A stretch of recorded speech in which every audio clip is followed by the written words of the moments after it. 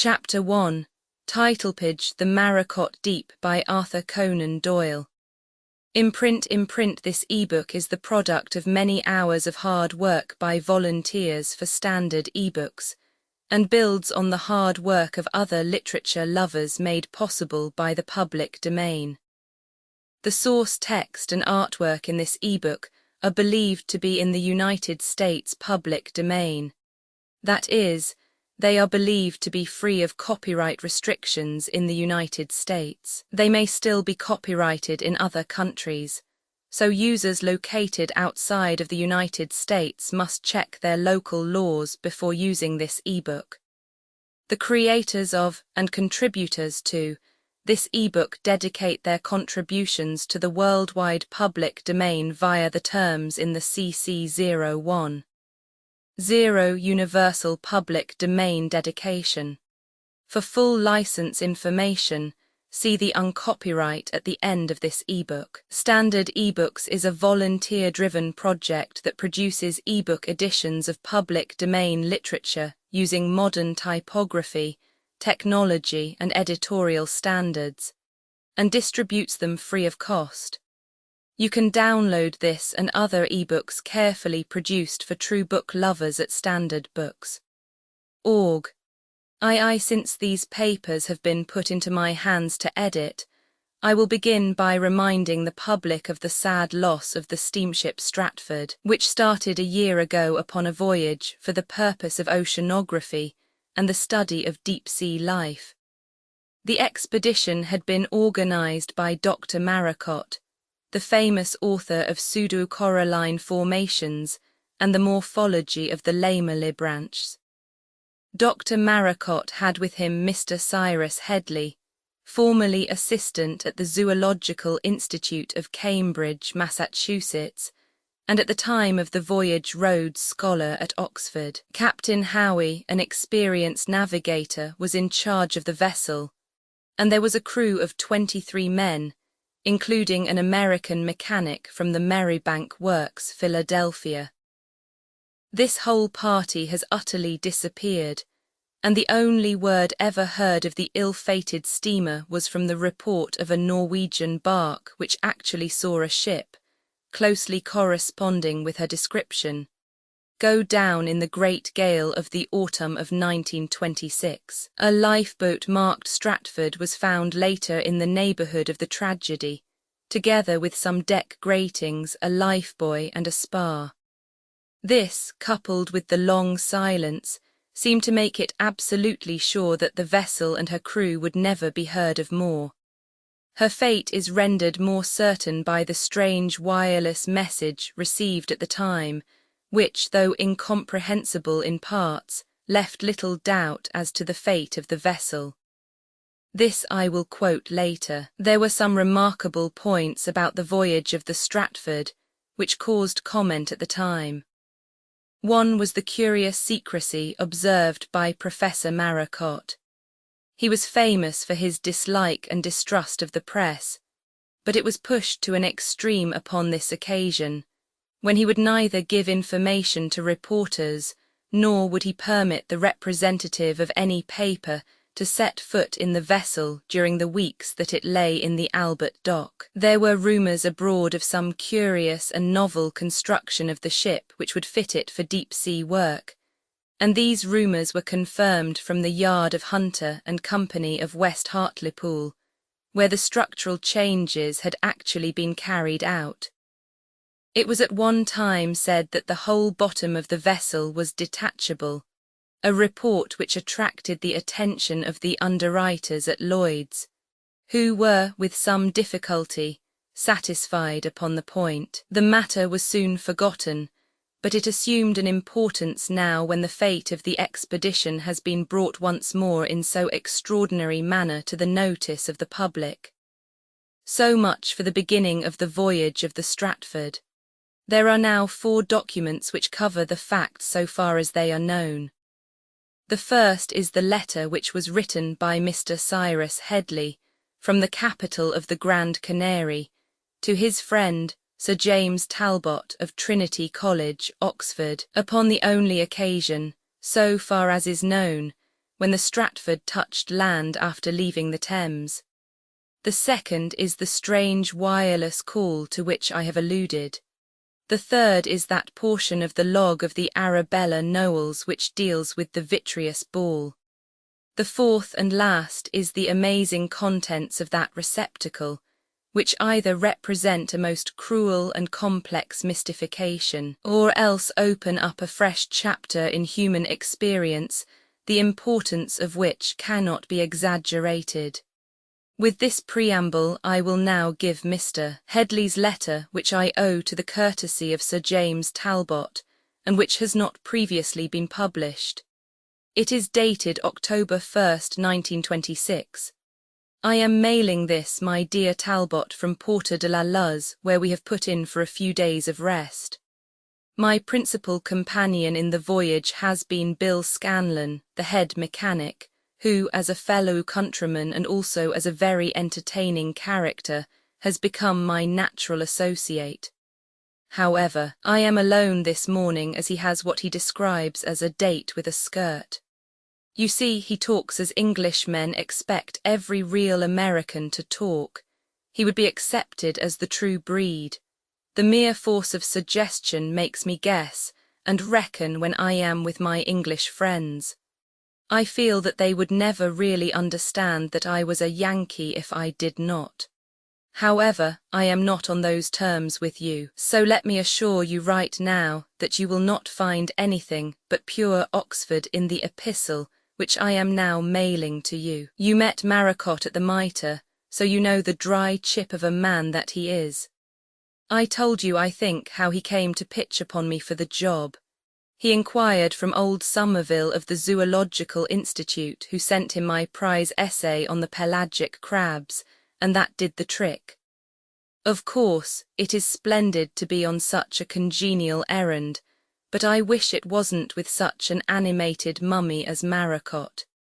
He is inhuman in his isolation and his devotion to his work. The world's stiffest stiff, says Bill Scanlon, and yet you can't but admire such complete devotion. Nothing exists outside his own science.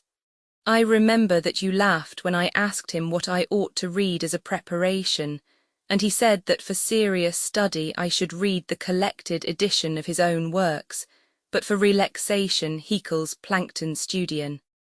I know him no better now than I did in that little parlour looking out on the Oxford High. He says nothing, and his gaunt, austere face, the face of a Savonarola, or rather perhaps of a Torquemada, never relapses into geniality. The long, thin, aggressive nose, the two small gleaming grey eyes set closely together under a thatch of eyebrows, the thin-lipped, compressed mouth, the cheeks worn into hollows by constant thought and ascetic life, are all uncompanionable.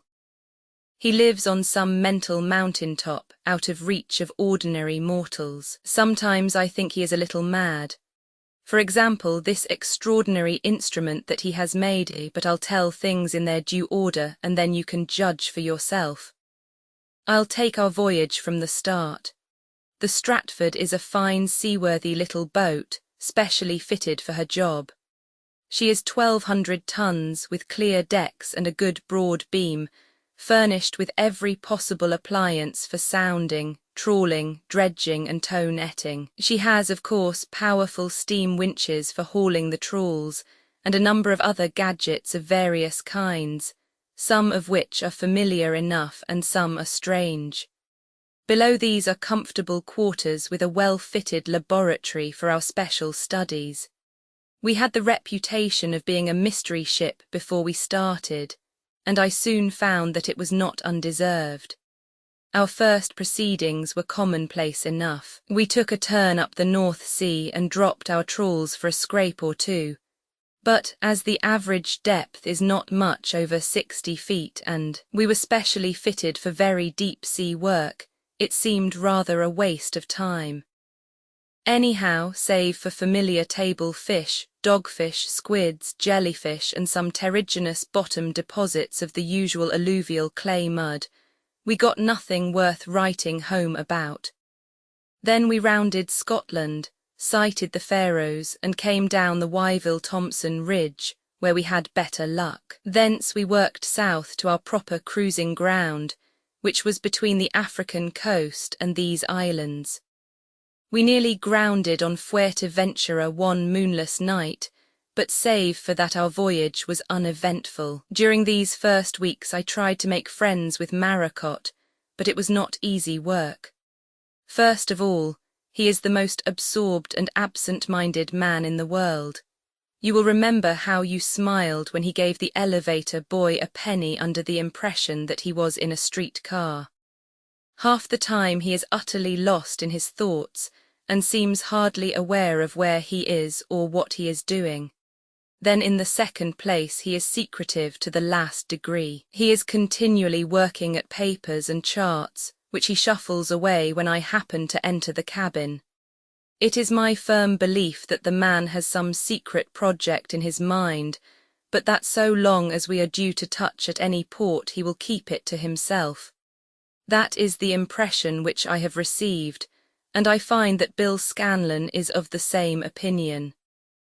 "Say, Mr. Headley," said he one evening when I was seated in the laboratory testing out the salinity of samples from our hydrographic soundings, "what do you figure out that this guy has in his mind? What do you reckon that he means to do?" "I suppose," said I, "that we shall do what the Challenger and a dozen other exploring ships have done before us, and add a few more species to the list of fish and a few more entries to the bathymetric chart." "Not on your life," said he. "If that's your opinion, you've got to guess again. First of all, what am I here for anyhow? In case the machinery goes wrong," I hazarded. "Machinery nothing. The ship's machinery is in charge of MacLaren, the Scotch engineer. No, sir, it wasn't to run a donkey engine that the Merrybank folk sent out their star performer. If I pull down $50 a week, it's not for nix. Come here and I'll make you wise to it." He took a key from his pocket and opened a door at the back of the laboratory, which led us down a companion ladder to a section of the hold which was cleared right across save for 4 large glittering objects half exposed amid the straw of their huge packing cases. They were flat sheets of steel with elaborate bolts and rivets along the edges. Each sheet was about 10 feet square and 1.5 inches thick, with a circular gap of 18 inches in the middle. "What in thunder is it?" I asked. Bill Scanlon's queer face, he looks halfway between a vaudeville comic and a prizefighter, broke into a grin at my astonishment. "That's my baby, sir," he quoted. "Yes, Mr. Headley, that's what I am here for. There is a steel bottom to the thing. It's in that big case yonder. Then there is a top, kind of arched, and a great ring for a chain or rope. Now look here at the bottom of the ship. There was a square wooden platform there with projecting screws at each corner which showed that it was detachable." "There is a double bottom," said Scanlon.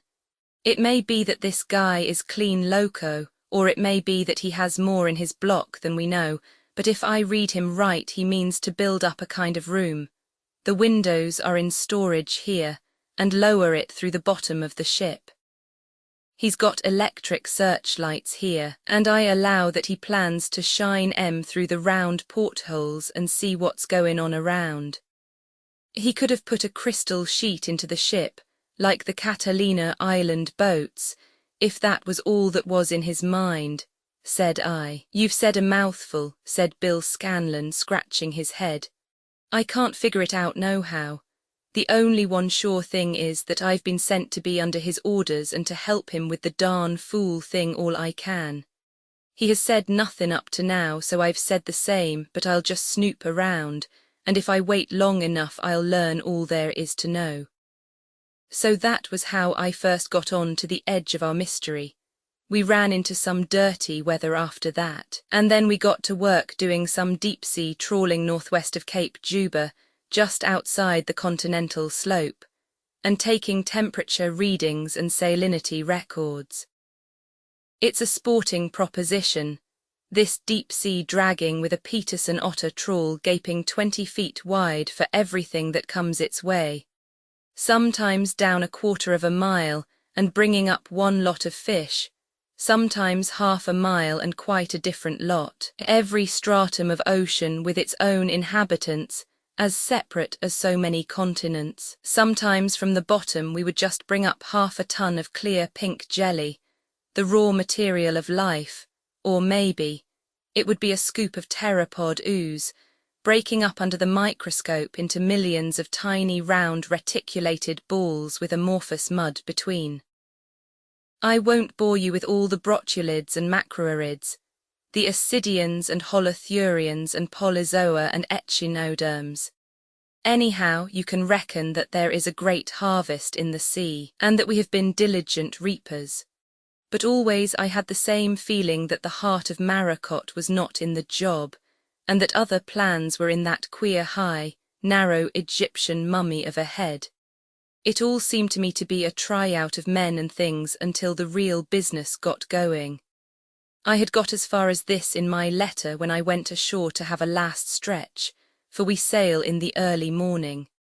It's as well, perhaps, that I did go, for there was no end of a barney going on upon the pier, with Maracot and Bill Scanlon right in the heart of it. Bill is a bit of a scrapper, and has what he calls a mean wallop in both mitts, but with 1/2 a dozen dagos with knives all round them things looked ugly, and it was time that I butted in.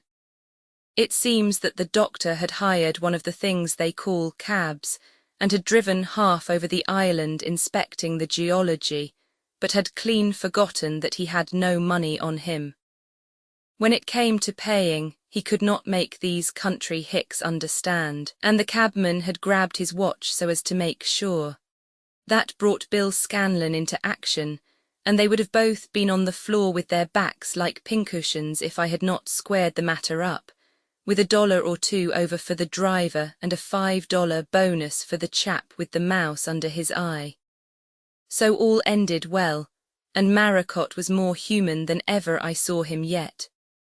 When we got to the ship, he called me into the little cabin which he reserves for himself, and he thanked me. "By the way, Mr. Headley," he said, "I understand that you are not a married man."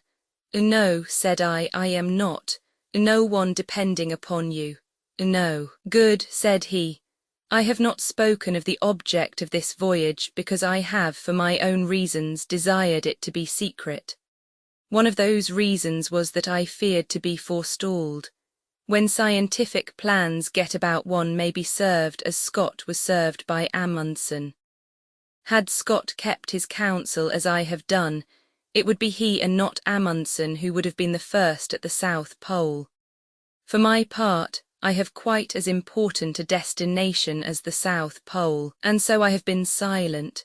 But now we are on the eve of our great adventure and no rival has time to steal my plans. Tomorrow we start for our real goal." "And what is that?" I asked. He leaned forward, his ascetic face all lit up with the enthusiasm of the fanatic. "Our goal," said he, "is the bottom of the Atlantic Ocean. And right here I ought to stop, for I expect it has taken away your breath as it did mine. If I were a story writer, I guess I should leave it at that, but as I am just a chronicler of what occurred, I may tell you that I stayed another hour in the cabin of old man Maracot, and that I learned a lot which there is still just time for me to tell you before the last shore boat leaves."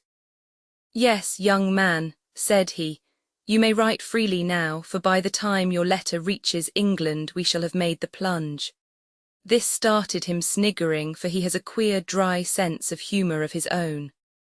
"Yes, sir, the plunge is the right word on this occasion, a plunge which will be historic in the annals of science. Let me tell you in the first place that I am well convinced that the current doctrine as to the extreme pressure of the ocean at great depths is entirely misleading. It is perfectly clear that other factors exist which neutralize the effect, though I am not yet prepared to say what those factors may be. That is one of the problems which we may settle. Now, what pressure, may I ask, have you been led to expect under a mile of water? He glowered at me through his big horn spectacles. Not less than a ton to the square inch, I answered. Surely that has been clearly shown. The task of the pioneer has always been to disprove the thing which has been clearly shown. Use your brains, young man. You have been for the last month fishing up some of the most delicate bathic forms of life, creatures so delicate that you could hardly transfer them from the net to the tank without marring their sensitive shapes. Did you find that there was evidence upon them of this extreme pressure? The pressure, said I, equalized itself. It was the same within as without. Words, mere words, he cried, shaking his lean head impatiently. You have brought up round fish, such fish as Gastrostomus globulus. Would they not have been squeezed flat had the pressure been as you imagine? Or look at our otter boards. They are not squeezed together at the mouth of the trawl. But the experience of divers, certainly it holds good up to a point. They do find a sufficient increase of pressure to influence what is perhaps the most sensitive organ of the body, the interior of the ear. But as I plan it, we shall not be exposed to any pressure at all. We shall be lowered in a steel cage with crystal windows on each side for observation. If the pressure is not strong enough to break in 1.5 inches of toughened double-nickeled steel, then it cannot hurt us. It is an extension of the experiment of the Williamson brothers at Nassau, with which no doubt you are familiar. If my calculation is wrong, well, you say that no one is dependent upon you. We shall die in a great adventure. Of course, if you would rather stand clear, I can go alone. It seemed to me the maddest kind of scheme, and yet you know how difficult it is to refuse a dare. I played for time while I thought it over. How deep do you propose to go, sir?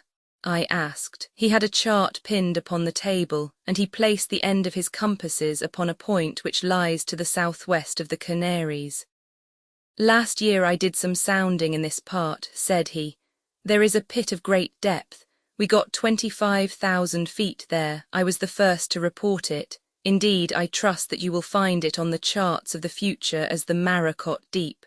But good God, sir, I cried, you don't propose to descend into an abyss like that? No, no, he answered, smiling. Neither our lowering chain nor our air tubes reach beyond 1/2 mile.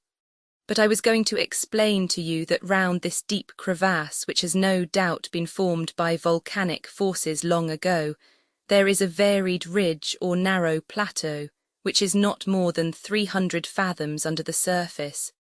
300 fathoms, 1/3 of a mile. Yes, roughly 1/3 of a mile. It is my present intention that we shall be lowered in our little pressure-proof lookout station on to this submarine bank. There we shall make such observations as we can. A speaking tube will connect us with the ship so that we can give our directions. There should be no difficulty in the matter. When we wish to be hauled up, we have only to say so. And the air will be pumped down to us, but it will be pitch dark. That, I fear, is undoubtedly true. The experiments of Foll and Saracen at the Lake of Geneva show that even the ultraviolet rays are absent at that depth. But does it matter? We shall be provided with the powerful electric illumination from the ship's engines, supplemented by 6 2-volt Helleson's dry cells connected together so as to give a current of 12 volts. That, with a Lucas Army signalling lamp as a movable reflector, should serve our turn. Any other difficulties? If our air lines tangle, they won't tangle, and as a reserve we have compressed air in tubes which would last us 24 hours. Well, have I satisfied you? Will you come? It was not an easy decision. The brain works quickly and imagination is a mighty vivid thing. I seem to realize that black box down in the primeval depths, to feel the foul, twice-breathed air, and then to see the walls sagging, bulging inwards, rending at the joints with the water spouting in at every rivet hole and crevice and crawling up from below.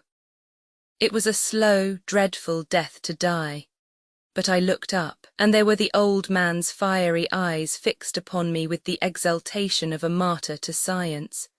It's catching, that sort of enthusiasm, and if it be crazy, it is at least noble and unselfish. I caught fire from his great flame, and I sprang to my feet with my hand out. "Doctor, I'm with you to the end," said I. "I knew it," said he.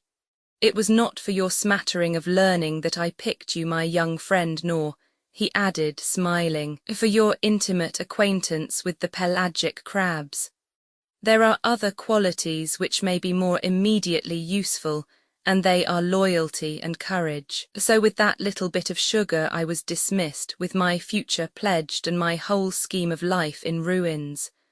Well, the last shore boat is leaving. They are calling for the mail. You will either not hear from me again, my dear Talbot, or you will get a letter worth reading. If you don't hear, you can have a floating headstone and drop it somewhere south of the Canaries with the inscription, "Here or hereabouts lies all that the fishes have left of my friend, Cyrus J.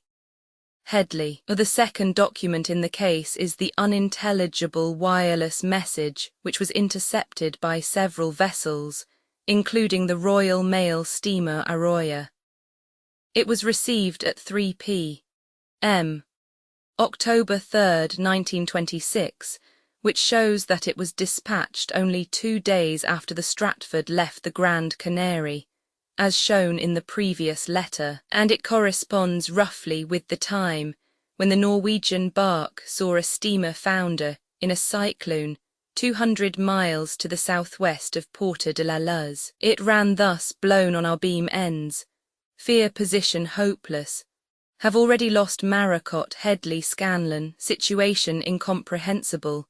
Headley handkerchief end of deep sea sounding wire. God help us, SS Stratford. This was the last incoherent message which came from the ill-fated vessel, and part of it was so strange that it was put down to delirium on the part of the operator. It seemed, however, to leave no doubt as to the fate of the ship. The explanation, if it can be accepted as an explanation, of the matter is to be found in the narrative concealed inside the vitreous ball. And first it would be as well to amplify the very brief account which has hitherto appeared in the press of the finding of the ball. I take it verbatim from the log of the Arabella Knowles, Master Amos Green, outward bound with coals from Cardiff to Buenos Aires, Wednesday, Jan. 5th, 1927. Lat. 27, 14 long, 28 west, calm weather.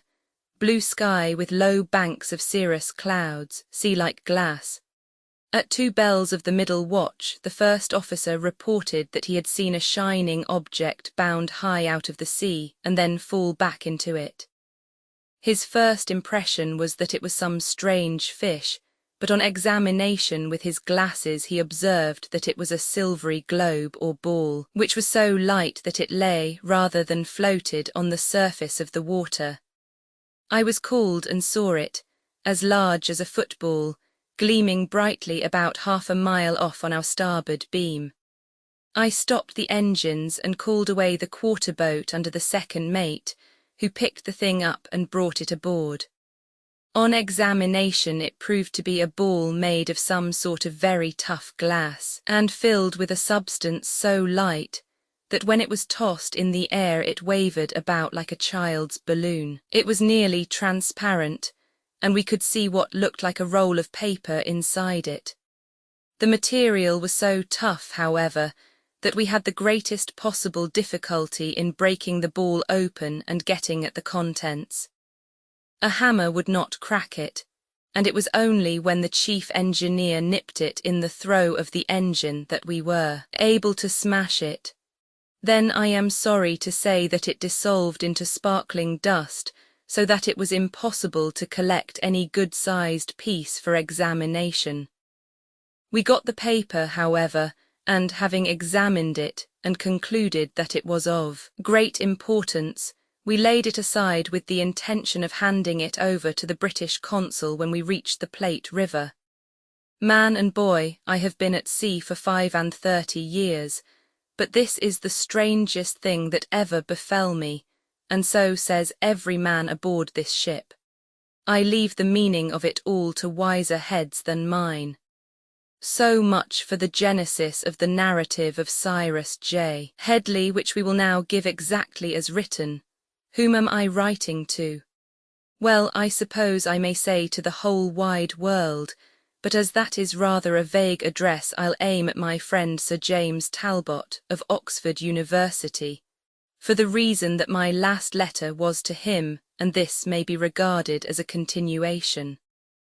I expect the odds are 100 to 1 that this ball, even if it should see the light of day and not be gulped by a shark in passing, will toss about on the waves and never catch the eye of the passing sailor, and yet it's worth trying, and Maracot is sending up another, so between us it may be that we shall get our wonderful story to the world.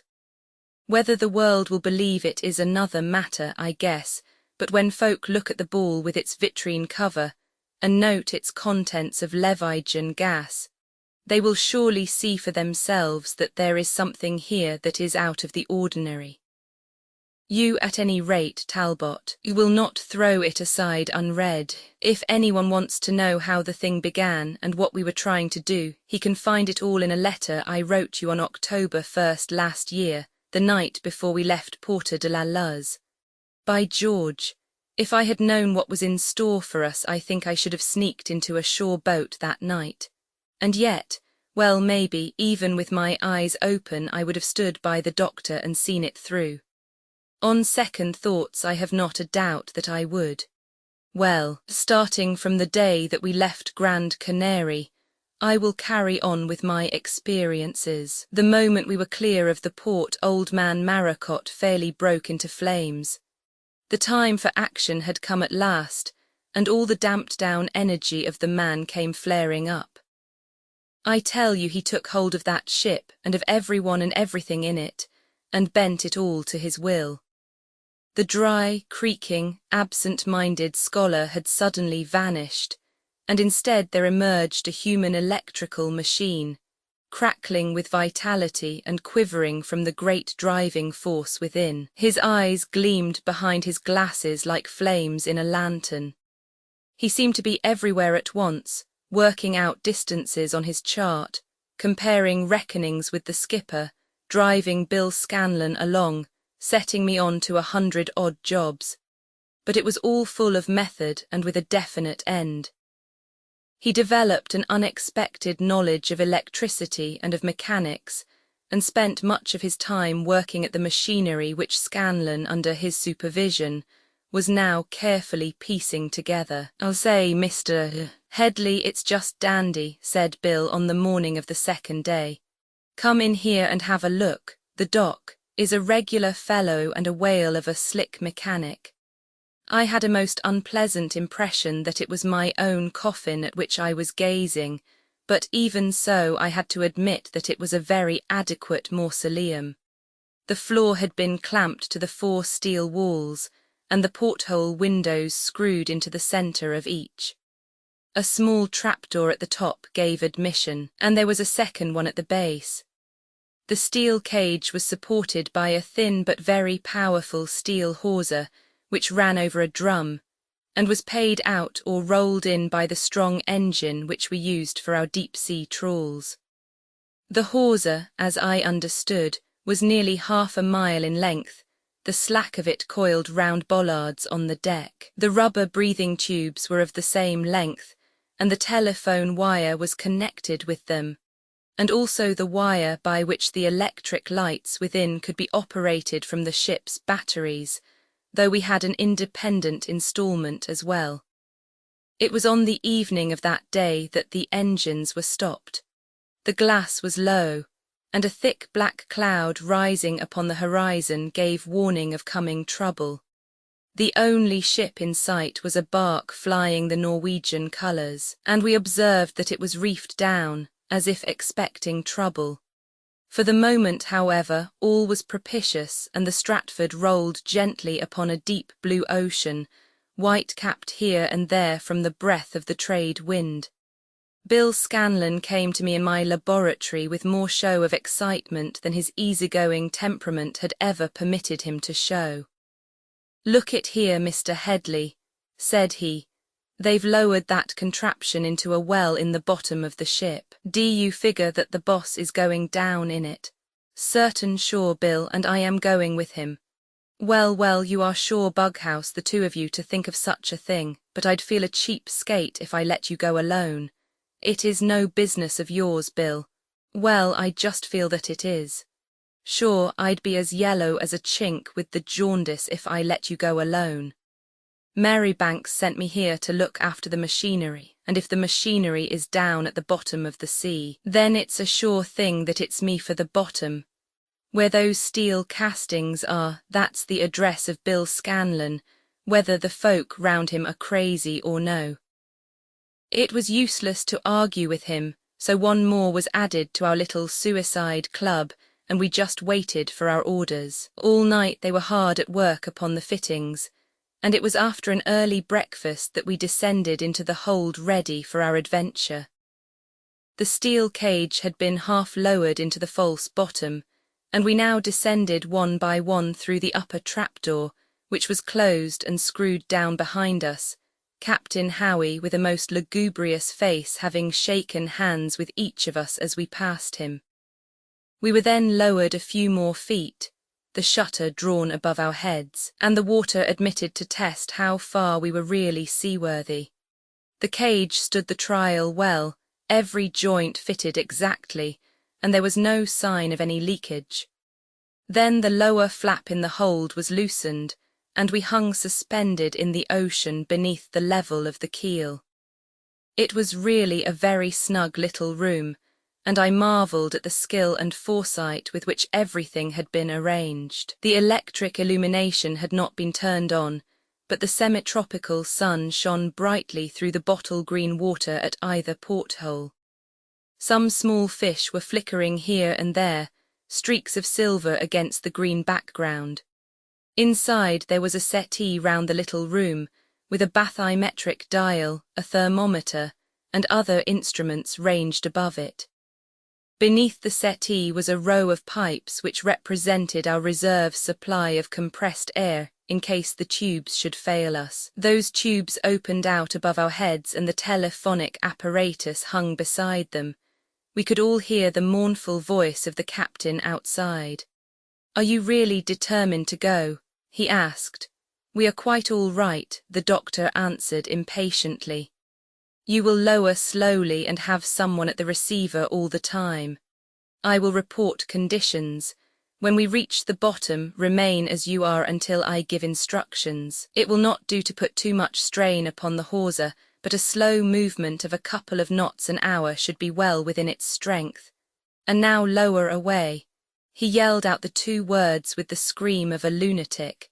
It was the supreme moment of his life, the fruition of all his brooding dreams. For an instant I was shaken by the thought that we were really in the power of a cunning, plausible monomaniac. Bill Scanlon had the same thought, for he looked across at me with a rueful grin and touched his forehead. But after that one wild outburst our leader was instantly his, sober, self-contained self once more. Indeed, one had but to look at the order and forethought which showed itself in every detail around us to be reassured as to the power of his mind. But now all our attention was diverted to the wonderful new experience which every instant was providing. Slowly the cage was sinking into the depths of the ocean. Light green water turned to dark olive. That again deepened into a wonderful blue, a rich deep blue gradually thickening to a dusky purple. Lower and lower we sank, 100 feet, 200 feet, 300. The valves were acting to perfection. Our breathing was as free and natural as upon the deck of the vessel. Slowly the bathymeter needle moved round the luminous dial. 400, 500, 600. "How are you?" roared an anxious voice from above us. "Nothing could be better," cried Maracot in reply, but the light was failing. There was now only a dim grey twilight which rapidly changed to utter darkness. "Stop her!" shouted our leader. We ceased to move and hung suspended at 700 feet below the surface of the ocean. I heard the click of the switch, and the next instant we were flooded with glorious golden light, which poured out through each of our side windows and sent long glimmering vistas into the waste of waters round us. With our faces against the thick glass, each at our own porthole, we gazed out into such a prospect as man had never seen. Up to now we had known these strata by the sight of the few fish which had been too slow to avoid our clumsy trawl, or too stupid to escape a dragnet. Now we saw the wonderful world of water as it really was. If the object of creation was the production of man, it is strange that the ocean is so much more populous than the land. Broadway on a Saturday night, Lombard Street on a weekday afternoon, are not more crowded than the great sea spaces which lay before us. We had passed those surface strata where fish are either colourless or of the true maritime tints of ultramarine above and silver below. Here there were creatures of every conceivable tint and form which pelagic life can show. Delicate leptosphaly or eel larvae shot like streaks of burnished silver across the tunnel of radiance. The slow snake-like form of Muruna, the deep-sea lamprey, writhed and twisted by, or the black serratia, all spikes and mouth, gaped foolishly back at our peering faces. Sometimes it was the squat cuttlefish which drifted across and glanced at us with human sinister eyes. Sometimes it was some crystal-clear pelagic form of life, cystoma or glaucus, which lent a flower-like charm to the scene. One huge caranx or horse mackerel butted savagely again and again against our window until the dark shadow of a 7-foot shark came across him, and he vanished into its gaping jaws.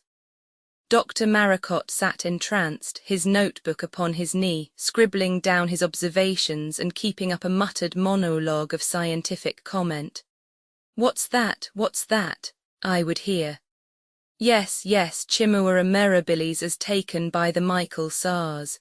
Dear me, there is Lepidian, but a new species as I should judge.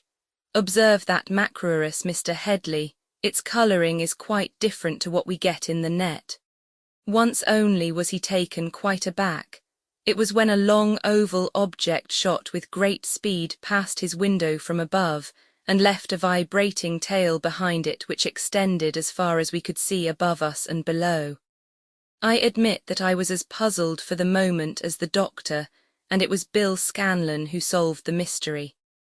"I guess that boob, John Sweeney, has heaved his lead alongside of us, kind of a joke maybe to prevent us from feeling lonesome." To be sure, said Maracot, sniggering. "Plumbus longicordatus, a new genus, Mr. Headley, with a piano wire tail and lead in its nose. But indeed it is very necessary they should take soundings so as to keep above the bank which is circumscribed in size." "All well, Captain," he shouted. "You may drop us down." And down we went. Dr. Maracot turned off the electric light, and all was pitch darkness once more save for the bathymeter's luminous face, which ticked off our steady fall. There was a gentle sway, but otherwise we were hardly conscious of any motion. Only that moving hand upon the dial told us of our terrific, our inconceivable position. Now we were at the 1,000-foot level, and the air had become distinctly foul. Scanlon oiled the valve of the discharge tube and things were better. At 1,500 feet we stopped and swung in mid-ocean with our lights blazing once more. Some great dark mass passed us here, but whether swordfish or deep-sea shark or monster of unknown breed was more than we could determine. The doctor hurriedly turned off the lights. "There lies our chief danger," said he. "There are creatures in the deep before whose charge this steel-plated room would have as much chance as a beehive before the rush of a rhinoceros." "Whales maybe," said Scanlon. "Whales may sound to a great depth," the savant answered. A Greenland whale has been known to take out nearly a mile of line in a perpendicular dive, but unless hurt or badly frightened, no whale would descend so low. It may have been a giant squid. They are found at every level. Well, I guess squids are too soft to hurt us. The laugh would be with the squid if he could claw a hole in Merribank's nickel steel. Their bodies may be soft, the professor answered, but the beak of a large squid would shear through a bar of iron, and one peck of that beak might go through these inch-thick windows as if they were parchment. "Gee Whittaker," cried Bill as we resumed our downward journey. And then at last, quite softly and gently, we came to rest. So delicate was the impact that we should hardly have known of it had it not been that the light, when turned on, showed great coils of the hawser all around us. The wire was a danger to our breathing tubes, for it might foul them, and at the urgent cry of Maracot it was pulled taut from above once more. The dial marked 1,800 feet. We lay motionless on a volcanic ridge at the bottom of the Atlantic. Roman 2 for a time, I think that we all had the same feeling. We did not want to do anything or to see anything. We just wanted to sit quiet and try to realize the wonder of it, that we should be resting in the plumb center of one of the great oceans of the world. But soon the strange scene round us, illuminated in all directions by our lights, drew us to the windows. We had settled upon a bed of high algae, Cuttlerea multifida, said Maracot, the yellow fronds of which waved around us, moved by some deep-sea current, exactly as branches would move in a summer breeze. They were not long enough to obscure our view, though their great flat leaves, deep golden in the light, flowed occasionally across our vision. Beyond them lay slopes of some blackish slag-like material which were dotted with lovely coloured creatures, holothurians, ascidians, echini and echinoderms, as thickly as ever an English springtime bank was sprinkled with hyacinths and primroses. These living flowers of the sea, vivid scarlet, rich purple and delicate pink, were spread in profusion upon that coal-black background. Here and there great sponges bristled out from the crevices of the dark rocks, and a few fish of the middle depths, themselves showing up as flashes of colour, shot across our circle of vivid radiance. We were gazing enraptured at the fairy scene when an anxious voice came down the tube. "Well, how do you like the bottom? Is all well with you? Don't be too long, for the glass is dropping and I don't like the look of it. Giving you air enough, anything more we can do?" "All right, Captain," cried Maracot cheerily. "We won't be long, you are nursing us well, we are quite as comfortable as in our own cabin. Stand by presently to move us slowly forwards." We had come into the region of the luminous fishes, and it amused us to turn out our own lights, and in the absolute pitch darkness, a darkness in which a sensitive plate can be suspended for an hour without a trace even of the ultraviolet ray, to look out at the phosphorescent activity of the ocean. As against a black velvet curtain, one saw little points of brilliant light moving steadily along as a liner at night might shed light through its long line of portholes. One terrifying creature had luminous teeth which gnashed in biblical fashion in the outer darkness. Another had long golden antennae, and yet another a plume of flame above its head. As far as our vision carried, brilliant points flashed in the darkness, each little being bent upon its own business, and lighting up its own course as surely as the nightly taxicab at the theatre hour in the Strand. Soon we had our own lights up again, and the doctor was making his observations of the sea bottom. "Deep as we are not deep enough to get any of the characteristic bathic deposits," said he. "These are entirely beyond our possible range. Perhaps on another occasion with a longer hawser." "Cut it out," growled Bill. "Forget it," Maracot smiled. "You will soon get acclimatized to the depths, Scanlan. This will not be our only descent." "The hell you say," muttered Bill. "You will think no more of it than of going down into the hold of the Stratford." You will observe, Mr. Headley, that the groundwork here, so far as we can observe it through the dense growth of hydrozoa and silicious sponges, is pumice stone and the black slag of basalt, pointing to ancient plutonic activities. Indeed, I am inclined to think that it confirms my previous view that this ridge is part of a volcanic formation, and that the Maracot Deep, he rolled out the words as if he loved them, represents the outer slope of the mountain. It has struck me that it would be an interesting experiment to move our cage slowly onwards until we come to the edge of the deep and see exactly what the formation may be at that point. I should expect to find a precipice of majestic dimensions extending downwards at a sharp angle into the extreme depths of the ocean. The experiment seemed to me to be a dangerous one, for who could say how far our thin hawser could bear the strain of lateral movement? But with Maracot, danger, either to himself or to anyone else, simply did not exist when a scientific observation had to be made. I held my breath, and so I observed did Bill Scanlon, when a slow movement of our steel shell, brushing aside the waving fronds of seaweed, showed that the full strain was upon the line. It stood it nobly, however, and with a very gentle sweeping progression we began to glide over the bottom of the ocean, Maracot, with a compass in the hollow of his hand, shouting his direction as to the course to follow, and occasionally ordering the shell to be raised so as to avoid some obstacle in our path. This basaltic ridge can hardly be more than a mile across, he explained. I had marked the abyss as being to the west of the point where we took our plunge.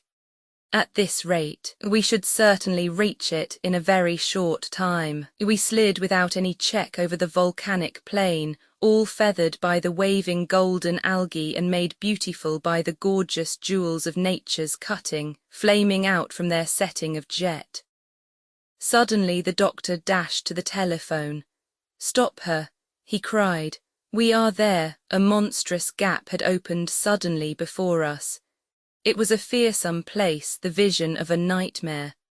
Black shining cliffs of basalt fell sheer down into the unknown. Their edges were fringed with dangling laminaria, as ferns might overhang some earthly gorge, but beneath that tossing, vibrating rim there were only the black gleaming walls of the chasm.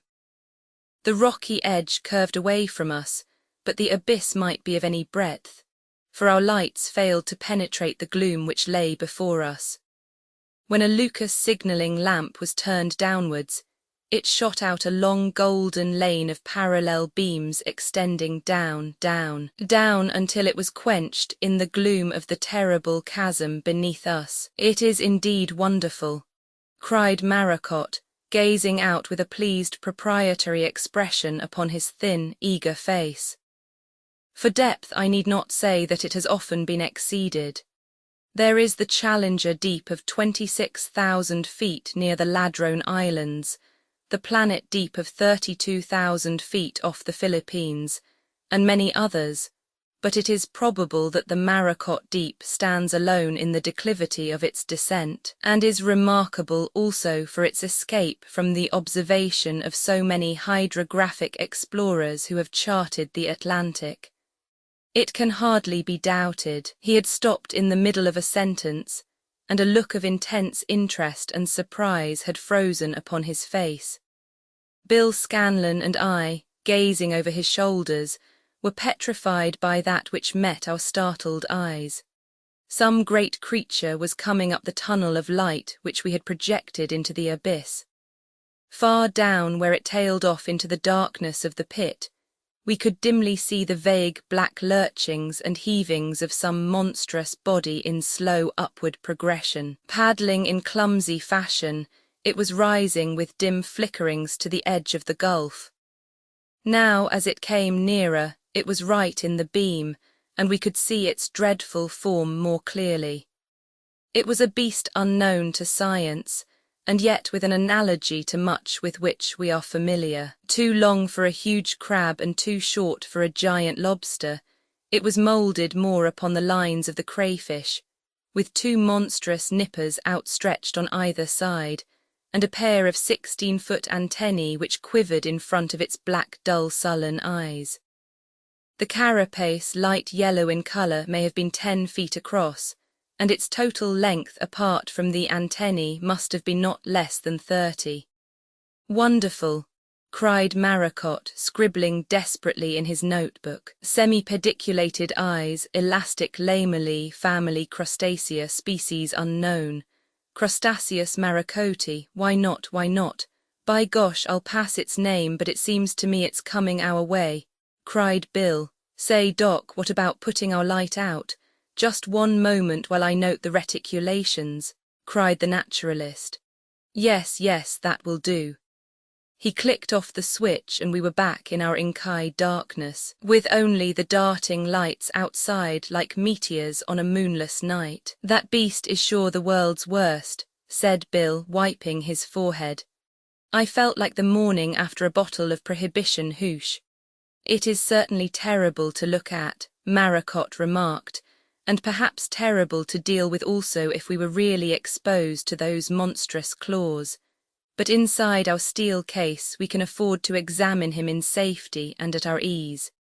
He had hardly spoken when there came a rap as from a pickaxe upon our outer wall. Then there was a long-drawn rasping and scratching, ending in another sharp rap. "Say he wants to come in," cried Bill Scanlon in alarm. "By gosh, we want no admission painted on this shack." His shaking voice showed how forced was his merriment, and I confess that my own knees were knocking together as I was aware of the stealthy monster closing up with an even blacker darkness each of our windows in succession, as he explored this strange shell which, could he but crack it, might contain his food. "He can't hurt us," said Maracot, but there was less assurance in his tone. "Maybe it would be as well to shake the brute off." He hailed the captain up the tube. "Pull us up 20 or 30 feet, he cried. A few seconds later we rose from the lava plain and swung gently in the still water. But the terrible beast was pertinacious. After a very short interval we heard once more the raspings of his feelers and the sharp tappings of his claws as he felt us round. It was terrible to sit silently in the dark and know that death was so near. If that mighty claw fell upon the window, would it stand the strain? That was the unspoken question in each of our minds. But suddenly an unexpected and more urgent danger presented itself. The tappings had gone to the roof of our little dwelling, and now we began to sway with a rhythmic movement to and fro. "Good God," I cried, "it has hold of the hawser, it will surely snap it." "Say, Doc, it's mine for the surface. I guess we've seen what we came to see, and it's home, sweet home for Bill Scanlon. Ring up the elevator and get her going." "But our work is not half done," croaked Maracot. "We have only begun to explore the edges of the deep. Let us at least see how broad it is. When we have reached the other side, I shall be content to return." Then up the tube. "All well, Captain. Move on at 2 knots until I call for a stop." We moved slowly out over the edge of the abyss. Since darkness had not saved us from attack, we now turned on our lights. One of the portholes was entirely obscured by what appeared to be the creature's lower stomach. Its head and its great nippers were at work above us, and we still swayed like a clanging bell. The strength of the beast must have been enormous. Were ever mortals placed in such a situation, with 5 miles of water beneath, and that deadly monster above? The oscillations became more and more violent. An excited shout came down the tube from the captain as he became aware of the jerks upon the hawser, and Maracot sprang to his feet with his hands thrown upwards in despair. Even within the shell we were aware of the jar of the broken wires, and an instant later we were falling into the mighty gulf beneath us. As I look back at that awful moment, I can remember hearing a wild cry from Maracot. "The hawser has parted, you can do nothing, we are all dead men," he yelled, grabbing at the telephone tube, and then, "Goodbye, Captain, goodbye to all." They were our last words to the world of men. We did not fall swiftly down, as you might have imagined. In spite of our weight, our hollow shell gave us some sustaining buoyancy, and we sank slowly and gently into the abyss. I heard the long scrape as we slid through the claws of the horrible creature who had been our ruin, and then with a smooth gyration we went circling downwards into the abysmal depths. It may have been fully 5 minutes, and it seemed like an hour, before we reached the limit of our telephone wire and snapped it like a thread. Our air tube broke off at almost the same moment, and the salt water came spouting through the vents. With quick, deft hands, Bill Scanlon tied cords round each of the rubber tubes, and so stopped the inrush, while the doctor released the top of our compressed air, which came hissing forth from the tubes. The lights had gone out when the wire snapped, but even in the dark the doctor was able to connect up the Helleson's dry cells, which lit a number of lamps in the roof. "It should last us a week," he said with a wry smile. "We shall at least have light to die in." Then he shook his head sadly, and a kindly smile came over his gaunt features. "It is all right for me. I am an old man and have done my work in the world. My one regret is that I should have allowed you 2 young fellows to come with me. I should have taken the risk alone." I simply shook his hand in reassurance, for indeed there was nothing I could say. Bill Scanlon, too, was silent. Slowly we sank, marking our pace by the dark fish shadows which flitted past our windows. It seemed as if they were flying upwards rather than that we were sinking down. We still oscillated, and there was nothing so far as I could see to prevent us from falling on our side, or even turning upside down. Our weight, however, was, fortunately, very evenly balanced, and we kept a level floor. Glancing up at the bathymeter, I saw that we had already reached the depth of 1 mile. "You see, it is as I said," remarked Maracot with some complacency. "You may have seen my paper in the Proceedings of the Oceanographical Society upon the relation of pressure and depth. I wish I could get 1 word back to the world, if only to confute Bulow of Giessen, who ventured to contradict me. My gosh, if I could get a word back to the world I wouldn't waste it on a squarehead highbrow," said the mechanic. "There is a little wren in Philadelphia that will have tears in her pretty eyes when she hears that Bill Scanlon has passed out. Well, it sure does seem a darned queer way of doing it anyhow." "You should never have come," I said, putting my hand on his. "What sort of tin-horn sport should I have been if I had quitted?" He answered, "No, it's my job, and I am glad I stuck it." "How long have we?" I asked the doctor after a pause. He shrugged his shoulders. "We shall have time to see the real bottom of the ocean anyhow," said he. "There is air enough in our tubes for the best part of a day. Our trouble is with the waste products. That is what is going to choke us. If we could get rid of our carbon dioxide, that I can see is impossible. There is 1 tube of pure oxygen. I put it in case of accidents. A little of that from time to time will help to keep us alive. You will observe that we are now more than 2 miles deep. Why should we try to keep ourselves alive? The sooner it is over the better," said I. "That's the dope," cried Scanlon. "Cut loose and have done with it."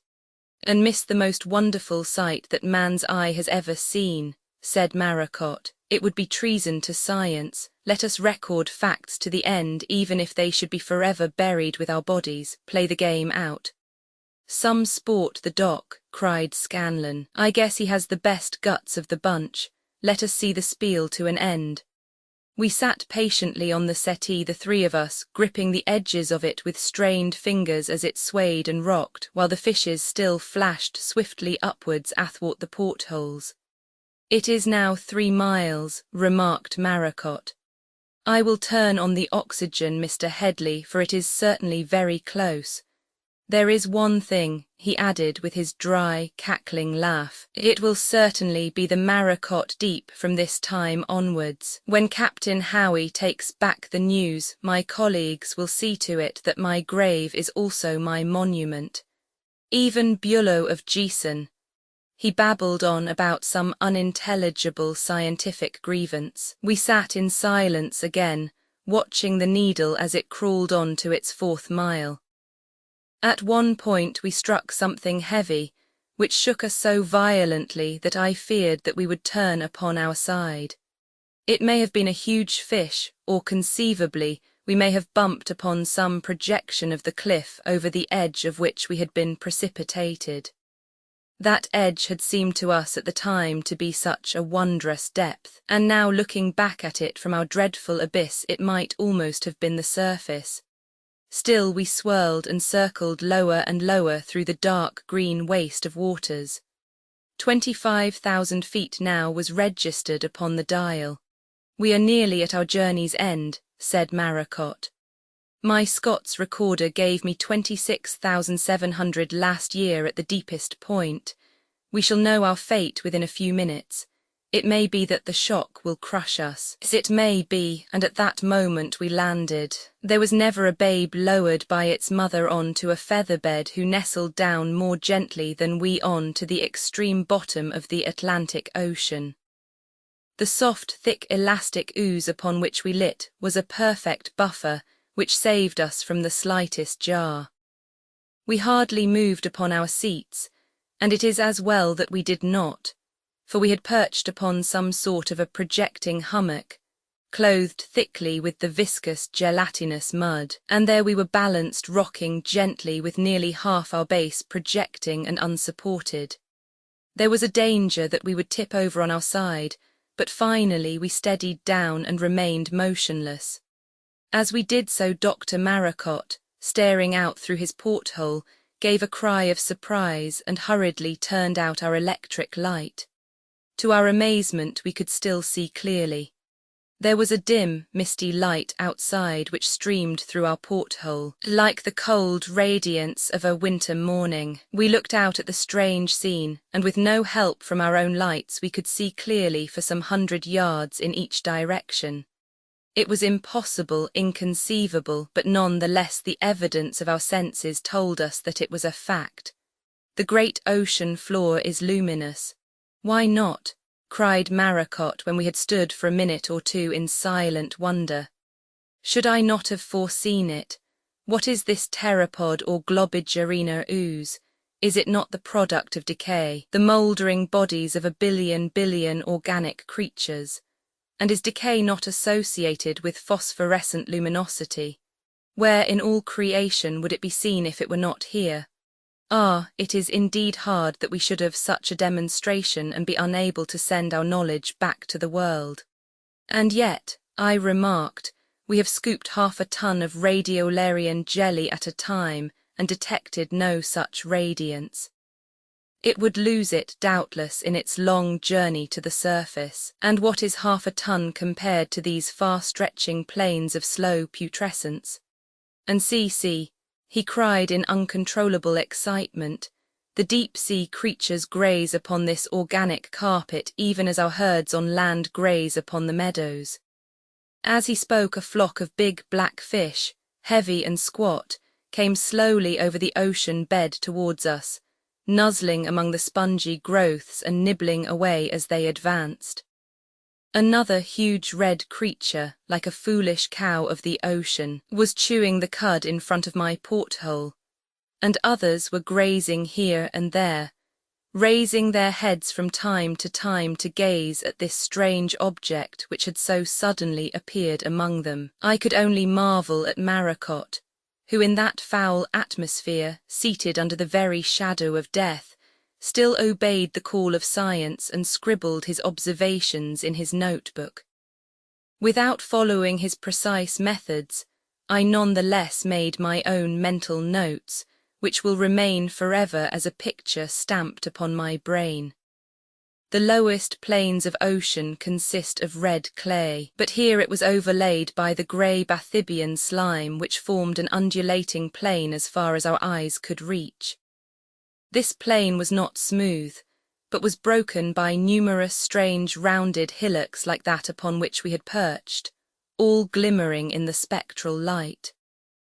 Between these little hills there darted great clouds of strange fish, many of them quite unknown to science, exhibiting every shade of color, but black and red predominating. Maracot watched them with suppressed excitement and chronicled them in his notes. The air had become very foul, and again we were only able to save ourselves by a fresh emission of oxygen. Curiously enough, we were all hungry, I should rather say ravenous, and we fell upon the potted beef with bread and butter, washed down by whiskey and water, which the foresight of Maracot had provided. With my perceptions stimulated by this refreshment, I was seated at my lookout portal and longing for a last cigarette, when my eyes caught something which sent a whirl of strange thoughts and anticipations through my mind. I have said that the undulating grey plain on every side of us was studded with what seemed like hummocks. A particularly large one was in front of my porthole, and I looked out at it within a range of 30 feet. There was some peculiar mark upon the side of it, and as I glanced along, I saw to my surprise that this mark was repeated again and again, until it was lost round the curve. When one is so near death, it takes much to give one a thrill about anything connected with this world, but my breath failed me for a moment, and my heart stood still, as I suddenly realized that it was a frieze at which I was looking, and that, barnacled and worn as it was, the hand of man had surely at some time carved these faded figures. Maracot and Scanlon crowded to my porthole and gazed out in utter amazement at these signs of the omnipresent energies of man. "It is carving, for sure," cried Scanlon. "I guess this dump has been the roof of a building, then these other ones are buildings also. Say, boss, we've dropped plumb on to a regular bourg." "It is indeed an ancient city," said Maracot. "Geology teaches that the seas have once been continents and the continents seas, but I have always distrusted the idea that in times so recent as the Quaternary there could have been an Atlantic subsidence. Plato's report of Egyptian gossip had then a foundation of fact. These volcanic formations confirm the view that this subsidence was due to seismic activity. "There is regularity about these domes," I remarked. "I begin to think that they are not separate houses, but that they are cupolas and form the ornaments of the roof of some huge building." "I guess you are right," said Scanlon. "There are 4 big ones at the corners and the small ones in lines between. It's some building if we could see the whole of it. You could put the whole Marybank plant inside it, and then some. It has been buried up to the roof by the constant dropping from above," said Maracot. "On the other hand, it has not decayed. We have a constant temperature of a little over 32 degrees Fahrenheit in the great depths, which would arrest destructive processes. Even the dissolution of the bathic remains which pave the floor of the ocean and incidentally give us this luminosity must be a very slow one. But dear me, this marking is not a frieze but an inscription." There was no doubt that he was right. The same symbol recurred every here and there. These marks were unquestionably letters of some archaic alphabet. "I have made a study of Phoenician antiquities, and there is certainly something suggestive and familiar in these characters," said our leader. "Well, we have seen a buried city of ancient days, my friends, and we carry a wonderful piece of knowledge with us to the grave. There is no more to be learned. Our book of knowledge is closed. I agree with you that the sooner the end comes the better. It could not now be long delayed. The air was stagnant and dreadful. So heavy was it with carbon products that the oxygen could hardly force its way out against the pressure. By standing on the settee one was able to get a gulp of purer air, but the mephitic reek was slowly rising. Dr. Maracot folded his arms with an air of resignation and sank his head upon his breast. Scanlon was now overpowered by the fumes and was already sprawling upon the floor. My own head was swimming and I felt an intolerable weight at my chest. I closed my eyes and my senses were rapidly slipping away. Then I opened them for one last glimpse of that world which I was leaving, and as I did so I staggered to my feet with a hoarse scream of amazement. A human face was looking in at us through the porthole. Was it my delirium? I clutched at the shoulder of Maracot and shook him violently. He sat up and stared, wonder-struck and speechless at this apparition. If he saw it as well as I, it was no figment of the brain. The face was long and thin, dark in complexion, with a short, pointed beard and two vivid eyes darting here and there in quick, questioning glances which took in every detail of our situation. The utmost amazement was visible upon the man's face. Our lights were now full on, and it must indeed have been a strange and vivid picture which presented itself to his gaze in that tiny chamber of death, where one man lay senseless and two others glared out at him with the twisted, contorted features of dying men cyanosed by incipient asphyxiation. We both had our hands to our throats, and our heaving chests carried their message of despair. The man gave a wave of his hand and hurried away. "He has deserted us," cried Maracot, "or gone for help. Let us get Scanlon on the couch. It's death for him down there." We dragged the mechanic on to the settee and propped his head against the cushions. His face was grey and he murmured in delirium, but his pulse was still perceptible. "There is hope for us yet," I croaked. "But it is madness," cried Maracot. "How can man live at the bottom of the ocean? How can he breathe? It is collective hallucination. My young friend, we are going mad." Looking out at the bleak, lonely grey landscape in the dreary spectral light, I felt that it might be as Maracot said. Then suddenly I was aware of movement. Shadows were flitting through the distant water. They hardened and thickened into moving figures. A crowd of people were hurrying across the ocean bed in our direction. An instant later they had assembled in front of the porthole and were pointing and gesticulating in animated debate. There were several women in the crowd, but the greater part were men, one of whom, a powerful figure with a very large head and a full black beard, was clearly a person of authority.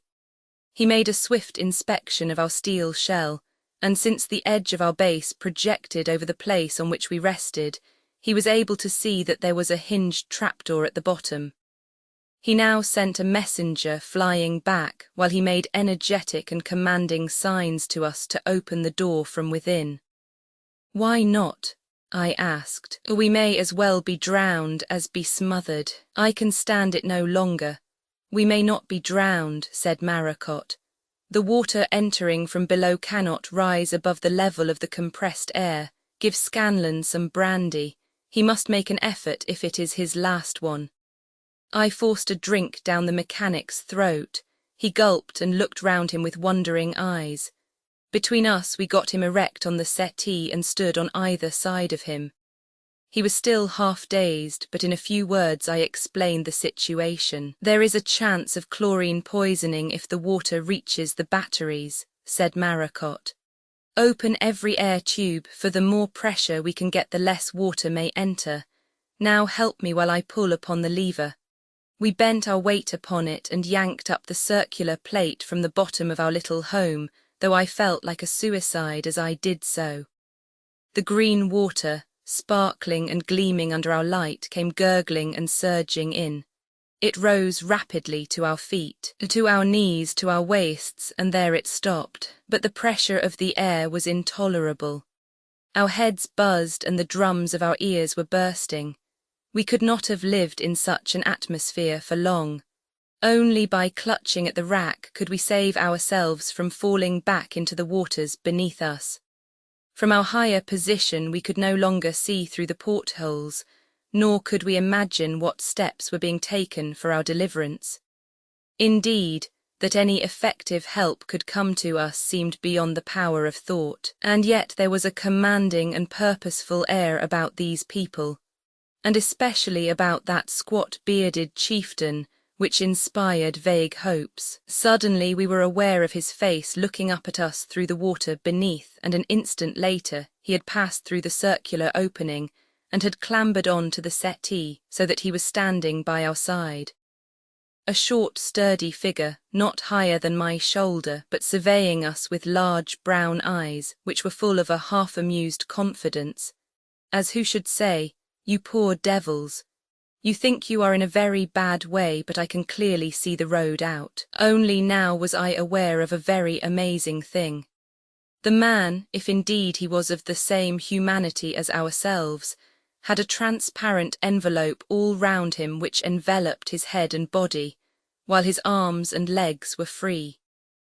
So translucent was it that no one could detect it in the water, but now that he was in the air beside us it glistened like silver, though it remained as clear as the finest glass. On either shoulder he had a curious rounded projection beneath the clear protective sheath. It looked like an oblong box pierced with many holes, and gave him an appearance as if he were wearing epaulettes. When our new friend had joined us, another face appeared in the aperture of the bottom and thrust through it what seemed like a great bubble of glass. 3 of these in succession were passed in and floated upon the surface of the water. Then 6 small boxes were handed up, and our new acquaintance tied one with the straps attached to them to each of our shoulders, whence they stood up like his own. Already I began to surmise that no infraction of natural law was involved in the life of these strange people, and that while one box in some new fashion was a producer of air, the other was an absorber of waste products. He now passed the transparent suits over our heads, and we felt that they clasped us tightly in the upper arm and waist by elastic bands, so that no water could penetrate. Within we breathed with perfect ease, and it was a joy to me to see Maracot looking out at me with his eyes twinkling as of old behind his glasses, while Bill Scanlon's grin assured me that the life-giving oxygen had done its work, and that he was his cheerful self once more. Our rescuer looked from one to another of us with grave satisfaction, and then motioned to us to follow him through the trapdoor and out on to the floor of the ocean. A dozen willing hands were outstretched to pull us through, and to sustain our first faltering steps as we staggered with our feet deep in the slimy ooze. Even now I cannot get past the marvel of it. There we were, the 3 of us, unhurt and at our ease at the bottom of a 5-mile abyss of water. Where was that terrific pressure which had exercised the imagination of so many scientists? We were no more affected by it than were the dainty fish which swam around us. It is true that, so far as our bodies were concerned, we were protected by these delicate bells of vitrine, which were in truth tougher than the strongest steel. But even our limbs, which were exposed, felt no more than a firm constriction from the water which one learned in time to disregard. It was wonderful to stand together and to look back at the shell from which we had emerged. We had left the batteries at work, and it was a wondrous object with its streams of yellow light flooding out from each side, while clouds of fishes gathered at each window. As we watched it, the leader took Maracot by the hand, and we followed them both across the watery morass, clumping heavily through the sticky surface. And now a most surprising incident occurred, which was clearly as astonishing to these strange new companions of ours as to ourselves. Above our heads there appeared a small, dark object, descending from the darkness above us and swinging down until it reached the bed of the ocean within a very short distance from where we stood. It was, of course, the deep-sea lead from the Stratford above us, making a sounding of that watery gulf with which the name of the expedition was to be associated. We had seen it already upon its downward path, and we could well understand that the tragedy of our disappearance had suspended the operation, but that after a pause it had been concluded, with little thought that it would finish almost at our feet. They were unconscious, apparently, that they had touched bottom, for the lead lay motionless in the ooze. Above me stretched the taut piano wire which connected me through 5 miles of water with the deck of our vessel. Oh, that it were possible to write a note and to attach it. The idea was absurd, and yet could I not send some message which would show them that we were still conscious? My coat was covered by my glass bell and the pockets were unapproachable, but I was free below the waist and my handkerchief chanced to be in my trousers pocket. I pulled it out and tied it above the top of the lead. The weight at once disengaged itself by its automatic mechanism, and presently I saw my white wisp of linen flying upwards to that world which I may never see again. Our new acquaintances examined the 75 pounds of lead with great interest, and finally carried it off with us as we went upon our way. We had only walked a couple of 100 yards, threading our way among the hummocks, when we halted before a small square-cut door with solid pillars on either side and an inscription across the lintel. It was open, and we passed through it into a large, bare chamber. There was a sliding partition worked by a crank from within, and this was drawn across behind us. We could, of course, hear nothing in our glass helmets, but after standing a few minutes we were aware that a powerful pump must be at work, for we saw the level of the water sinking rapidly above us. In less than a quarter of an hour we were standing upon a sloppy stone-flagged pavement, while our new friends were busy in undoing the fastenings of our transparent suits. An instant later there we stood, breathing perfectly pure air in a warm, well-lighted atmosphere, while the dark people of the abyss, smiling and chattering, crowded round us with handshakings and friendly pattings. It was a strange, rasping tongue that they spoke, and no word of it was intelligible to us, but the smile on the face and the light of friendship in the eye are understandable even in the waters under the earth. The glass suits were hung on numbered pegs upon the wall, and the kindly folk half led and half pushed us to an inner door which opened on to a long downward sloping corridor. When it closed again behind us, there was nothing to remind us of the stupendous fact that we were the involuntary guests of an unknown race at the bottom of the Atlantic Ocean, and cut off forever from the world to which we belonged. Now that the terrific strain had been so suddenly eased, we were all exhausted. Even Bill Scanlon, who was a pocket Hercules, dragged his feet along the floor, while Maracot and I were only too glad to lean heavily upon our guides. Yet, weary as I was, I took in every detail as we passed.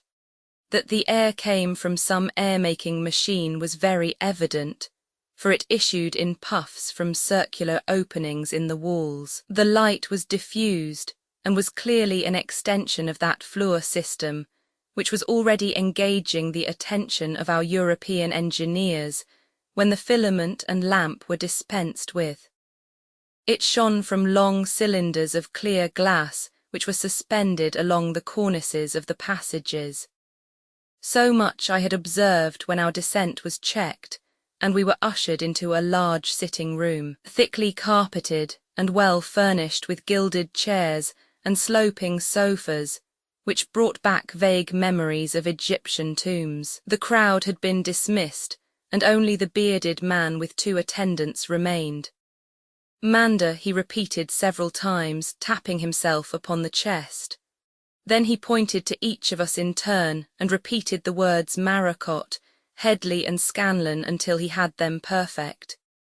He then motioned us to be seated and said a word to one of the attendants, who left the room and returned presently, escorting a very ancient gentleman, white-haired and long-bearded, with a curious conical cap of black cloth upon his head. I should have said that all these folk were dressed in coloured tunics which extended to their knees, with high boots of fish skin or shagreen. The venerable newcomer was clearly a physician, for he examined each of us in turn, placing his hand upon our brows and closing his own eyes as if receiving a mental impression as to our condition. Apparently he was by no means satisfied, for he shook his head and said a few grave words to Manda. The latter at once sent the attendant out once more, and he brought in a tray of eatables and a flask of wine, which were laid before us. We were too weary to ask ourselves what they were, but we felt the better for the meal. We were then led to another room where 3 beds had been prepared, and on one of these I flung myself down. I have a dim recollection of Bill Scanlon coming across and sitting beside me. "Say, Beau, that jolt of brandy saved my life," said he. "But where are we anyhow? I know no more than you do." "Well, I am ready to hit the hay," he said sleepily as he turned to his bed. "Say that wine was fine. Thank God Volstead never got down here." They were the last words I heard as I sank into the most profound sleep that I can ever recall. Roman 3. When I came to myself, I could not at first imagine where I was. The events of the previous day were like some blurred nightmare, and I could not believe that I had to accept them as facts. I looked round in bewilderment at the large, bare, windowless room with drab-coloured walls, at the lines of quivering purplish light which flowed along the cornices, at the scattered articles of furniture, and finally at the 2 other beds, from one of which came the high-pitched, strident snore which I had learned aboard the Stratford to associate with Maracot. It was too grotesque to be true, and it was only when I fingered my bed cover and observed the curious woven material, the dried fibres of some sea plant from which it was made, that I was able to realize this inconceivable adventure which had befallen us. I was still pondering it when there came a loud explosion of laughter, and Bill Scanlon sat up in bed. "Mornin', Beau," he cried, amid his chuckles on seeing that I was awake. "You seem in good spirits," said I rather testily. "I can't see that we have much to laugh about." "Well, I had a grouch on me the same as you when first I woke up," he answered. Then came a real cute idea, and it was that made me laugh. "I could do with a laugh myself," said I. "What's the idea?" "Well, Beau, I thought how derned funny it would have been if we had all tied ourselves on to that deep-sea line. I allow with those glass dinguses we could have kept breathing all right. Then when old man Howie looked over the side, there would have been the whole bunch of us commin' up at him through the water. He would have figured that he had hooked us, sure. Gee, what a spiel." Our united laughter woke the doctor, who sat up in bed with the same amazed expression upon his face which had previously been upon my own. I forgot our troubles as I listened in amusement to his disjointed comments, which alternated between ecstatic joy at the prospect of such a field of study, and profound sorrow that he could never hope to convey his results to his scientific confreres of the earth. Finally, he got back to the actual needs of the moment. "It is 9 o'clock, he said, looking at his watch. We all registered the same hour, but there was nothing to show if it was night or morning. "We must keep our own calendar," said Maracot.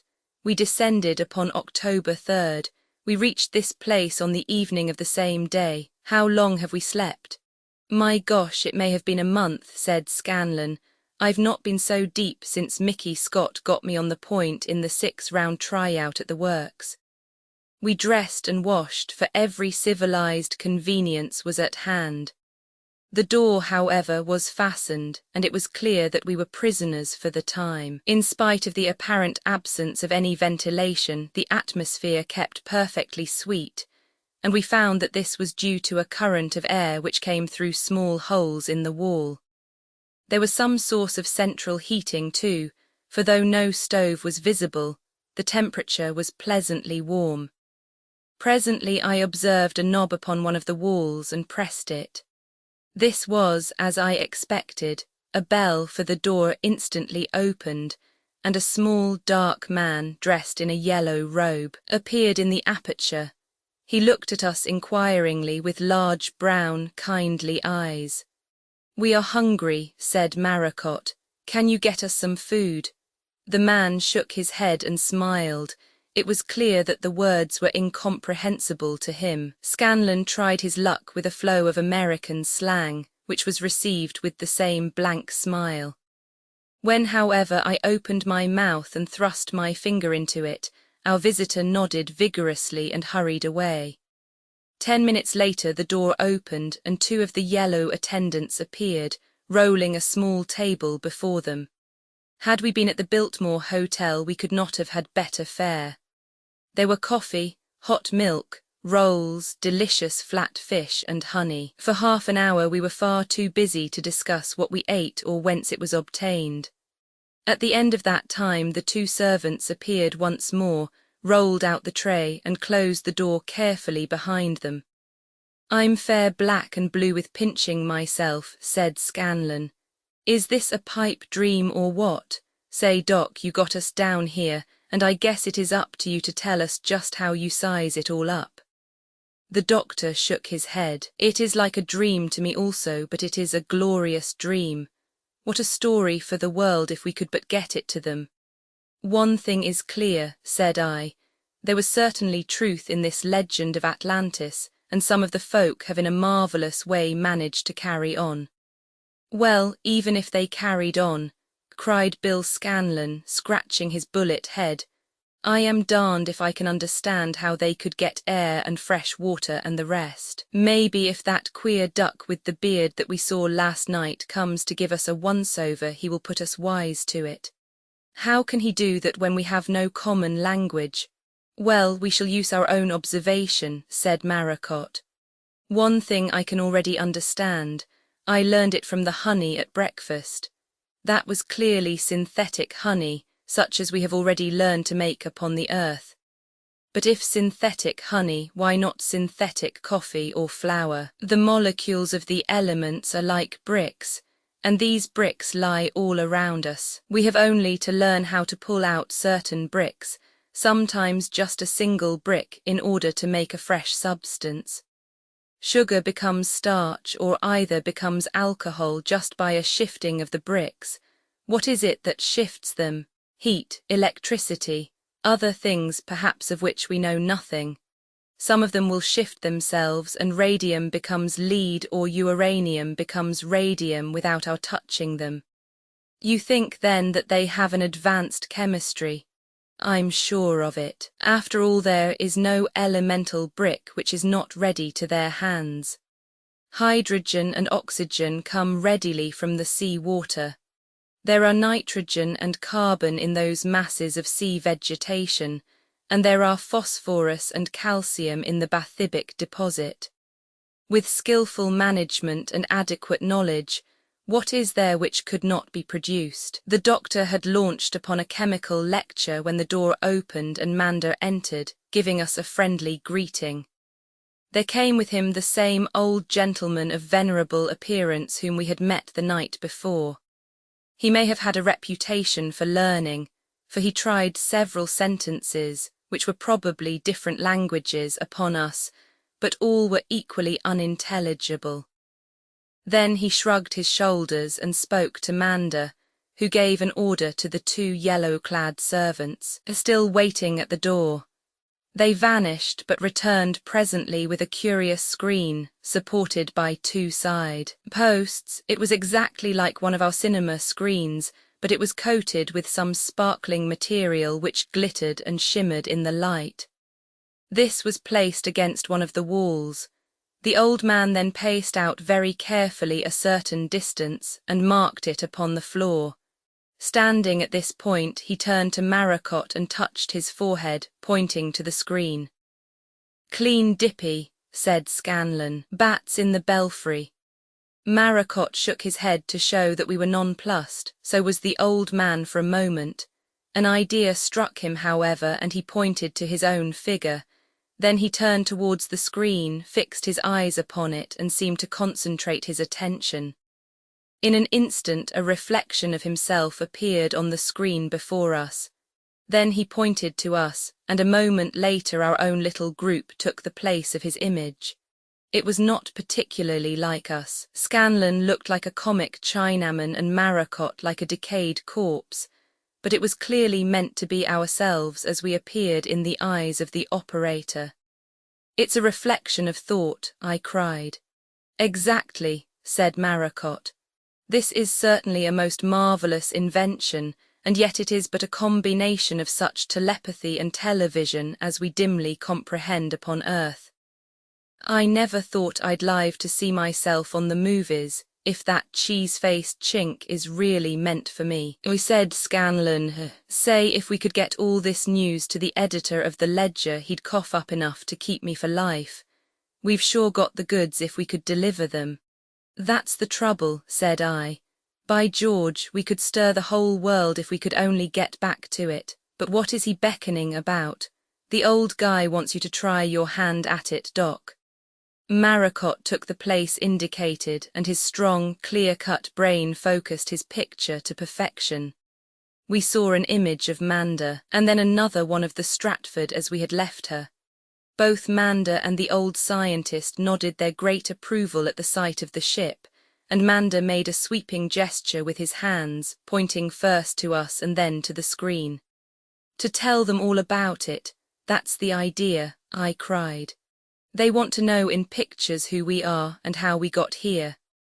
Maracot nodded to Manda to show that he understood and had begun to throw an image of our voyage, when Manda held up his hand and stopped him. At an order, the attendants removed the screen, and the two Atlanteans beckoned that we should follow them. It was a huge building, and we proceeded down corridor after corridor until we came at last to a large hall with seats arranged in tiers like a lecture room. At one side was a broad screen of the same nature as that which we had seen. Facing it there was assembled an audience of at least 1,000 people, who set up a murmur of welcome as we entered.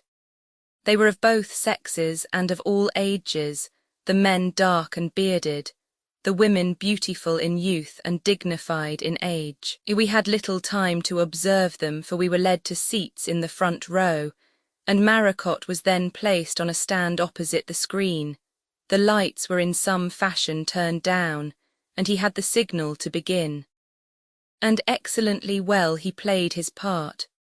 We first saw our vessel sailing forth from the Thames, and a buzz of excitement went up from the tense audience at this authentic glimpse of a real modern city. Then a map appeared which marked her course. Then was seen the steel shell with its fittings, which was greeted with a murmur of recognition. We saw ourselves once more descending and reaching the edge of the abyss. Then came the appearance of the monster who had wrecked us. "Marax, Marax," cried the people as the beast appeared. It was clear that they had learned to know and to fear it. There was a terrified hush as the creature fumbled with our hawser, and a groan of horror as the wires parted and we dropped into the gulf. In a month of explanation we could not have made our plight so clear as in that half-hour of visible demonstration. As the audience broke up, they showered every sign of sympathy upon us, crowding round us and patting our backs to show that we were welcome. We were presented in turn to some of the chiefs, but the chieftainship seemed to lie in wisdom alone, for all appeared to be on the same social scale, and were dressed in much the same way. The men wore tunics of a saffron colour coming down to the knees, with belts and high boots of a scaly tough material which must have been the hide of some sea beast. The women were beautifully draped in classical style, their flowing robes of every tint of pink and blue and green, ornamented with clusters of pearl or opalescent sheets of shell. Many of them were lovely beyond any earthly comparison. There was one, but why should I mix my private feelings up with this public narrative? Let me say only that Mona is the only daughter of Manda, one of the leaders of the people, and that from that first day of meeting, I read in her dark eyes a message of sympathy and of understanding which went home to my heart, as my gratitude and admiration may have gone to hers. I need not say more at present about this exquisite lady. Suffice it that a new and strong influence had come into my life. When I saw Maracot gesticulating with unwanted animation to one kindly lady, while Scanlan stood conveying his admiration in pantomime in the centre of a group of laughing girls, I realized that my companions also had begun to find that there was a lighter side to our tragic position. If we were dead to the world, we had at least found a life beyond, which promised some compensation for what we had lost. Later in the day, we were guided by Manda and other friends round some portions of the immense building. It had been so embedded in the seafloor by the accumulations of ages that it was only through the roof that it could be entered, and from this point the passages led down and down until the floor level was reached several hundred feet below the entrance chamber. The floor in turn had been excavated, and we saw in all directions passages which sloped downwards into the bowels of the earth. We were shown the air-making apparatus with the pumps which circulated it through the building.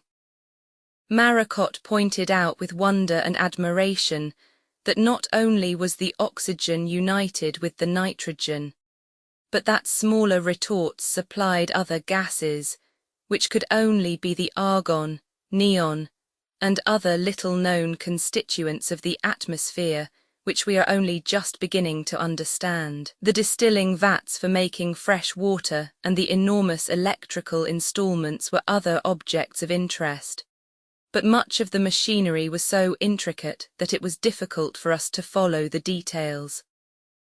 I can only say that I saw with my own eyes, and tested with my own palate, that chemicals in gaseous and liquid forms were poured into various machines, that they were treated by heat, by pressure, and by electricity, and that flour, tea, coffee, or wine was collected as the product. There was one consideration which was very quickly forced upon us by our examination, on various occasions, of as much of this building as was open to our inspection. This was that the exposure to the sea had been foreseen and the protection against the inrush of the water had been prepared long before the land sank beneath the waves. Of course, it stood to reason, and needed no proof, that such precautions could not have been taken after the event, but we were witnesses now of the signs that the whole great building had from the first been constructed with the one idea of being an enduring ark of refuge. The huge retorts and vats in which the air, the food, the distilled water, and the other necessary products were made were all built into the walls, and were evidently integral parts of the original construction. So, too, with the exit chambers, the silica works where the vitrine bells were constructed, and the huge pumps which controlled the water. Every one of these things had been prepared by the skill and the foresight of that wonderful faraway people who seemed, from what we could learn, to have thrown out one arm to Central America and one to Egypt, and so left traces of themselves even upon this earth when their own land went down into the Atlantic. As to these, their descendants, we judged that they had probably degenerated, as was but natural, and that at the most they had been stagnant and only preserved some of the science and knowledge of their ancestors without having the energy to add to it. They possessed wonderful powers, and yet seemed to us to be strangely wanting in initiative, and had added nothing to that wonderful legacy which they had inherited. I am sure that Maracot, using this knowledge, would very soon have attained greater results.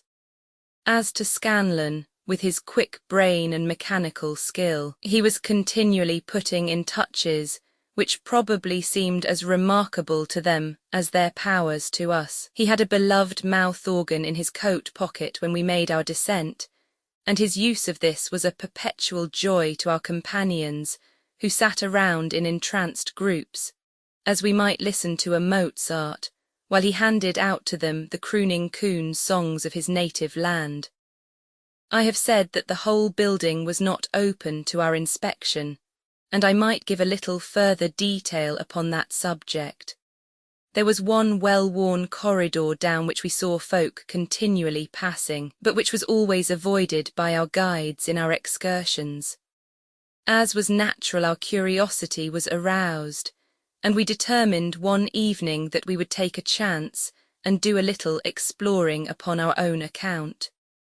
We slipped out of our room, therefore, and made our way to the unknown quarter at a time when few people were about. The passage led us to a high arched door which appeared to be made of solid gold.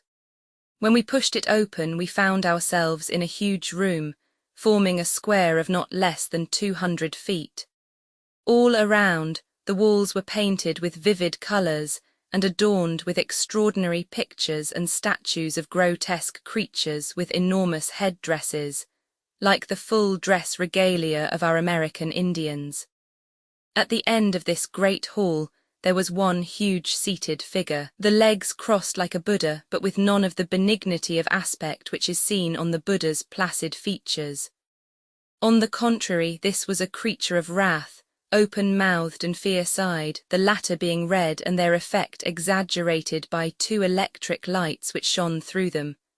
On his lap was a great oven which we observed as we approached it to be filled with ashes. "Moloch," said Maracot, "Moloch or Baal, the old god of the Phoenician races." "Good heavens," I cried, with recollections of old Carthage before me. "Don't tell me that these gentle folk could go in for human sacrifice." "Look it here, Beau," said Scanlan anxiously. "I hope they keep it in the family anyhow. We don't want them to pull no such dope on us." "No, I guess they have learned their lesson," said I. "It's misfortune that teaches folk to have pity for others." "That's right," Maracot remarked, poking about among the ashes. "It is the old hereditary god, but it is surely a gentler cult. These are burned loaves and the like. But perhaps there was a time—" But our speculations were interrupted by a stern voice at our elbow, and we found several men in yellow garments and high hats, who were clearly the priests of the temple.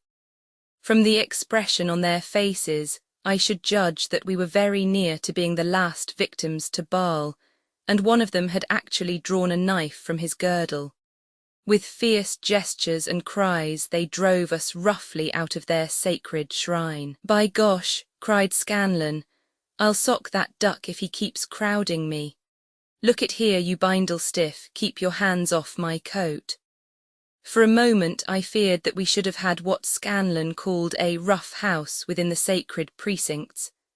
However, we got the angry mechanic away without blows and regained the shelter of our room, but we could tell from the demeanour of Manda and others of our friends that our escapade was known and resented. But there was another shrine which was freely shown to us, and which had a very unexpected result, for it opened up a slow and imperfect method of communication between our companions and ourselves.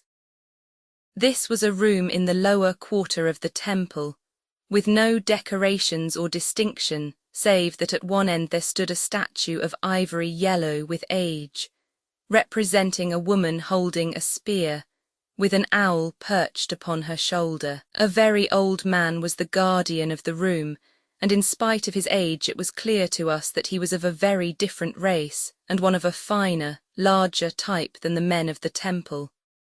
As we stood gazing at the ivory statue, Maracot and I, both wondering where we had seen something like it, the old man addressed us. "Thea," said he, pointing to the figure. "By George," I cried, "he is speaking Greek." "Thea Athena," repeated the man. There was not a doubt of it. Goddess Athena, the words were unmistakable. Maracot, whose wonderful brain had absorbed something from every branch of human knowledge, began at once to ask questions in classical Greek which were only partly understood, and were answered in a dialect so archaic that it was almost incomprehensible. Still, he acquired some knowledge, and he found an intermediary through whom he could dimly convey something to our companions. "It is a remarkable proof," said Maracot that evening in his high neighing voice and in the tones of one addressing a large class, of the reliability of legend. There is always a basis of fact, even if in the course of the years it should become distorted. You are aware, or probably you are not aware, bet your life, from Scanlan, that a war was going on between the primitive Greeks and the Atlanteans at the time of the destruction of the great island. The fact is recorded in Solon's description of what he learned from the priests of Sais. We may conjecture that there were Greek prisoners in the hands of the Atlanteans at the time, that some of them were in the service of the temple, and that they carried their own religion with them. That man was, so far as I could understand, the old hereditary priest of the cult, and perhaps when we know more we shall see something of these ancient people. Well, I hand it to them for good sense, said Scanlan. I guess if you want a plaster god, it is better to have a fine woman than that blatherskite with the red eyes and the coal bunker on his knees. Lucky they can't understand your views, I remarked. If they did, you might end up as a Christian martyr. Not so long as I can play them jazz, he answered. I guess they've got used to me now, and they couldn't do without me. They were a cheerful crowd, and it was a happy life, but there were and are times when one's whole heart goes out to the homelands which we have lost, and visions of the dear old quadrangles of Oxford, or of the ancient elms and the familiar campus of Harvard, came up before my mind. In those early days they seemed as far from me as some landscape in the moon, and only now in a dim, uncertain fashion does the hope of seeing them once more begin to grow in my soul. Roman 4. It was a few days after our arrival that our hosts or our captors, we were dubious sometimes as to which to call them, took us out for an expedition upon the bottom of the ocean. 6 of them came with us, including Manda, the chief. We assembled in the same exit chamber in which we had originally been received, and we were now in a condition to examine it a little more closely. It was a very large place, at least 100 feet each way, and its low walls and ceiling were green with marine growths and dripping with moisture. A long row of pegs with marks which I presume were numbers ran round the whole room, and on each was hung one of the semi-transparent bells of vitrine and a pair of the shoulder batteries which ensured respiration. The floor was of flagged stone worn into concavities, the footsteps of many generations, these hollows now lying as pools of shallow water. The whole was highly illuminated by fluor tubes round the cornice. We were fastened into our vitrine coverings, and a stout pointed staff made of some light metal was handed to each of us. Then, by signals, Manda ordered us to take a grip of a rail which ran round the room, he and his friends setting us an example. The object of this soon became evident, for as the outer door swung slowly open, the sea water came pouring in with such force that we should have been swept from our feet, but for this precaution. It rose rapidly, however, to above the level of our heads, and the pressure upon us was eased. Manda led the way to the door, and an instant afterwards we were out on the ocean bed once more, leaving the portal open behind us ready for our return. Looking round us in the cold, flickering, spectral light which illuminates the Bathybian plain, we could see for a radius of at least 1/4 of a mile in every direction.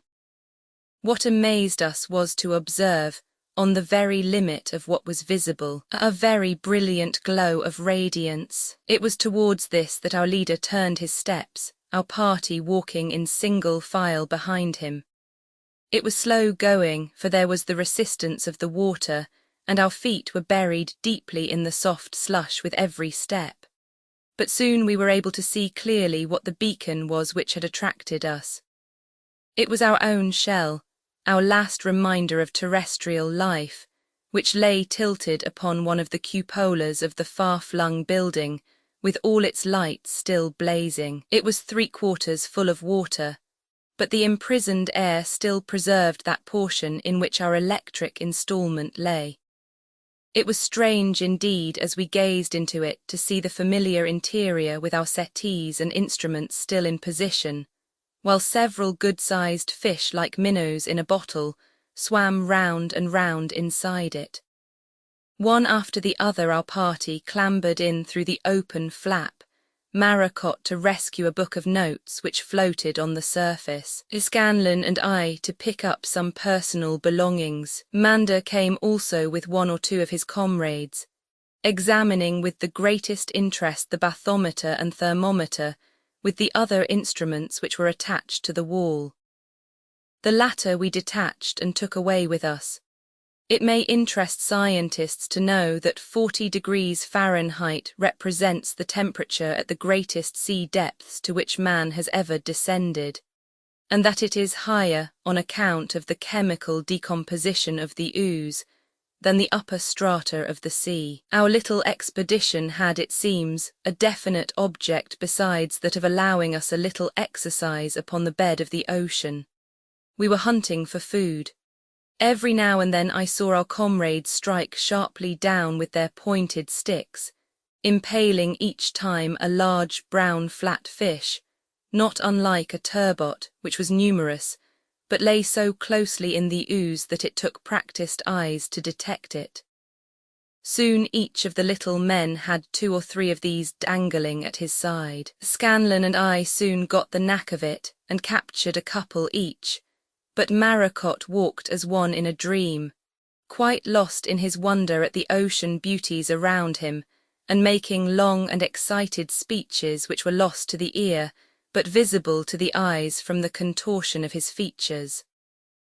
Our first impression had been one of monotony, but we soon found that the grey plains were broken up into varied formations by the action of the deep-sea currents, which flowed like submarine rivers across them. These streams cut channels in the soft slime and exposed the beds which lay beneath. The floor of these banks consisted of red clay which forms the base of all things on the surface of the bed of the ocean, and they were thickly studded with white objects which I imagined to be shells, but which proved, when we examined them, to be the ear bones of whales and the teeth of sharks and the other sea monsters.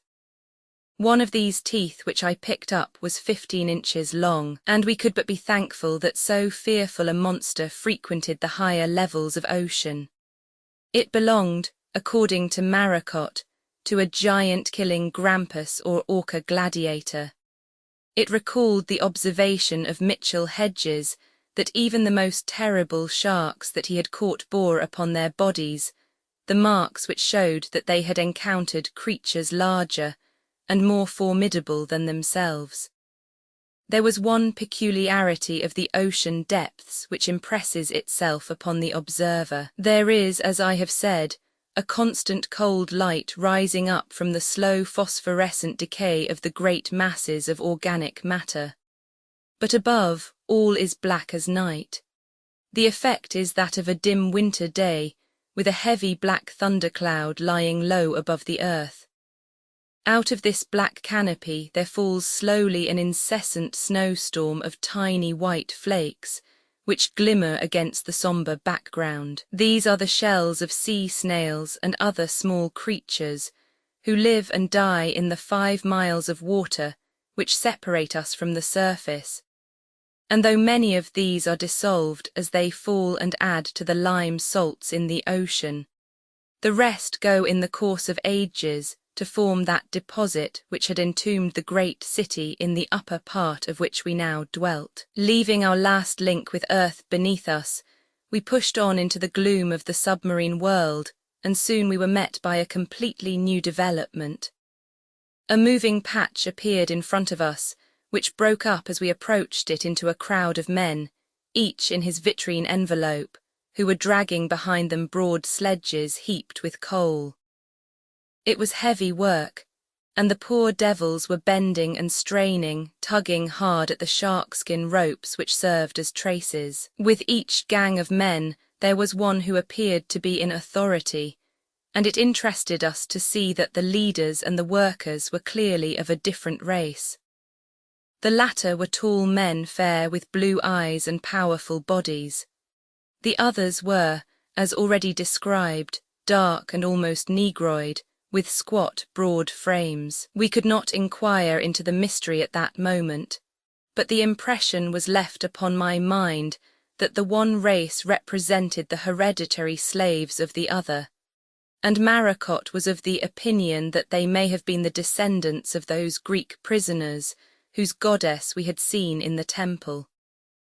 Several droves of these men, each drawing its load of coal, were met by us before we came to the mine itself. At this point, the deep-sea deposits and the sandy formations which lay beneath them had been cut away, and a great pit exposed, which consisted of alternate layers of clay and coal, representing strata in the old perished world of long ago which now lay at the bottom of the Atlantic.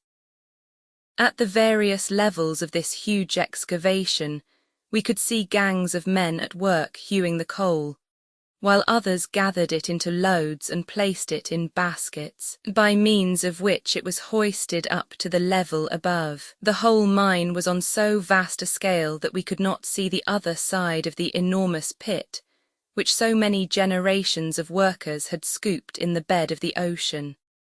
This, then, transmuted into electric force, was the source of the motive power by which the whole machinery of Atlantis was run.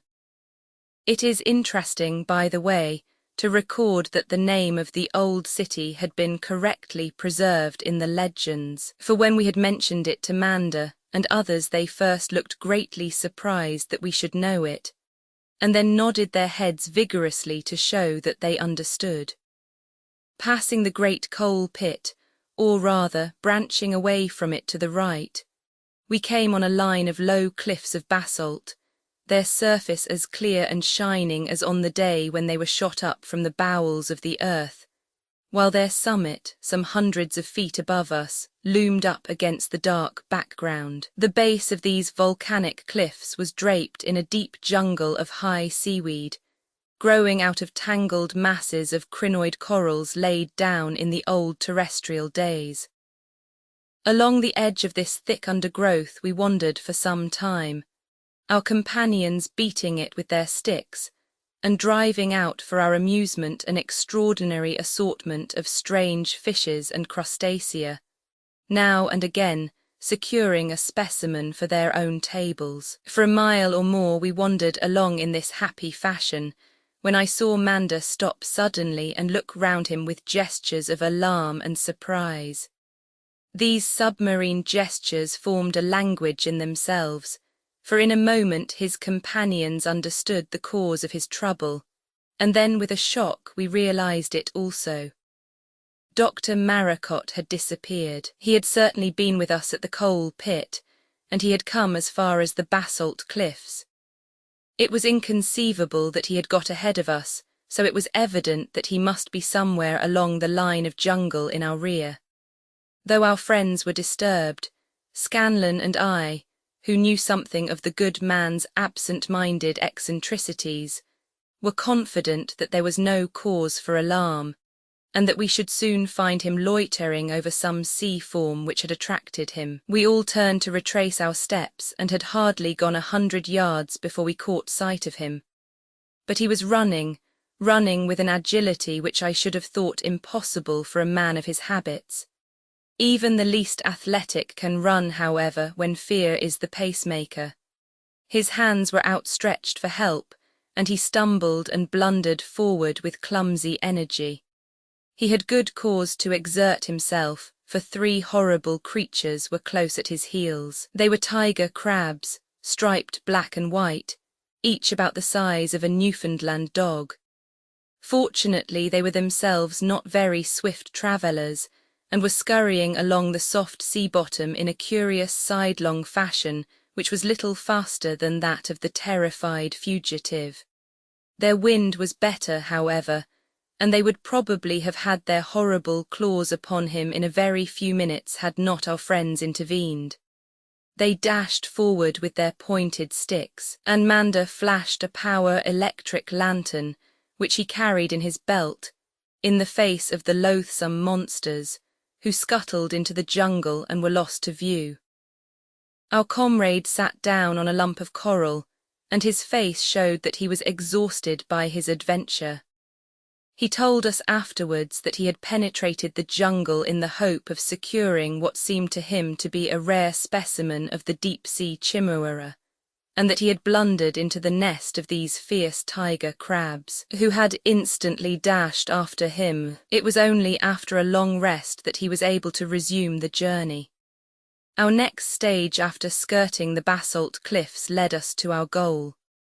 The grey plain in front of us was covered at this point by irregular hummocks and tall projections which told us that the great city of old lay beneath it.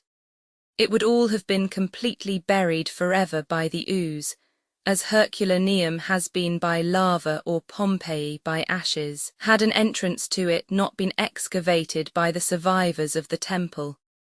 This entrance was a long, downward cutting, which ended up in a broad street with buildings exposed on either side.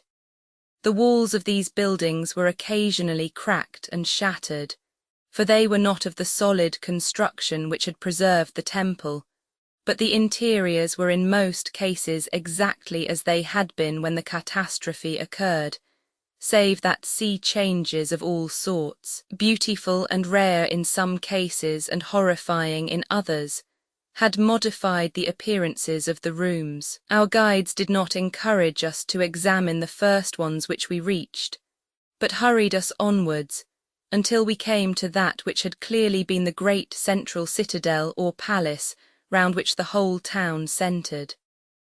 The pillars and columns and vast sculptured cornices and friezes and staircases of this building exceeded anything which I have ever seen upon earth. Its nearest approach seemed to me to be the remains of the temple of Karnak at Luxor in Egypt, and strange to say, the decorations and half-effaced engravings resembled in detail those of the great ruin beside the Nile, and the lotus-shaped capitals of the columns were the same.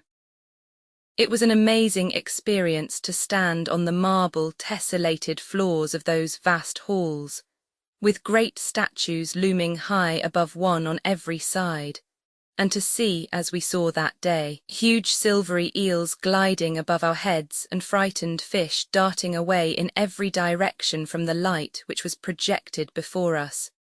From room to room we wandered, marking every sign of luxury, and occasionally of that lascivious folly which is said, by the lingering legend, to have drawn God's curse upon the people. One small room was wonderfully enamelled with mother-of-pearl, so that even now it gleamed with brilliant opalescent tints when the light played across it. An ornamented platform of yellow metal and a similar couch lay in one corner, and one felt that it may well have been the bedchamber of a queen, but beside the couch there lay now a loathsome black squid, its foul body rising and falling in a slow, stealthy rhythm, so that it seemed like some evil heart which still beat in the very centre of the wicked palace. I was glad, and so I learned were my companions when our guides led the way out once more, glancing for a moment at a ruined amphitheatre and again at a pier with a lighthouse at the end, which showed that the city had been a seaport.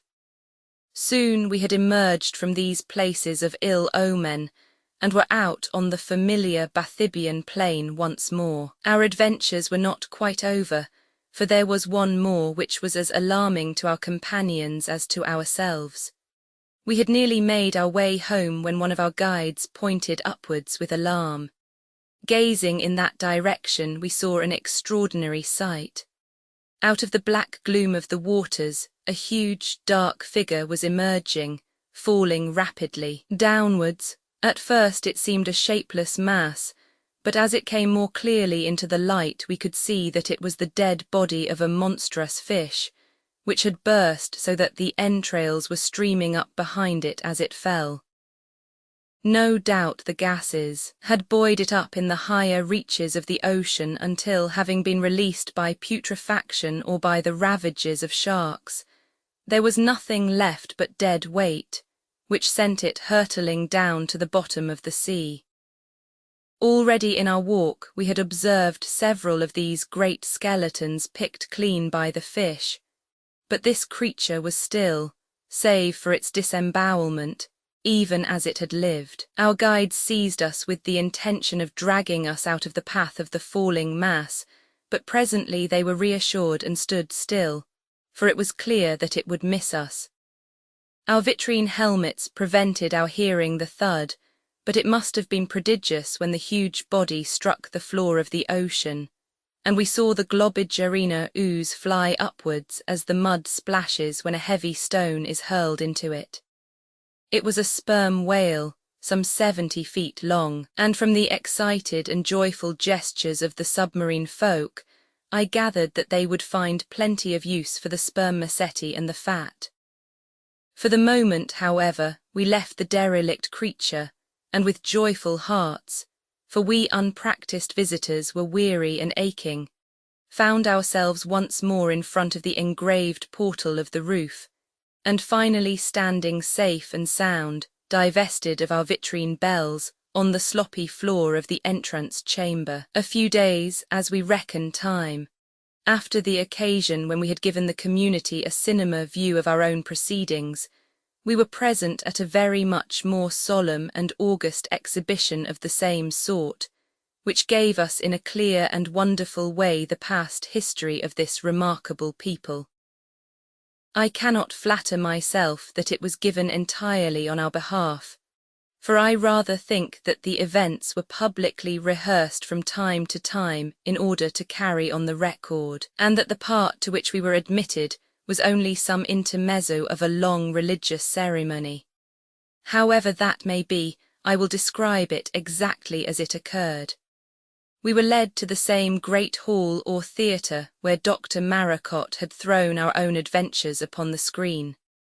There the whole community was assembled, and we were given, as before, places of honour in front of the great luminous screen. Then, after a long song, which may have been some sort of patriotic chant, a very old white-haired man, the historian or chronicler of the nation, advanced amid much applause to the focus point, and threw upon the bright surface before him a series of pictures to represent the rise and fall of his own people. I wish I could convey to you their vividness and drama. My two companions and I lost all sense of time and place, so absorbed were we in the contemplation, while the audience was moved to its depths and groaned or wept as the tragedy unfolded, which depicted the ruin of their fatherland, the destruction of their race. In the first series of scenes we saw the old continent in its glory, as its memory had been handed down by these historical records passed from fathers to sons.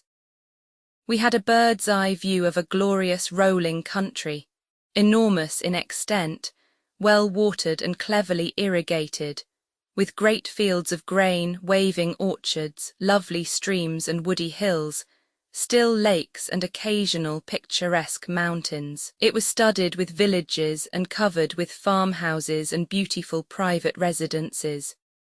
Then our attention was carried to the capital, a wonderful and gorgeous city upon the seashore, the harbour crammed with galleys, her quays piled with merchandise, and her safety assured by high walls with towering battlements and circular moats, all on the most gigantic scale. The houses stretched inland for many miles, and in the centre of the city was a crenellated castle or citadel, so widespread and commanding that it was like some creation of a dream. We were then shown the faces of those who lived in that golden age, wise and venerable old men, virile warriors, saintly priests, beautiful and dignified women, lovely children, and apotheoses of the human race. Then came pictures of another sort. We saw wars, constant wars, war by land and war by sea. We saw naked and defenceless races trampled down and overridden by great chariots or the rush of mailed horsemen. We saw treasures heaped upon the victors, but even as the riches increased, the faces upon the screen became more animal and more cruel. Down, Down they sank from one generation to another. We were shown signs of lascivious dissipation or moral degeneracy, of the accretion of matter and decline of spirit. Brutal sports at the expense of others had taken the place of the manly exercises of old. There was no longer the quiet and simple family life, nor the cultivation of the mind, but we had a glimpse of a people who were restless and shallow, rushing from one pursuit to another, grasping ever at pleasure, forever missing it, and yet imagining always that in some more complex and unnatural form it might still be found. There had arisen on the one hand an overrich class who sought only sensual gratification, and on the other hand an overpoor residue whose whole function in life was to minister to the wants of their masters, however evil those wants might be. And now once again a new note was struck. There were reformers at work who were trying to turn the nation from its evil ways, and to direct it back into those higher paths which it had forsaken. We saw them, grave and earnest men, reasoning and pleading with the people, but we saw them scorned and jeered at by those whom they were trying to save. Especially we could see that it was the priests of Baal, priests who had gradually allowed forms and show and outward ceremonies to take the place of unselfish spiritual development, who led the opposition to the reformers. But the latter were not to be bullied or browbeaten. They continued to try for the salvation of the people, and their faces assumed a graver and even a terror-inspiring aspect, as those of men who had a fearsome warning to give which was like some dreadful vision before their own minds. Of their auditors, some few seemed to heed and be terrified at the words, but others turned away laughing and plunged ever deeper into their morass of sin. There came a time at last when the reformers turned away also as men who could do no more, and left this degenerate people to its fate. Then we saw a strange sight. There was one reformer, a man of singular strength of mind and body who gave a lead to all the others. He had wealth and influence and powers which latter seemed to be not entirely of this earth. We saw him in what seemed to be a trance, communing with higher spirits. It was he who brought all the science of his land, science which far outshone anything known by us moderns, to the task of building an ark of refuge against the coming troubles. We saw myriads of workmen at work, and the walls rising while crowds of careless citizens looked on and made merry at such elaborate and useless precautions. We saw others who seemed to reason with him, and to say to him that if he had fears it would be easier for him to fly to some safer land. His answer, so far as we could follow it, was that there were some who must be saved at the last moment, and that for their sake he must remain in the new temple of safety. Meanwhile he collected in it those who had followed him, and he held them there, for he did not himself know the day nor the hour, though forces beyond mortal had assured him of the coming fact. So when the ark was ready and the watertight doors were finished and tested, he waited upon doom with his family, his friends, his followers, and his servants. And doom came. It was a terrible thing even in a picture. God knows what it could be like in reality. We first saw a huge sleek mountain of water rise to an incredible height out of a calm ocean. Then we saw it travel, sweeping on and on, mile after mile, a great glistening hill, topped with foam at an ever-increasing rate.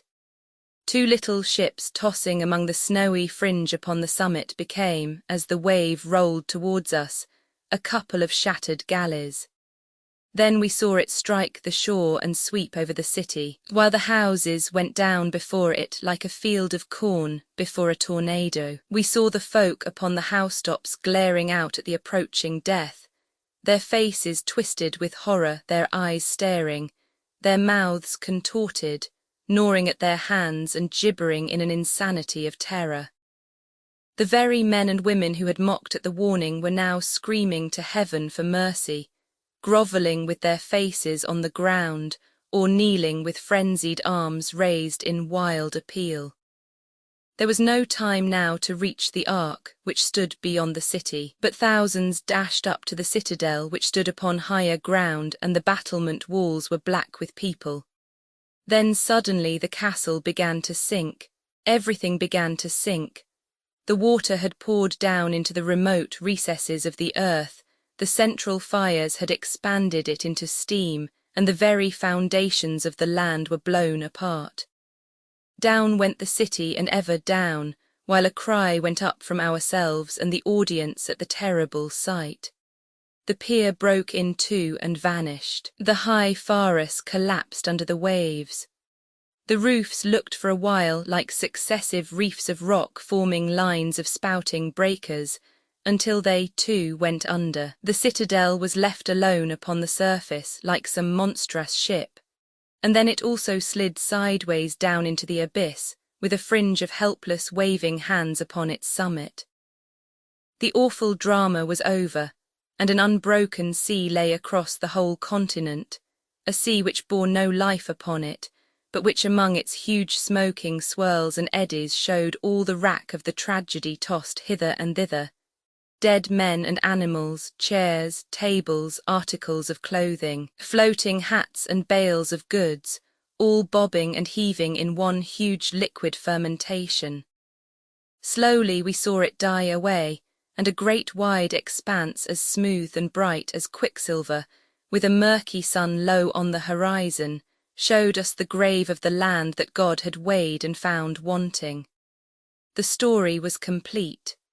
We could ask for no more, since our own brains and imagination could supply the rest. We realized the slow, remorseless descent of that great land lower and lower into the abyss of the ocean amid volcanic convulsions, which threw up submarine peaks around it. We saw it in our mind's eye stretched out, over miles of what was now the bed of the Atlantic, the shattered city lying alongside of the ark or refuge, in which the handful of nerve-shattered survivors were assembled. And then finally we understood how these had carried on their lives, how they had used the various devices with which the foresight and science of their great leader had endowed them, how he had taught them all his arts before he passed away, and how some 50 or 60 survivors had grown now into a large community, which had to dig its way into the bowels of the earth in order to get room to expand. No library of information could make it clearer than that series of pictures and the inferences which we could draw from them. Such was the fate, and such the causes of the fate which overwhelmed the great land of Atlantis. Some day far distant, when this Bathybian ooze has turned to chalk, this great city will be thrown up once more by some fresh exploration of nature, and the geologist of the future, delving in the quarry, will exhume not flints nor shells, but the remains of a vanished civilization and the traces of an old-world catastrophe. Only one point had remained undecided, and that was the length of time since the tragedy had occurred. Dr. Maracot discovered a rough method of making an estimate. Among the many annexes of the great building there was one huge vault, which was the burial place of the chiefs. As in Egypt and in Yucatan, the practice of mummifying had been usual, and in niches in the walls there were endless rows of these grim relics of the past.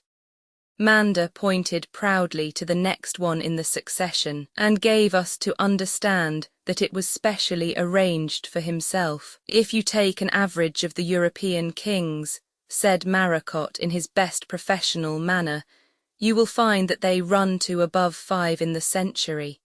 We may adopt the same figure here. We cannot hope for scientific accuracy, but it will give us an approximation. I have counted the mummies, and they are 400 in number.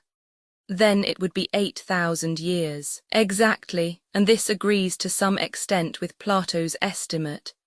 It certainly occurred before the Egyptian written records begin, and they go back between 6,000 and 7,000 years from the present date. Yes, I think we may say that our eyes have seen the reproduction of a tragedy which occurred at least 8,000 years ago. But of course, to build up such a civilization as we see the traces of, must in itself have taken many thousands of years.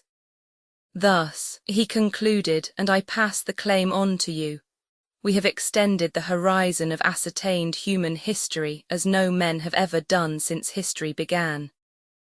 It was about a month, according to our calculations, after our visit to the buried city, that the most amazing and unexpected thing of all occurred. We had thought by this time that we were immune to shocks, and that nothing new could really stagger us, but this actual fact went far beyond anything for which our imagination might have prepared us. It was Scanlon who brought the news that something momentous had happened. You must realize that by this time we were to some extent at home in the great building, that we knew where the common rest rooms and recreation rooms were situated, that we attended concerts. Their music was very strange and elaborate, and theatrical entertainments, where the unintelligible words were translated by very vivid and dramatic gestures, and that, speaking generally, we were part of the community. We visited various families in their own private rooms, and our lives, I can speak for my own at any rate, were made the brighter by the glamour of these strange people, especially of that one dear young lady whose name I have already mentioned. Mona was the daughter of one of the leaders of the tribe, and I found in his family a warm and kindly welcome which rose above all differences of race or language. When it comes to the most tender language of all, I did not find that there was so much between old Atlantis and modern America.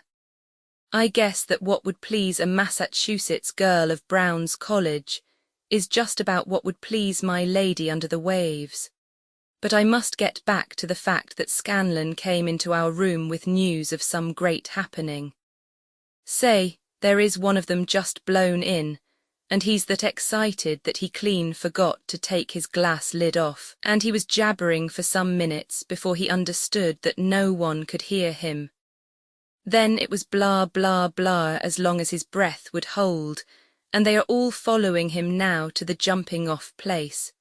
It's me for the water, for there is sure something worth our seeing. Running out, we found our friends all hurrying down the corridor with excited gestures, and we, joining the procession, soon formed part of the crowd who were hurrying across the sea bottom, led by the excited messenger. They drove along at a rate which made it no easy matter for us to keep up, but they carried their electric lanterns with them, and even though we fell behind we were able to follow the gleam. The route lay as before, along the base of the basalt cliffs until we came to a spot where a set of steps, concave from long usage, led up to the top. Ascending these, we found ourselves in broken country, with many jagged pinnacles of rock and deep crevices which made it difficult travelling. Emerging from this tangle of ancient lava, we came out on a circular plain, brilliant by the phosphorescent light, and there in the very centre of it lay an object which set me gasping. As I looked at my companions, I could see from their amazed expression how fully they shared my emotion. Half embedded in the slime there lay a good-sized steamer. It was tilted upon its side, the funnel had broken and was hanging at a strange angle, and the foremast had snapped off short, but otherwise the vessel was intact and as clean and fresh as if she had just left the dock. We hurried towards her and found ourselves under the stern. You can imagine how we felt when we read the name Stratford, London. Our ship had followed ourselves into the Maracot deep. Of course, after the first shock the affair did not seem so incomprehensible. We remembered the falling glass, the reefed sails of the experienced Norwegian skipper, the strange black cloud upon the horizon. Clearly there had been a sudden cyclone of phenomenal severity, and the Stratford had been blown over. It was too evident that all her people were dead, for most of the boats were trailing in different states of destruction from the davits, and in any case what boat could live in such a hurricane? The tragedy had occurred, no doubt, within an hour or two of our own disaster. Perhaps the sounding line which we had seen had only just been wound in before the blow fell. It was terrible, but whimsical, that we should be still alive, while those who were mourning our destruction had themselves been destroyed. We had no means of telling whether the ship had drifted in the upper levels of the ocean, or whether she had lain for some time where we found her before she was discovered by the Atlantean. Poor Howie, the captain, or what was left of him, was still at his post upon the bridge, the rail grasped firmly in his stiffened hands. His body and that of 3 stokers in the engine room were the only ones which had sunk with the ship. They were each removed under our direction and buried under the ooze with a wreath of sea flowers over their remains. I give this detail in the hope that it may be some comfort to Mrs. Howie in her bereavement. The names of the stokers were unknown to us. Whilst we had been performing this duty, the little men had swarmed over the ship. Looking up, we saw them everywhere like mice upon a cheese. Their excitement and curiosity made it clear to us that it was the first modern ship, possibly the first steamer, which had ever come down to them. We found out later that their oxygen apparatus inside their vitrine bells would not allow of a longer absence from the recharging station than a few hours, and so their chances of learning anything of what was on the seabed were limited to so many miles from their central base. They set to work at once breaking up the wreck and removing all that would be of use to them, a very long process, which is hardly accomplished yet. We were glad also to make our way to our cabins, and to get many of those articles of clothing and books which were not ruined beyond redemption. Among the other things which we rescued from the Stratford was the ship's log, which had been written up to the last day by the captain in view of our own catastrophe. It was strange indeed that we should be reading it and that he should be dead. The day's entry ran thus: Oct. 3. The 3 brave but foolhardy adventurers have today, against my will and advice, descended in their apparatus to the bottom of the ocean, and the accident which I had foreseen has occurred. God rest their souls. They went down at 11 a.m., and I had some doubts about permitting them as a squall seemed to be coming up. I would that I had acted upon my impulse, but it would only have postponed the inevitable tragedy. I bade each of them farewell with the conviction that I would see them no more. For a time all was well, and at 11:45 they had reached a depth of 300 fathoms, where they had found bottom. Dr. Maracot sent several messages to me and all seemed to be in order, when suddenly I heard his voice in agitation, and there was considerable agitation of the wire hawser. An instant later it snapped. It would appear that they were by this time over a deep chasm, for at the doctor's request the ship had steamed very slowly forwards. The air tubes continued to run out for a distance which I should estimate at half a mile, and then they also snapped. It is the last which we can ever hope to hear of Dr. Maracot, Mr. Headley, or Mr. Scanlon. And yet a most extraordinary thing must be recorded, the meaning of which I have not had time to weigh, for with this foul weather coming up there is much to distract me. A deep-sea sounding was taken at the same time, and the depth recorded was 26,600 feet. The weight was, of course, left at the bottom, but the wire has just been drawn in and, incredible as it may seem, above the porcelain sample cup there was found Mr. Headley's handkerchief with his name marked upon it. The ship's company were all amazed, and no one can suggest how such a thing could have occurred. In my next entry I may have more to say about this. We have lingered a few hours in the hope of something coming to the surface, and we have pulled up the hawser, which shows a jagged end. Now I must look to the ship, for I have never seen a worse sky and the barometer is at 28. 5 and sinking fast. So it was that we got the final news of our former companions.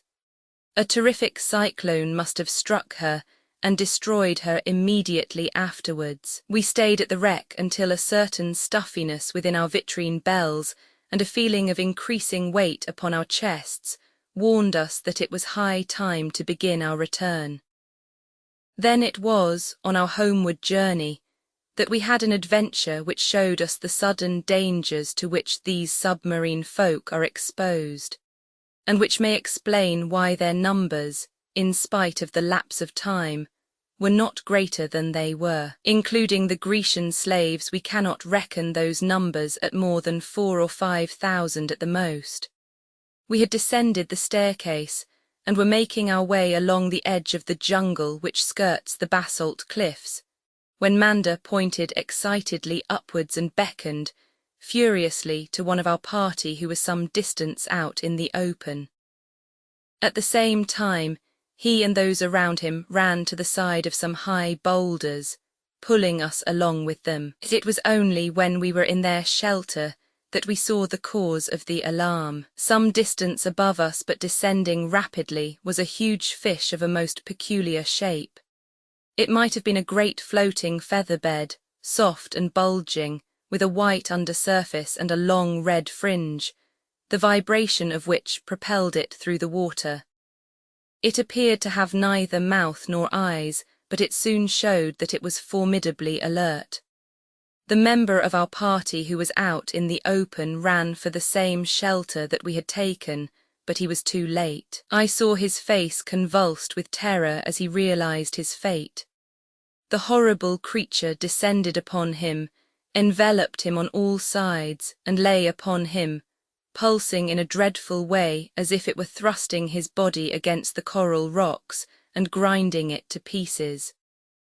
The tragedy was taking place within a few yards of us, and yet our companions were so overcome by the suddenness of it that they seemed to be bereft of all power of action. It was Scanlan who rushed out and, jumping on the creature's broad back, blotched with red and brown markings, dug the sharp end of his metal staff into its soft tissues. I had followed Scanlan's example, and finally Maracot and all of them attacked the monster, which glided slowly off, leaving a trail of oily and glutinous excretion behind it. Our help had come too late, however, for the impact of the great fish had broken the vitrine bell of the Atlantean and he had been drowned. It was a day of mourning when we carried his body back into the refuge, but it was also a day of triumph for us, for our prompt action had raised us greatly in the estimation of our companions. As to the strange fish, we had Dr. Maracot's assurance that it was a specimen of the blanket fish, well known to ichthyologists, but of a size such as had never entered into his dreams. I speak of this creature because it chanced to bring about a tragedy, but I could, and perhaps will, write a book upon the wonderful life which we have seen here. Red and black are the prevailing colours in deep-sea life, while the vegetation is of the palest olive, and is of so tough a fibre that it is seldom dragged up by our trawls, so that science has come to believe that the bed of the ocean is bare. Many of the marine forms are of surpassing loveliness, and others so grotesque in their horror that they are like the images of delirium, and of a danger such as no land animal can rival. I have seen a black stingray 30 feet long with a horrible fang upon its tail, one blow of which would kill any living creature. I have seen, too, a frog-like beast with protruding green eyes, which is simply a gaping mouth with a huge stomach behind it. To meet it is death unless one has an electric flash with which to repel it. I have seen the blind red eel which lies among the rocks and kills by the emission of poison. And I have seen also the giant sea scorpion, one of the terrors of the deep, and the hag fish, which lurks among the sea jungle. Once, too, it was my privilege to see the real sea serpent, a creature which has seldom appeared before the human eye, for it lives in the extreme depths and is seen on the surface only when some submarine convulsion has driven it out of its haunts. Two of them swam, or rather glided, past us one day while Mona and I cowered among the bunches of lay malaria. They were enormous, some 10 feet in height and 200 in length, black above, silver-white below with a high fringe upon the back, and small eyes no larger than those of an ox. Of these and many other such things an account will be found in the paper of Dr. Maracot, should it ever reach your hands.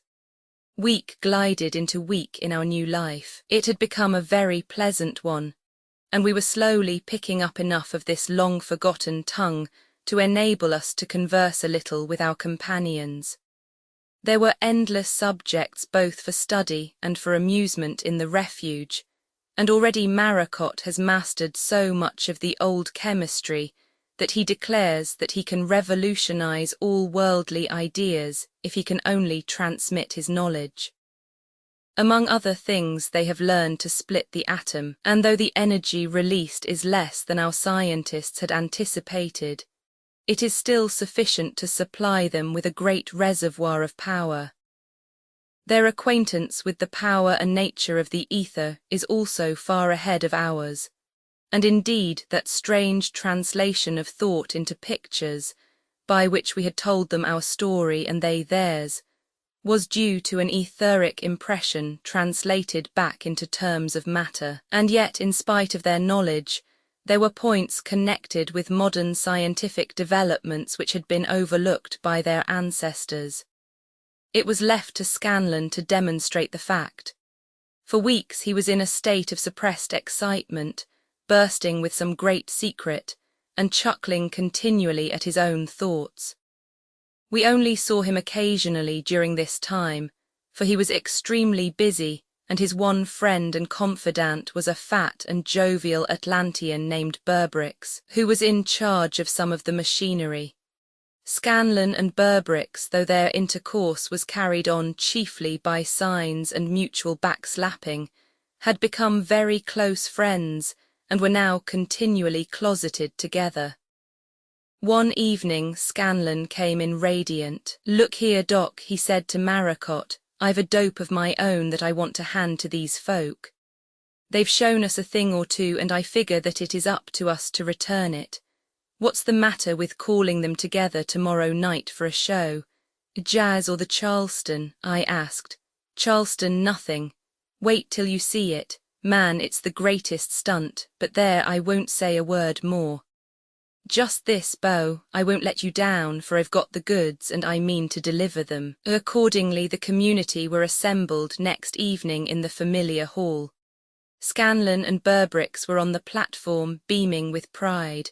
One or other of them touched a button, and then, well, to use Scanlon's own language, I hand it to him, for he did surprise us some. "2LO calling," cried a clear voice. "London calling the British Isles, weather forecast." Then followed the usual sentence about depressions and anticyclones. First news bulletin. "His Majesty the King this morning opened the new wing of the Children's Hospital in Hammersmith," and so on in the familiar strain. For the first time we were back in a workaday England once more, plodding bravely through its daily task with its stout back bowed under its war debts.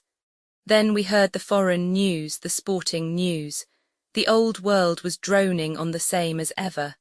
Our friends, the Atlanteans, listened in amazement, but without comprehension. When, however, as the first item after the news, the Guards' band struck up the march from Lohengrin, a positive shout of delight broke from the people, and it was funny to see them rush upon the platform and turn over the curtains and look behind the screens to find the source of the music. Yes, we have left our mark forever upon the submarine civilization. "No, sir," said Scanlon afterwards. "I could not make an issuing station. They have not the material and I have not the brains. But down at home I rigged a 2-valve set of my own with the aerial beside the clothes line in the yard, and I learned to handle it, and to pick up any station in the States." It seemed to me funny if, with all this electricity to hand and with their glasswork ahead of ours, we couldn't vamp up something that would catch an ether wave, and a wave would sure travel through water just as easy as through air. Old Burbricks nearly threw a fit when we got the first call, but he is wise to it now, and I guess it's a permanent institution. Among the discoveries of the Atlantean chemists is a gas which is 9 times lighter than hydrogen and which Maracot has named Levigen. It was his experiments with this which gave us the idea of sending glass balls with information as to our fate to the surface of the ocean. I have made Mander understand the idea, said he. He has given orders to the silica workers, and in a day or two the globes will be ready. But how can we get our news inside? I asked. There is a small aperture left through which the gas is inserted. Into this we can push the papers. Then these skillful workers can seal up the hole. I am assured that when we release them they will shoot up to the surface and bob about unseen for a year. That might be, but the ball would reflect the sun's rays. It would surely attract attention. We were on the line of shipping between Europe and South America. I see no reason why, if we send several, one at least may not be found. And this, my dear Talbot, or you others who read this narrative, is how it comes into your hands. But a far more fateful scheme may lie behind it. The idea came from the fertile brain of the American mechanic. "Say, friends," said he as we sat alone in our chamber, "it's dandy down here, and the drink is good and the eats are good, and I've met a wren that makes anything in Philadelphia look like 2 cents. But all the same there are times when I want to feel that I might see God's own country once more." "We may all feel that way," said I, "but I don't see how you can hope to make it. Look it here, Beau. If these balls of gas could carry up our message, maybe they could carry us up also. Don't think I'm joshing, for I've figured it out to rights. We will suppose we put 3 or 4 of them together so as to get a good lift. See, then we have our vitrine bells on and harness ourselves on to the balls. When the bell rings we cut loose and up we go. What is going to stop us between here and the surface? A shark maybe. Blah, sharks nothing. We would streak past any shark so's he'd hardly know we was there. He'd think we was 3 flashes of light and we'd get such a lick on that we'd shoot 50 feet up in the air at the other end. I tell you the goof that sees us come up is going to say his prayers over it. But suppose it is possible, what will happen afterwards? For Pete's sake, leave afterwards out of it. Let us chance our luck, or we are here for keeps. It's me for cutting loose and having a dash at it. I certainly greatly desire to return to the world, if only to lay our results before the learned societies," said Maracot. "It is only my personal influence which can make them realize the fund of new knowledge which I have acquired. I should be quite in favor of any such attempt as Scanlon has indicated. There were good reasons, as I will tell later, which made me the least eager of the 3. It would be perfect madness as you propose it. Unless we had someone expecting us on the surface, we should infallibly drift about and perish from hunger and thirst. Shucks, man, how could we have someone expecting us? Perhaps even that could be managed," said Maracot. "We can give within a mile or 2 the exact latitude and longitude of our position." "And they would let down a ladder," said I with some bitterness. "Ladder nothing, the boss is right. See here, Mr. Headley, you put in that letter that you are going to send the universe. My, don't I see the scare lines in the journals? That we are at 27 north latitude and 28. 14 west longitude, or whatever other figure is the right one. Got that? Then you say that 3 of the most important folk in history, the great man of science, Maracot, and the rising star bug collector, Headley, and Bob Scanlon, a peach of a mechanic and the pride of Merrybanks, are all yellin' and whoopin' for help from the bottom of the sea. Follow my idea. Well, what then? Well, then it's up to them, you see. It's kind of a challenge that they can't forget. same as I've read of Stanley finding Livingstone and the like. It's for them to find some way to yank us out or to catch us at the other end if we can take the jump ourselves. We could suggest the way ourselves, said the professor. Let them drop a deep-sea line into these waters and we will look out for it. When it comes, we can tie a message to it and bid them stand by for us. You've said a mouthful, cried Bob Scanlon. That is sure the way to do it. And if any lady cared to share our fortunes, 4 would be as easy as 3, said Maracot with a roguish smile at me. For that matter, 5 is as easy as 4, said Scanlon. But you've got it now, Mr. Headley. You write that down, and in 6 months we shall be back in London River once more. So now we launch our 2 balls into that water which is to us what the air is to you. Our 2 little balloons will go aloft. We'll both be lost on the way, it is possible, or may we hope that one will get through, we leave it on the knees of the gods. If nothing can be done for us, then let those who care for us know that in any case we are safe and happy. If, on the other hand, this suggestion could be carried out and the money and energy for our rescue should be forthcoming, we have given you the means by which it can be done. Meanwhile, goodbye, or is it au revoir? So ended the narrative in the vitrine ball. The preceding narrative covers the facts so far as they were available when the account was first drawn up. While the script was in the hands of the printer, there came an epilogue of the most unexpected and sensational description. I refer to the rescue of the adventurers by Mr. Faverger's steam yacht Marion, and the account sent out by the wireless transmitter of that vessel, and picked up by the cable station at the Cape de Verde Islands, which has just forwarded it to Europe and America. This account was drawn up by Mr. Key Osborne, the well-known representative of the Associated Press. It would appear that immediately upon the first narrative of the plight of Dr. Maracot and his friends reaching Europe, an expedition was quietly and effectively fitted up in the hope of bringing about a rescue. Mr. Faverger generously placed his famous steam yacht at the disposal of the party, which he accompanied in person. The Marion sailed from Cherbourg in June, picked up Mr. Key Osborne and a motion picture operator at Southampton, and set forth at once for the tract of ocean which was indicated in the original document. This was reached upon the 1st of July. A deep-sea piano wire line was lowered and was dragged slowly along the bottom of the ocean. At the end of this line, beside the heavy lead, there was suspended a bottle containing a message.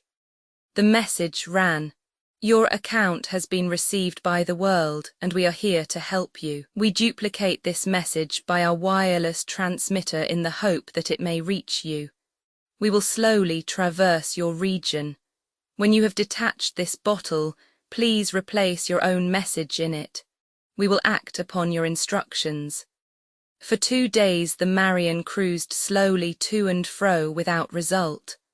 On the 3rd, a very great surprise awaited the rescue party. A small, highly luminous ball shot out of the water a few hundred yards from the ship, and proved to be a vitreous message-bearer of the sort which had been described in the original document.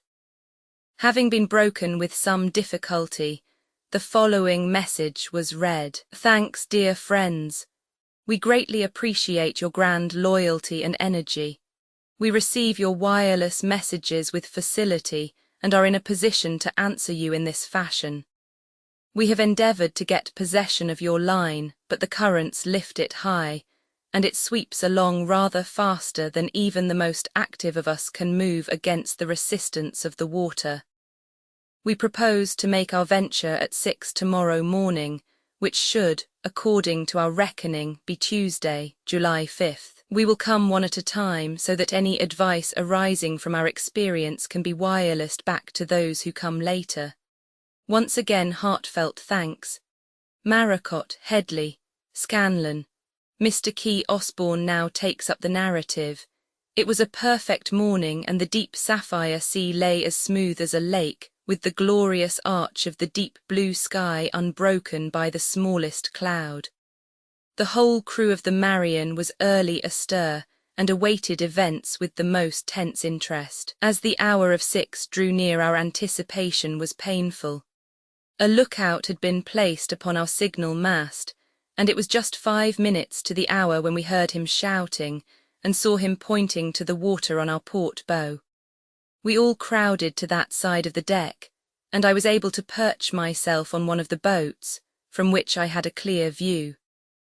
I saw through the still water something which looked like a silver bubble ascending with great rapidity from the depths of the ocean. It broke the surface about 200 yards from the ship and soared straight up into the air, a beautiful shining globe some 3 feet in diameter, rising to a great height, and then drifting away in some slight current of wind exactly as a toy balloon would do.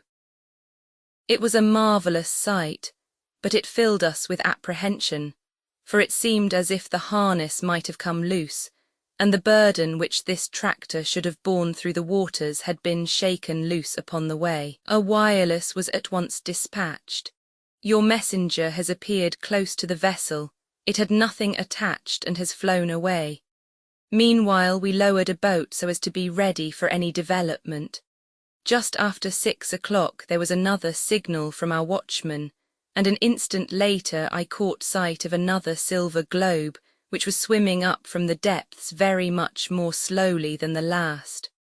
On reaching the surface it floated in the air, but its burden was supported upon the water. This burden proved upon examination to be a great bundle of books, papers, and miscellaneous objects, all wrapped in a casing of fish skin. It was hoisted dripping upon the deck, and was acknowledged by wireless, while we eagerly awaited the next arrival. This was not long in coming. Again the silver bubble, again the breaking of the surface, but this time the glistening ball shot high into the air, suspending under it, to our amazement, the slim figure of a woman. It was but the impetus which had carried her into the air, and an instant later she had been towed to the side of the vessel. A leather circlet had been firmly fastened round the upper curve of the glass ball, and from this long straps depended which were attached to a broad leather belt round her dainty waist. The upper part of her body was covered by a peculiar pear-shaped glass shade. I call it glass, but it was of the same tough light material as the vitreous ball. It was almost transparent, with silvery veins running through its substance. This glass covering had tight elastic attachments at the waist and shoulders, which made it perfectly watertight, while it was provided within, as has been described in Headley's original manuscript, with novel but very light and practical chemical apparatus for the renovation of air. With some difficulty the breathing bell was removed and the lady hoisted upon deck. She lay there in a deep faint, but her regular breathing encouraged us to think that she would soon recover from the effects of her rapid journey and from the change of pressure, which had been minimized by the fact that the density of the air inside the protective sheath was considerably higher than our atmosphere, so that it may be said to have represented that halfway point at which human divers are wont to pause. Presumably this is the Atlantean woman referred to in the first message as Mona, and if we may take her as a sample, they are indeed a race worth reintroducing to Earth. She is dark in complexion, beautifully clear-cut and high-bred in feature, with long black hair and magnificently hazel eyes which looked round her presently in a charming amazement. Seashells and mother-of-pearl were worked into her cream-coloured tunic and tangled in her dark hair. A more perfect naiad of the deep could not be imagined, the very personification of the mystery and the glamour of the sea. We could see complete consciousness coming back into those marvellous eyes, and then she sprang suddenly to her feet with the activity of a young doe and ran to the side of the vessel. "Cyrus, Cyrus," she cried. We had already removed the anxiety of those below by a wireless, but now in quick succession each of them arrived, shooting 30 or 40 feet into the air and then falling back into the sea, from which we quickly raised them. All three were unconscious, and Scanlon was bleeding at the nose and ears, but within an hour all were able to totter to their feet. The first action of each was, I imagine, characteristic. Scanlon was led off by a laughing group to the bar, from which shouts of merriment are now resounding, much to the detriment of this composition. Dr. Maracot seized the bundle of papers, tore out one which consisted entirely, so far as I could judge, of algebraic symbols, and disappeared downstairs, while Cyrus Headley ran to the side of his strange maiden, and looks by last reports, as if he had no intention of ever quitting it. Thus the matter stands, and we trust our weak wireless will carry our message as far as the Cape de Verde station. The fuller details of this wonderful adventure will come later, as is fitting, from the adventurers themselves.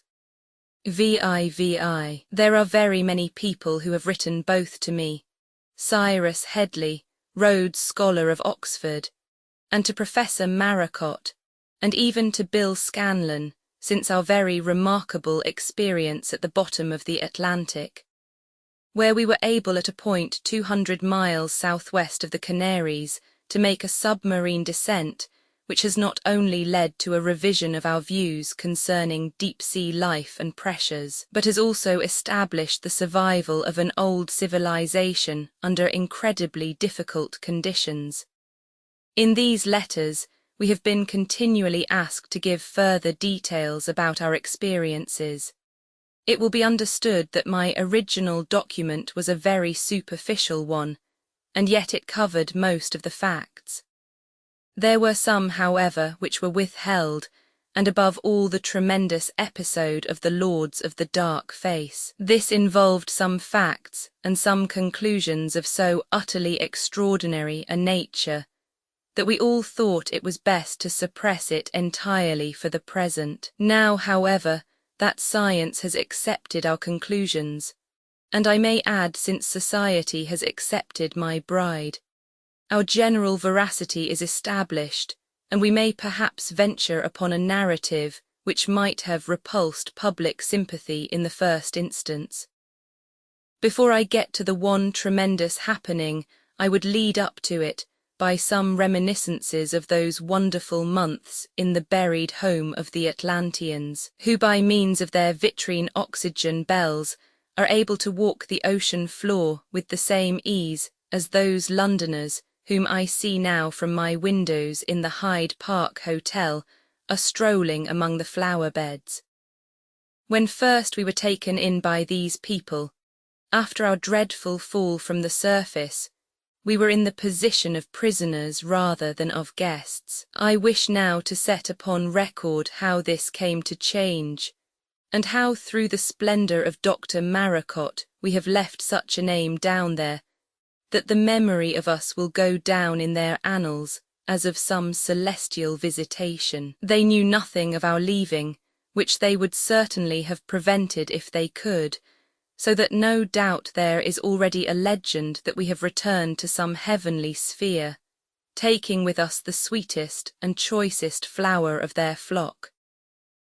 I would wish now to set down in their order some of the strange things of this wonderful world, and also some of the adventures which befell us until I came to the supreme adventure of all, one which will leave a mark upon each of us forever, the coming of the Lord of the Dark Face. In some ways I wish that we could have stayed longer in the Maracot Deep, for there were many mysteries there, and up to the end there were things which we could not understand. Also, we were rapidly learning something of their language, so that soon we should have had much more information. Experience had taught these people what was terrible and what was innocent.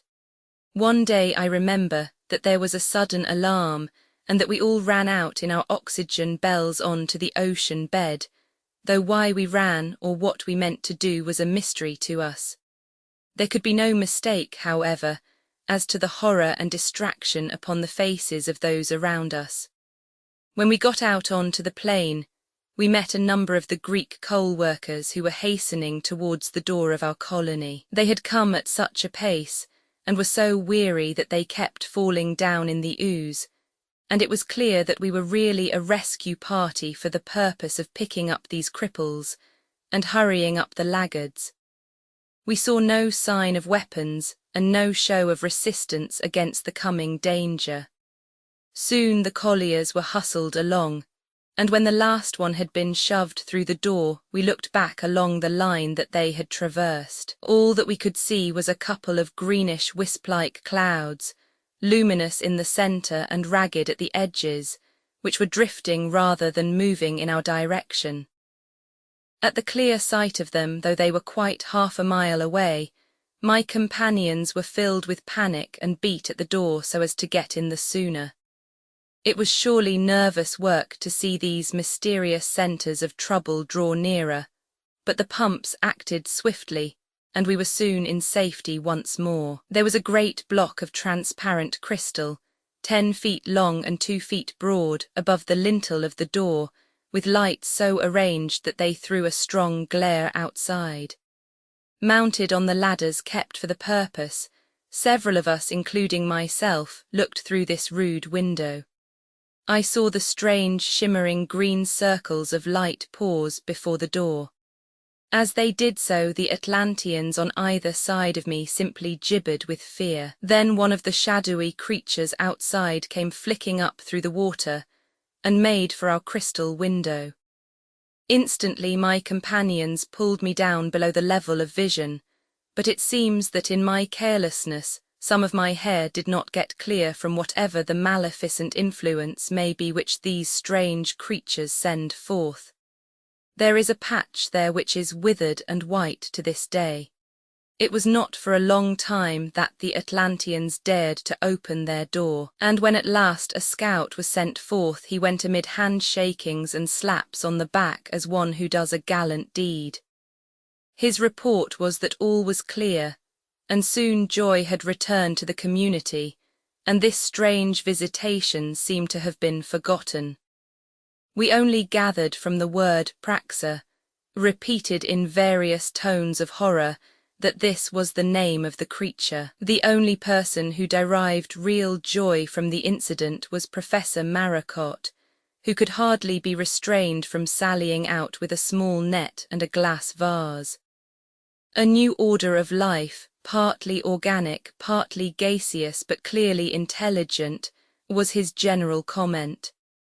A freak out of hell was Scanlan's less scientific description. 2 days afterwards, when we were out on what we called a shrimping expedition, when we walked among the deep-sea foliage and captured in our hand nets specimens of the smaller fish, we came suddenly upon the body of one of the coal workers, who had no doubt been overtaken in his flight by these strange creatures.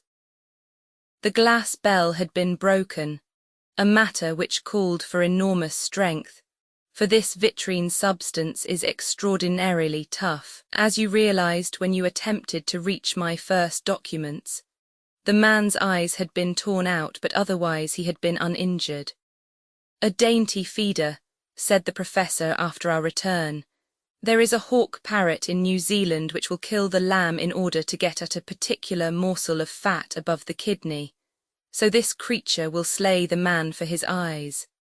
In the heavens above and in the waters below, nature knows but one law, and it is, alas, remorseless cruelty. We had many examples of that terrible law down there in the depths of the ocean. I can remember, for example, that many times we observed a curious groove upon the soft Bathybian mud, as if a barrel had been rolled along it.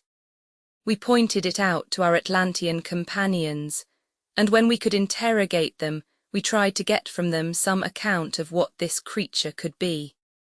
As to its name, our friends gave some of those peculiar clicking sounds which come into the Atlantean speech, and which cannot be reproduced either by the European tongue or by the European alphabet. Crickstock is perhaps an approximation to it. But as to its appearance, we could always in such cases make use of the Atlantean thought reflector, by which our friends were able to give a very clear vision of whatever was in their own minds. By this means, they conveyed to us a picture of a very strange marine creature, which the professor could only classify as a gigantic sea slug. It seemed to be of great size, sausage-shaped with eyes at the ends of stems, and a thick coating of coarse hair or bristles. When showing this apparition, our friends by their gestures expressed the greatest horror and repulsion. But this, as anyone could predicate who knew Maracot, only served to inflame his scientific passions and to make him the more eager to determine the exact species and subspecies of this unknown monster. Accordingly, I was not surprised when, on the occasion of our next excursion, he stopped at the point where we clearly saw the mark of the brute upon the slime, and turned deliberately towards the tangle of seaweed and basaltic blocks out of which it seemed to have come. The moment we left the plain, the traces of course ceased, and yet there seemed to be a natural gully amid the rocks which clearly led to the den of the monster. We were all three armed with the pikes which the Atlanteans usually carried, but they seemed to me to be frail things with which to face unknown dangers. The professor trudged ahead, however, and we could but follow after. The rocky gorge ran upwards. Its sides formed of huge clusters of volcanic debris, and draped with a profusion of the long red and black forms of lamellaria which are characteristic of the extreme depths of ocean.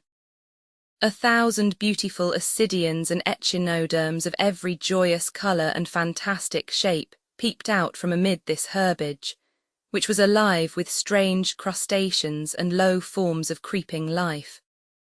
Our progress was slow, for walking is never easy in the depths, and the angle up which we toiled was an acute one. Suddenly, however, we saw the creature whom we hunted, and the sight was not a reassuring one. It was half protruded from its lair, which was a hollow in a basaltic pile. About 5 feet of hairy body was visible, and we perceived its eyes, which were as large as saucers, yellow in colour and glittering like agates, moving round slowly upon their long pedicles as it heard the sound of our approach. Then slowly it began to unwind itself from its burrow, waving its heavy body along in caterpillar fashion. Once it reared up its head some 4 feet from the rocks so as to have a better look at us, and I observed as it did so that it had what looked like the corrugated soles of tennis shoes fastened on either side of its neck, the same colour, size, and striped appearance. What this might mean I could not conjecture, but we were soon to have an object lesson in their use. The professor had braced himself with his pike projecting forward and a most determined expression upon his face. It was clear that the hope of a rare specimen had swept all fear from his mind. Scanlon and I were by no means so sure of ourselves, but we could not abandon the old man, so we stood our ground on either side of him. The creature, after that one long stare, began slowly and clumsily to make its way down the slope, worming its path among the rocks, and raising its pedicled eyes from time to see what we were about. It came so slowly that we seemed safe enough, since we could always outdistance it. And yet, had we only known it, we were standing very near to death. It was surely Providence that sent us our warning. The beast was still making its lumbering approach, and may have been 60 yards from us, when a very large fish, a deep-sea groper, shot out from the algae jungle on our side of the gorge and swam slowly across it. It had reached the centre, and was about midway between the creature and ourselves when it gave a convulsive leap, turned belly upwards, and sank dead to the bottom of the ravine. At the same moment, each of us felt an extraordinary and most unpleasant tingling pass over our whole bodies, while our knees seemed to give way beneath us. Old Maracot was as wary as he was audacious, and in an instant he had sized up the situation and realized that the game was up. We were faced by some creature which threw out electric waves to kill its prey, and our pikes were of no more use against it than against a machine gun. Had it not been for the lucky chance that the fish drew its fire, we should have waited until it was near enough to loose off its full battery, which would infallibly have destroyed us. We blundered off as swiftly as we could, with the resolution to leave the giant electric sea worm severely alone for the future. These were some of the more terrible of the dangers of the deep. Yet another was the little black hydrops ferox, as the professor named him. He was a red fish not much longer than a herring, with a large mouth and a formidable row of teeth. He was harmless in ordinary circumstances, but the shedding of blood, even the very smallest amount of it, attracted him in an instant, and there was no possible salvation for the victim, who was torn to pieces by swarms of attackers. We saw a horrible sight once at the colliery pits, where a slave worker had the misfortune to cut his hand. In an instant, coming from all quarters, thousands of these fish were on to him. In vain he threw himself down and struggled. In vain his horrified companions beat them away with their picks and shovels. The lower part of him, beneath his bell, dissolved before our eyes amid the cloud of vibrant life which surrounded him.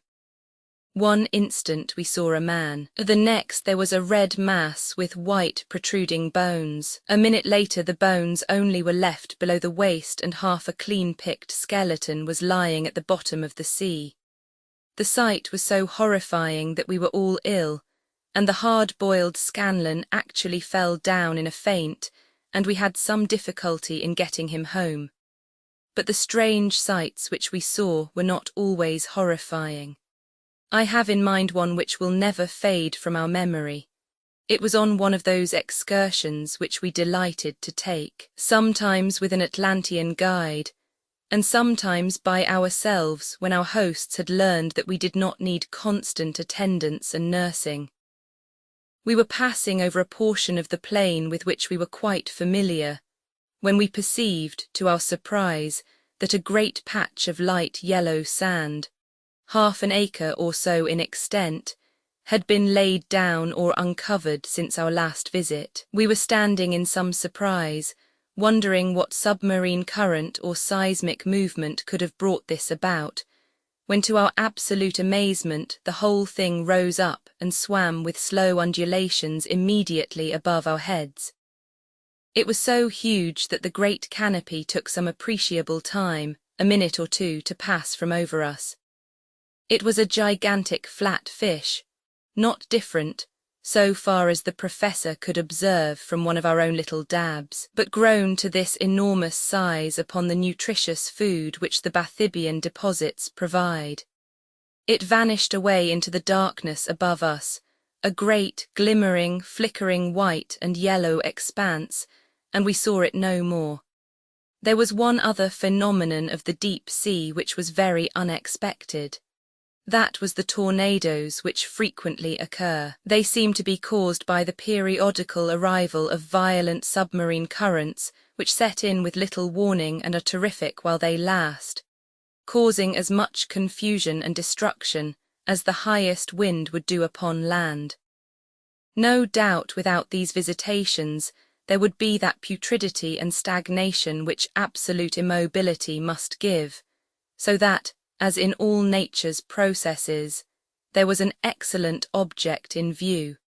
But the experience none the less was an alarming one. On the first occasion when I was caught in such a watery cyclone, I had gone out with that very dear lady to whom I have alluded, Mona, the daughter of Manda. There was a very beautiful bank loaded with algae of 1,000 varied colours which lay a mile or so from the colony. This was Mona's very special garden which she greatly loved, a tangle of pink serpularia, purple ophiurids and red holothurians. On this day she had taken me to see it, and it was while we were standing before it that the storm burst.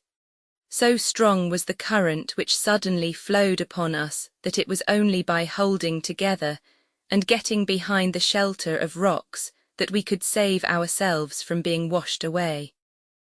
I observed that this rushing stream of water was quite warm, almost as warm as one could bear, which may show that there is a volcanic origin in these disturbances, and that they are the wash from some submarine disturbance in some far-off region of the ocean bed. The mud of the great plain was stirred up by the rush of the current, and the light was darkened by the thick cloud of matter suspended in the water around us.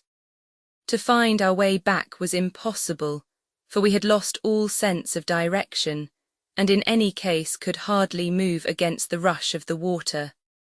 Then on the top of all else a slowly increasing heaviness of the chest and difficulty in breathing warned me that our oxygen supply was beginning to fail us. It is at such times, when we are in the immediate presence of death, that the great primitive passions float to the surface and submerge all our lesser emotions. It was only at that moment that I knew that I loved my gentle companion, loved her with all my heart and soul, loved her with a love which was rooted deep down and was part of my very self. How strange a thing is a love like that, how impossible to analyze. It was not for her face or figure, lovely as they were. It was not for her voice, though it was more musical than any I have known, nor was it for mental communion, since I could only learn her thoughts from her sensitive, ever-changing face. No, it was something at the back of her dark, dreamy eyes, something in the very depths of her soul as of mine which made us mates for all time. I held out my hand and clasped her own, reading in her face that there was no thought or emotion of mine which was not flooding her own receptive mind and flushing her lovely cheek. Death at my side would present no terror to her, and as for myself, my heart throbbed at the very thought, but it was not to be. One would think that our glass coverings excluded sounds, but as a matter of fact the throb of certain air vibrations penetrated them easily, or by their impact started similar vibrations within. There was a loud beat, a reverberating clang like that of a distant gong. I had no idea what it might mean, but my companion was in no doubt. Still holding my hand, she rose from our shelter, and after listening intently she crouched down and began to make her way against the storm. It was a race against death, for every instant the terrible oppression on my chest became more unbearable. I saw her dear face peering most anxiously into mine, and I staggered on in the direction to which she led me. Her appearance and her movements showed that her oxygen supply was less exhausted than mine. I held on as long as nature would allow, and then suddenly everything swam around me. I threw out my arms and fell senseless upon the soft ocean floor. When I came to myself, I was lying on my own couch inside the Atlantean palace. The old yellow-clad priest was standing beside me, a phial of some stimulant in his hand. Maracot and Scanlan, with distressed faces, were bending over me, while Mona knelt at the bottom of the bed with tender anxiety upon her features. It seems that the brave girl had hastened on to the community door, from which on occasions of this sort it was the custom to beat a great gong as a guide to any wanderers who might be lost. There she had explained my position and had guided back the rescue party, including my two comrades who had brought me back in their arms. Whatever I may do in life, it is truly Mona who will do it, for that life has been a gift from her. Now that by a miracle she has come to join me in the upper world, the human world under the sky, it is strange to reflect upon the fact that my love was such that I was willing, most willing, to remain forever in the depths so long as she should be all my own. For long I could not understand that deep, deep intimate bond which held us together, and which was felt, as I could see, as strongly by her as by me. It was Manda, her father, who gave me an explanation which was as unexpected as it was satisfying. He had smiled gently over our love affair, smiled with the indulgent, half-amused air of one who sees that come to pass which he had already anticipated. Then one day he led me aside, and in his own chamber he placed that silver screen upon which his thoughts and knowledge could be reflected. Never while the breath of life is in my body can I forget that which he showed me, and her.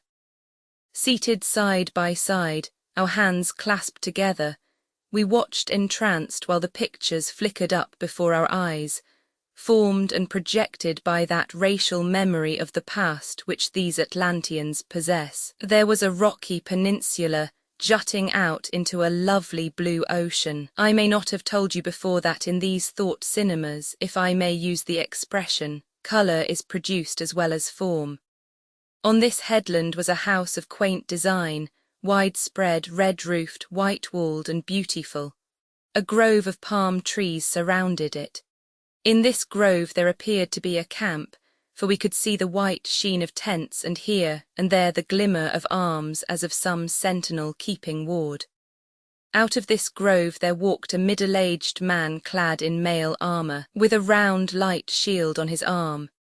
He carried something in his other hand, but whether sword or javelin I could not see. He turned his face towards us once, and I saw at once that he was of the same breed as the Atlantean men who were around me. Indeed, he might have been the twin brother of Manda, save that his features were harsh and menacing. A brute man, but one who was brutal not from ignorance but from the trend of his own nature. The brute and the brain are surely the most dangerous of all combinations.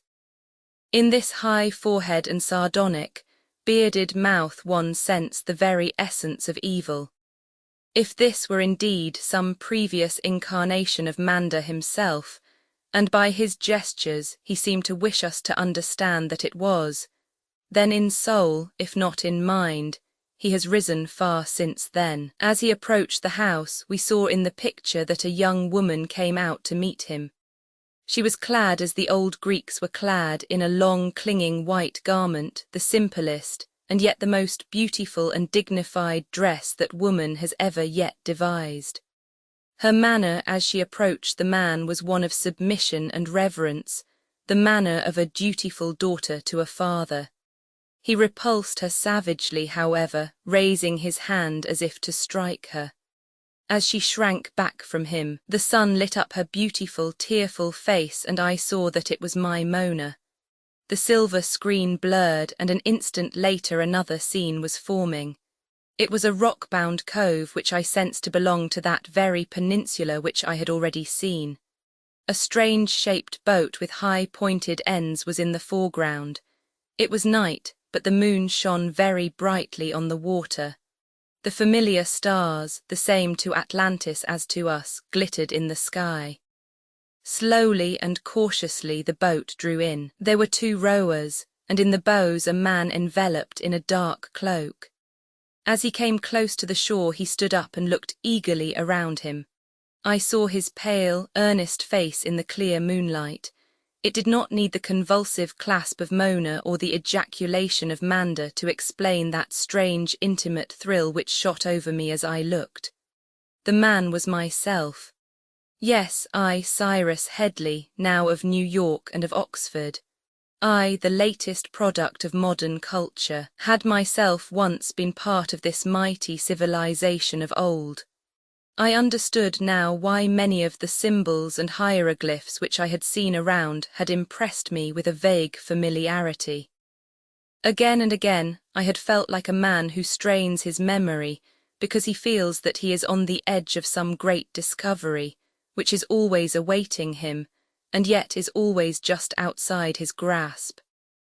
Now, too, I understood that deep soul thrill which I had encountered when my eyes met those of Mona. They came from the depths of my own subconscious self where the memories of 12,000 years still lingered. Now the boat had touched the shore, and out of the bushes above there had come a glimmering white figure. My arms were outstretched to enfold it. After one hurried embrace I had half lifted, half carried her into the boat, but now there was a sudden alarm. With frantic gestures I beckoned to the rowers to push out. It was too late. Men swarmed out of the bushes. Eager hands seized the side of the boat. In vain I tried to beat them off. An axe gleamed in the air and crashed down upon my head. I fell forward dead upon the lady bathing her white robe in my blood. I saw her screaming, wild-eyed and open-mouthed, while her father dragged her by her long black hair from underneath my body. Then the curtain closed down.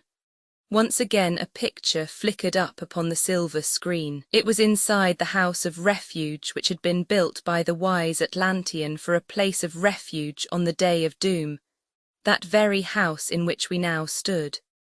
I saw its crowded, terrified inmates at the moment of the catastrophe. Then I saw my Mona once again, and there also was her father who had learned better and wiser ways, so that he was now included among those who might be saved. We saw the great hall rocking like a ship in a storm, while the awestruck refugees clung to the pillars or fell upon the floor. Then we saw the lurch and fall as it descended through the waves. Once more the scene died away, and Manda turned smiling to show that all was over. Yes, we had lived before, the whole group of us, Manda and Mona and I, and perhaps shall live again, acting and reacting down the long chain of our lives. I had died in the upper world, and so my own reincarnations had been upon that plane. Manda and Mona had died under the waves, and so it was there that their cosmic destiny had been worked out. We had for a moment seen a corner lifted in the great dark veil of nature, and had one passing gleam of truth amid the mysteries which surround us. Each life is but one chapter in a story which God has designed. You cannot judge its wisdom or its justice until in some supreme day from some pinnacle of knowledge, you look back and see at last the cause and the effect, acting and reacting, down all the long chronicles of time. This newfound and delightful relationship of mine may have saved us all a little later, when the only serious quarrel which we ever had broke out between us and the community with which we dwelt. As it was, it might have gone ill with us had not a far greater matter come to engage the attention of all, and to place us on a pinnacle in their estimation. It came about thus. One morning, if such a term can be used where the time of day could only be judged by our occupations, the professor and I were seated in our large common room. He had fitted one corner of it as a laboratory, and was busily engaged in dissecting a gastrostomus which he had netted the day before. On his table were scattered a litter of amphipods and copepods with specimens of Veillella, Eanthina, Physalia, and 100 other creatures whose smell was by no means as attractive as their appearance. I was seated near him studying an Atlantean grammar, for our friends had plenty of books, printed in curious right to left fashion upon what I thought was parchment, but which proved to be the bladders of fishes, pressed and preserved. I was bent on getting the key which would unlock all this knowledge, and therefore I spent much of my time over the alphabet and the elements of the language. Suddenly, however, our peaceful pursuits were rudely interrupted by an extraordinary procession which rushed into the room. First came Bill Scanlon, very red and excited, one arm waving in the air, and to our amazement a plump and noisy baby under the other. Behind him was Burbrix, the Atlantean engineer who had helped Scanlon to erect the wireless receiver. He was a large, stout, jovial man as a rule, but now his big fat face was convulsed with grief. Behind him again was a woman whose straw-coloured hair and blue eyes showed that she was no Atlantean but one of the subordinate race which we trace to the ancient Greeks. "Look it here, boss," cried the excited Scanlon. "This guy Burbrix, who is a regular fella, is going clean goofy, and so is this skirt whom he has married, and I guess it is up to us to see that they get a square deal. Far as I understand it, she is like a nigger would be down south, and he said a mouthful when he asked her to marry him, but I reckon that's the guy's own affair and nothing to us." "Of course it is his own affair," said I. "What on earth has bitten you, Scanlon?" "It's like this, boss. Here, a baby come along.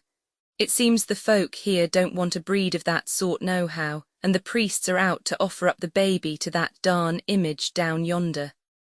The chief high muckamuck got hold of the baby and was sailing off with it, but Berbricks yanked it away, and I threw him down on his ear hole, and now the whole pack are at our heels and—" Scanlon got no further with his explanation, for there was a shouting and a rush of feet in the passage. Our door was flung open, and several of the yellow-clad attendants of the temple rushed into the room. Behind them, fierce and austere, came the high-nosed, formidable priest. He beckoned with his hand, and his servants rushed forward to seize the child. They halted, however, in indecision as they saw Scanlon throw the baby down among the specimens on the table behind him, and pick up a pike with which he confronted his assailants. They had drawn their knives, so I also ran with a pike to Scanlon's aid, while Berbricks did the same. So menacing were we that the temple servants shrank back and things seemed to have come to a deadlock. "Mr. Headley, sir, you speak a bit of their lingo," cried Scanlon. "Tell them there ain't no soft pickings here. Tell them we ain't givin' away no babies this morning, thank you. Tell them there will be such a rough house as they never saw if they don't vamos the ranch. There now, you asked for it and you've got it good and plenty, and I wish you joy." The latter part of Scanlon's speech was caused by the fact that Dr. Maracot had suddenly plunged the scalpel with which he was performing his dissection into the arm of one of the attendants who had crept round and had raised his knife to stab Scanlon. The man howled and danced about in fear and pain, while his comrades, incited by the old priest, prepared to make a rush. Heaven only knows what would have happened if Manda and Mona had not entered the room. He stared with amazement at the scene and asked a number of eager questions of the high priest. Mona had come over to me, and with a happy inspiration I picked up the baby and placed it in her arms, where it settled down and cooed most contentedly. Manda's brow was overcast, and it was clear that he was greatly puzzled what to do. He sent the priest and his satellites back to the temple, and then he entered into a long explanation, only a part of which I could understand and pass on to my companions. "You are to give up the baby," I said to Scanlon. "Give it up? No, sir, nothing doing. This lady is to take charge of mother and child. That's another matter. If Miss Mona takes it on, I am contented. But if that bindle-stiff of a priest— No, he cannot interfere. The matter is to be referred to the council. It is very serious, for I understand Manda to say that the priest is within his rights and that it is an old established custom of the nation. They could never, he says, distinguish between the upper and lower races if they had all sorts of intermediates in between. If children are born, they must die. That is the law. Well, this baby won't die anyhow. I hope not. He said he would do all he could with the council, but it will be a week or two before they meet, so it's safe up to then, and who knows what may happen in the meantime. Yes, who knew what might happen? Who could have dreamed what did happen? Out of this is fashioned the next chapter of our adventures. Romans 7. I have already said that within a short distance of the underground dwelling of the Atlanteans, prepared beforehand to meet the catastrophe which overwhelmed their native land, there lay the ruins of that great city of which their dwelling had once been part. I have described also how with the vitrine bells charged with oxygen upon our heads we were taken to visit this place, and I tried to convey how deep were our emotions as we viewed it. No words can describe the tremendous impression produced by those colossal ruins, the huge carved pillars and gigantic buildings, all lying stark and silent in the grey phosphorescent light of the Bathybian deeps, with no movement save the slow wash of the giant fronds in the deep-sea currents, or the flickering shadows of the great fish, which passed through the gaping doors, or flitted round the dismantled chambers. It was a favourite haunt of ours, and under the guidance of our friend Manda, we passed many an hour examining the strange architecture and all the other remains of that vanished civilization which bore every sign of having been, so far as material knowledge goes, far ahead of our own. I have said material knowledge. Soon we were to have proof that in spiritual culture there was a vast chasm which separated them from us. The lesson which we carry from their rise and their fall is that the greatest danger which can come to a state is when its intellect outruns its soul. It destroyed this old civilization, and it may yet be the ruin of our own. We had observed that in one part of the ancient city there was a large building which must have stood upon a hill, for it was still considerably elevated above the general level. A long flight of broad steps constructed from black marble led up to it, and the same material had been used in most of the building, but it was nearly obscured now by a horrible yellow fungus, a fleshy leprous mass, which hung down from every cornice and projection. Above the main doorway, carved also in black marble, was a terrible Medusa-like head with radiating serpents, and the same symbol was repeated here and there upon the walls. Several times we had wished to explore this sinister building, but on each occasion our friend Manda had shown the greatest agitation, and by frantic gestures had implored us to turn away. It was clear that so long as he was in our company we should never have our way, and yet a great curiosity urged us to penetrate the secret of this ominous place. We held a council on the matter one morning, Bill Scanlon and I. "Look it here, Beau," said he. "There is something there that this guy does not want us to see, and the more he hides it, the more of a hunch have I that I want to be set wise to it. We don't need no guides any more, you or I. I guess we can put on our own glass tops and walk out of the front door same as any other citizen. Let us go down and explore." "Why not?" said I, for I was as curious about the matter as Scanlon. "Do you see any objection, sir?" I asked, for Dr. Maracot had entered the room. "Perhaps you would care to come down with us and fathom the mystery of the palace of black marble. It may be the palace of black magic as well," said he. "Did you ever hear of the Lord of the Dark Face?" I confess that I never did. I forget if I have said before that the professor was a world-famed specialist on comparative religions and ancient primitive beliefs. Even the distant Atlantis was not beyond the range of his learning. "Our knowledge of the conditions there came to us chiefly by way of Egypt," said he. "It is what the priests of the temple at Sais told Solon, which is the solid nucleus round which all the rest, part fact and part fiction, has gathered." "And what wisecracks did the priests say?" asked Scanlon. "Well, they said a good deal, but among other things they handed down a legend of the Lord of the Dark Face. I can't help thinking that he may have been the master of the Black Marble Palace. Some say that there were several lords of the Dark Face, but one at least is on record." "And what sort of a duck was he?" asked Scanlon. "Well, by all accounts he was more than a man both in his power and in his wickedness. Indeed, it was on account of these things, and on account of the utter corruption which he had brought upon the people, that the whole land was destroyed, like Sodom and Gomorrah." "Exactly. There would seem to be a point where things become impossible. Nature's patience is exhausted, and the only course open is to smear it all out and begin again. This creature, one can hardly call him a man, had trafficked in unholy arts and had acquired magic powers of the most far-reaching sort which he turned to evil ends. That is the legend of the Lord of the Dark Face. It would explain why his house is still a thing of horror to these poor people, and why they dread that we should go near it." "Which makes me the more eager to do so," I cried. "Same here, Beau," Bill added. I confess that I, too, should be interested to examine it, said the professor.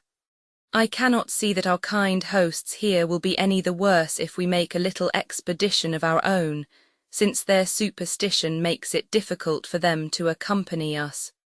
We will take our opportunity and do so. It was some little time before that opportunity came, for our small community was so closely knit that there was little privacy in life. It chanced, however, one morning, so far as we could with our rough calendar reckon night and morning, there was some religious observance which assembled them all and took up all their attention. The chance was too good for us to miss, and having assured the two janitors who worked the great pumps of the entrance chamber that all was right, we soon found ourselves alone upon the ocean bed, and bound for the old city. Progress is slow through the heavy medium of salt water, and even a short walk is wearying. But within an hour we found ourselves in front of the huge black building which had excited our curiosity. With no friendly guide to check us, and no presentiment of danger, we ascended the marble stair, and passed through the huge carved portals of this palace of evil. It was far better preserved than the other buildings of the old city, so much so, indeed, that the stone shell was in no way altered, and only the furniture and the hangings had long decayed and vanished. Nature, however, had brought her own hangings, and very horrible they were. It was a gloomy, shadowy place at the best, but in those hideous shadows lurked the obscene shapes of monstrous polyps and strange, misformed fish, which were like the creations of a nightmare. Especially I remember an enormous purple sea slug, which crawled in great numbers everywhere, and large black flat fish which lay like mats upon the floor, with long waving tentacles tipped with flame vibrating above them in the water. We had to step carefully, for the whole building was filled with hideous creatures which might well prove to be as poisonous as they looked. There were richly ornamented passages with small side rooms leading out from them, but the centre of the building was taken up by one magnificent hall, which in the days of its grandeur must have been one of the most wonderful chambers ever erected by human hands. In that gloomy light we could see neither the roof nor the full sweep of the walls, but as we walked round, our lamps casting tunnels of light before us, we appreciated its huge proportions and the marvellous decorations of the walls. These decorations took the form of statues and ornaments, carved with the highest perfection of art, but horrible and revolting in their subjects. All that the most depraved human mind could conceive of sadic cruelty and bestial lust was reproduced upon the walls.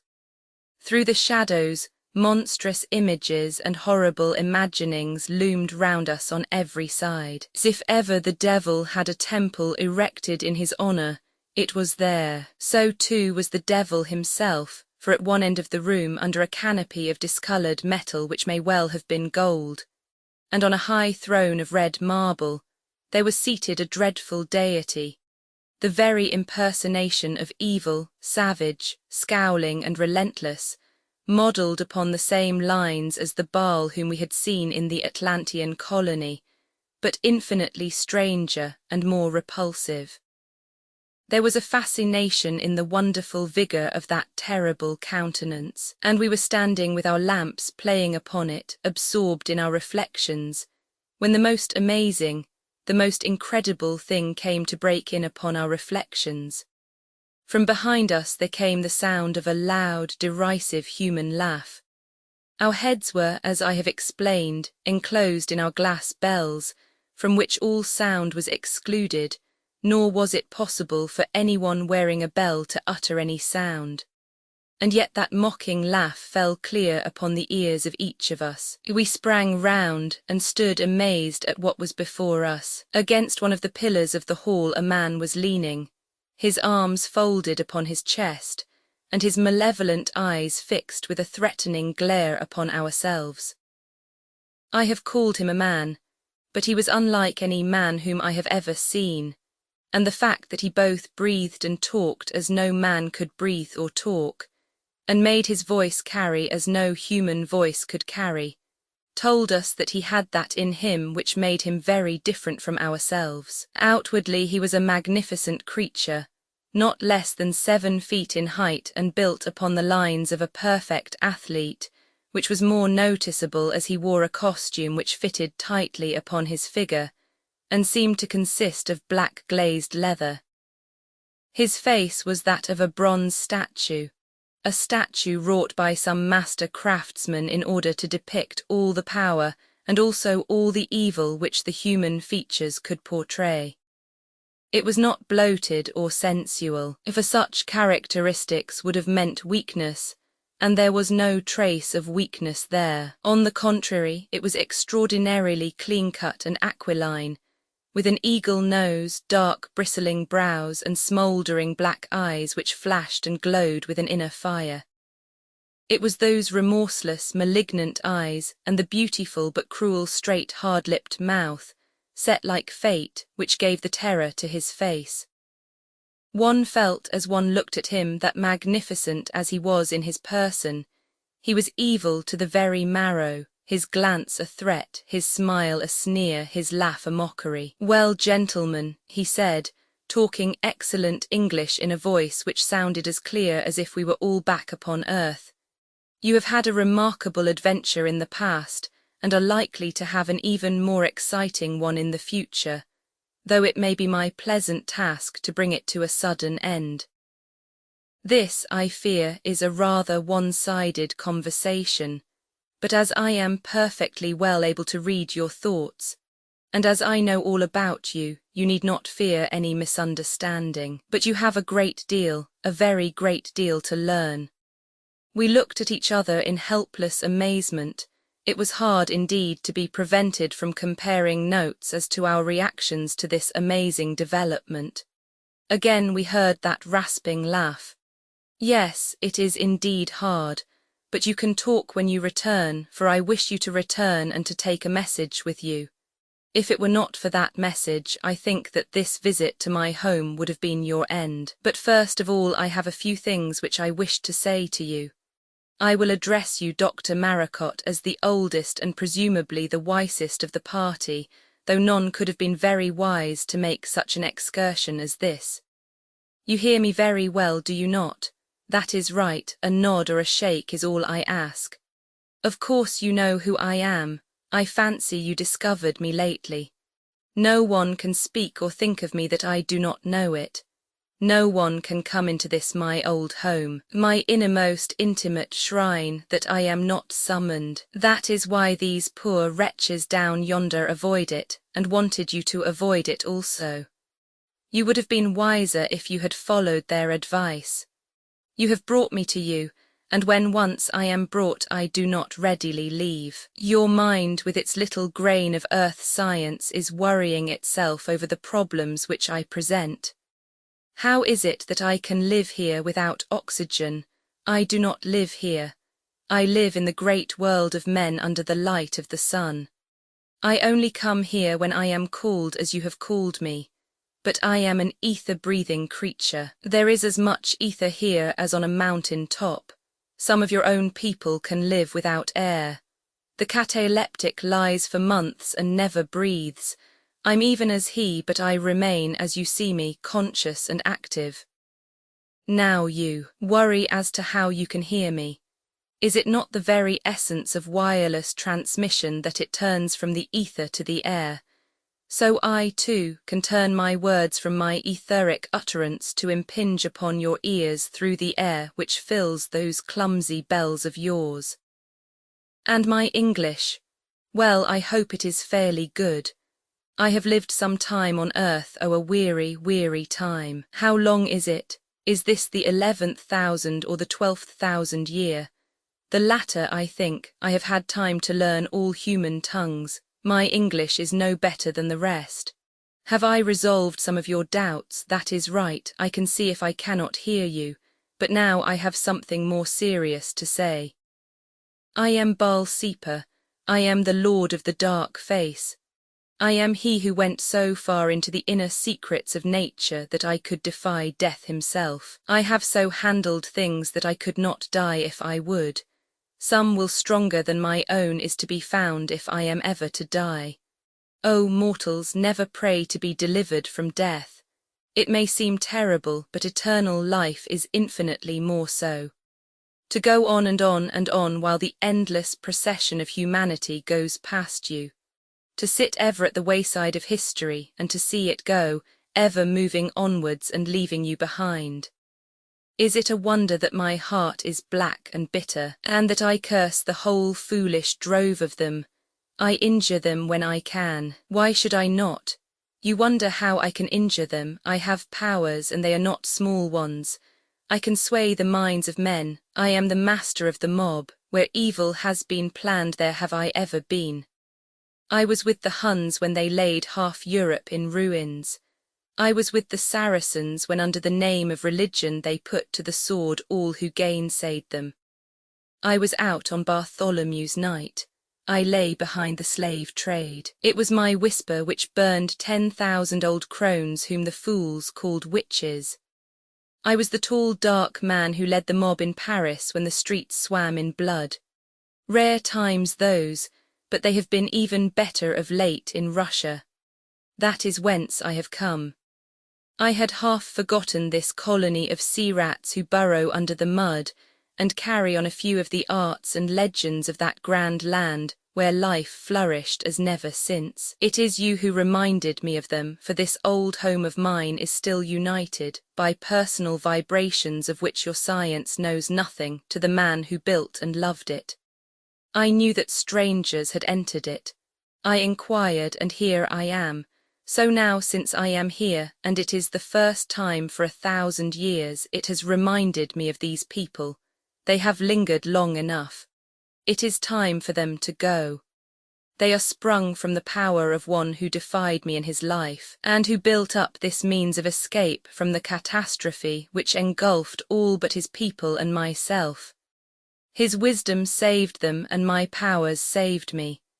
But now my powers will crush those whom he saved, and the story will be complete. He put his hand into his breast, and he took out a piece of script. You will give this to the chief of the water rats, said he. I regret that you gentlemen should share their fate, but since you are the primary cause of their misfortune, it is only justice after all. I will see you again later.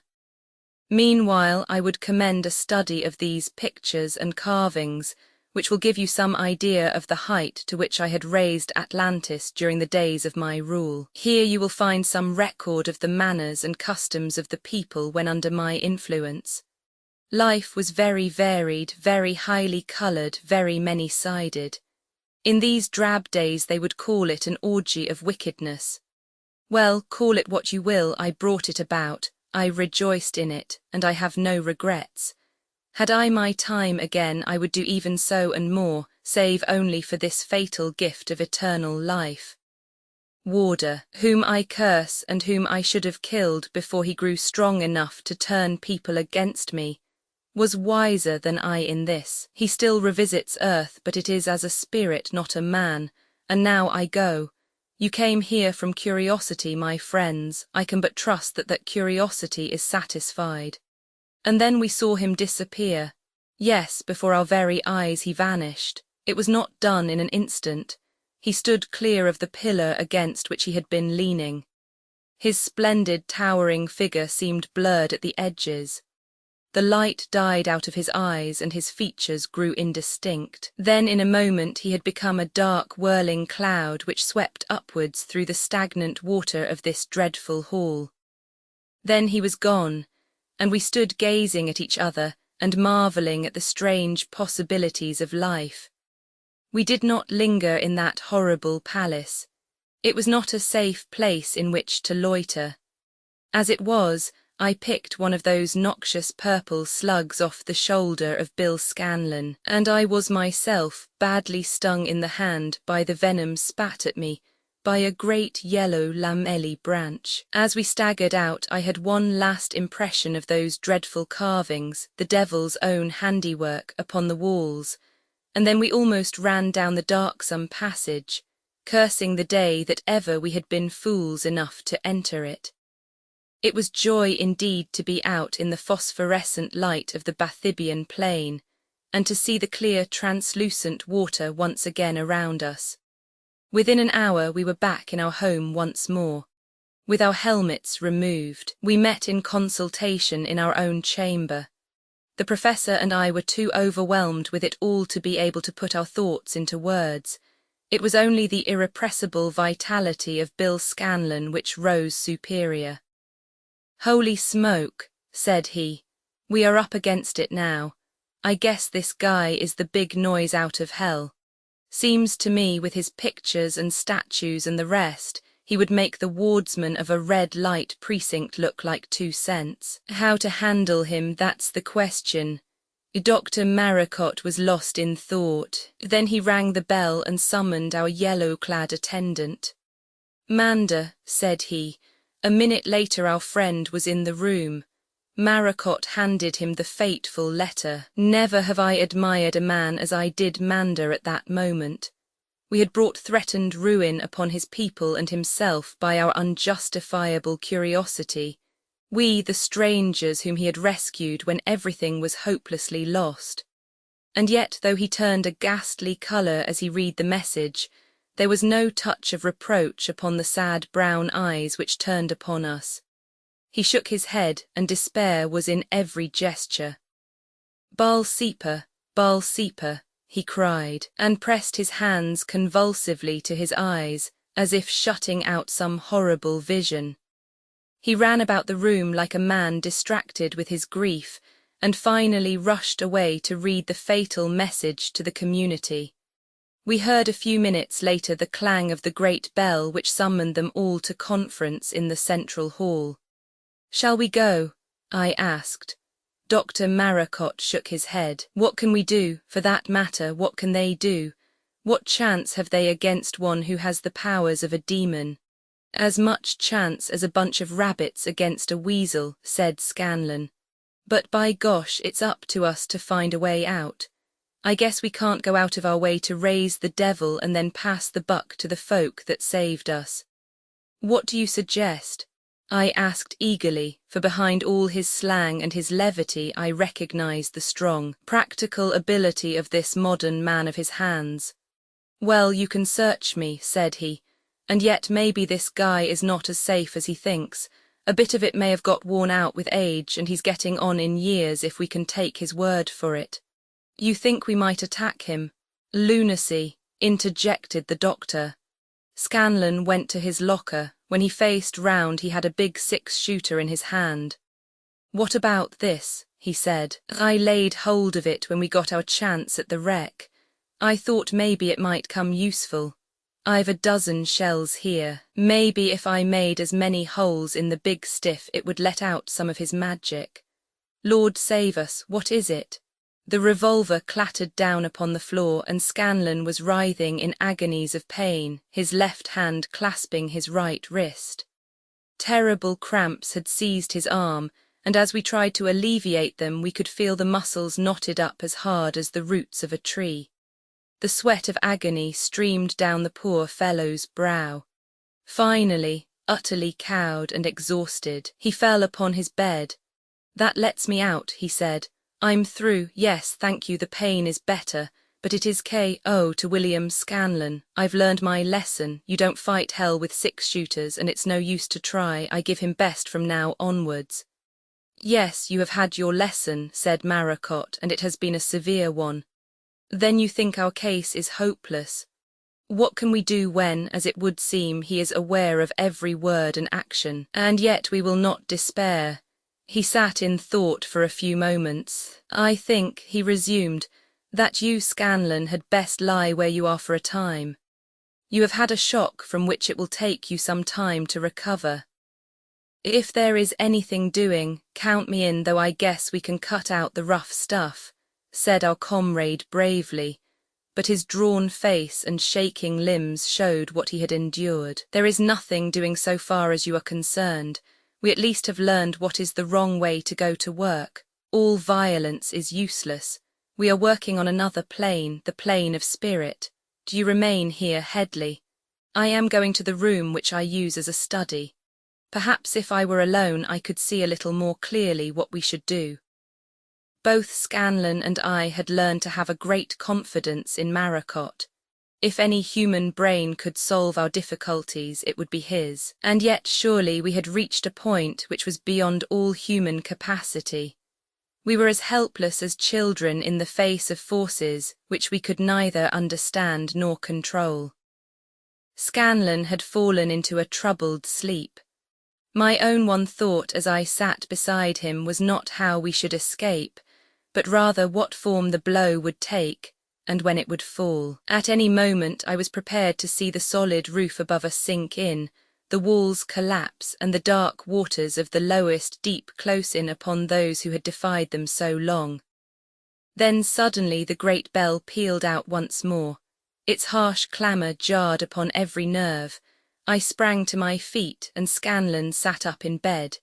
It was no ordinary summons which rang through the old palace. The agitated, tumultuous ringing, broken and irregular, was calling an alarm. All had to come, and at once. It was menacing and insistent. "Come now, come at once, leave everything and come," cried the bell.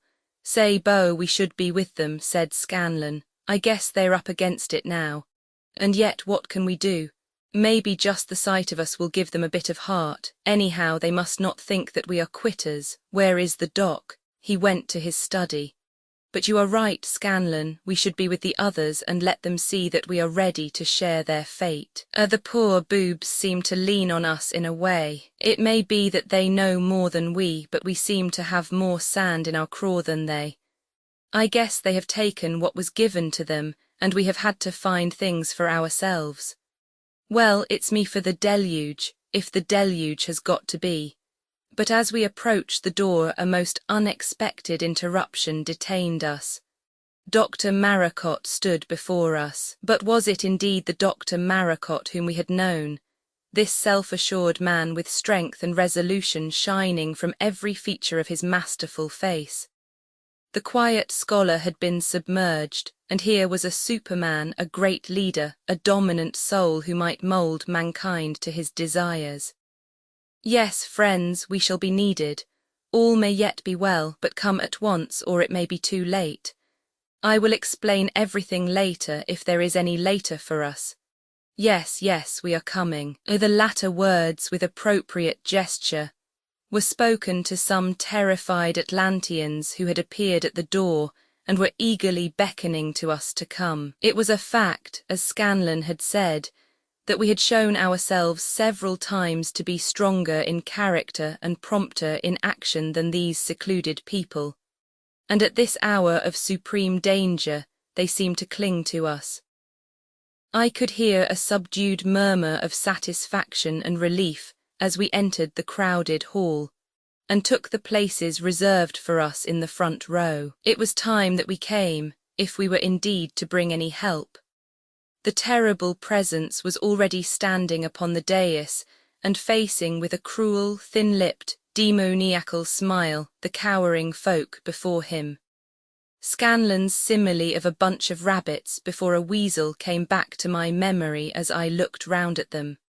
They sank together, holding on to each other in their terror, and gazing wide-eyed at the mighty figure which towered above them and the ruthless granite-hued face which looked down upon them.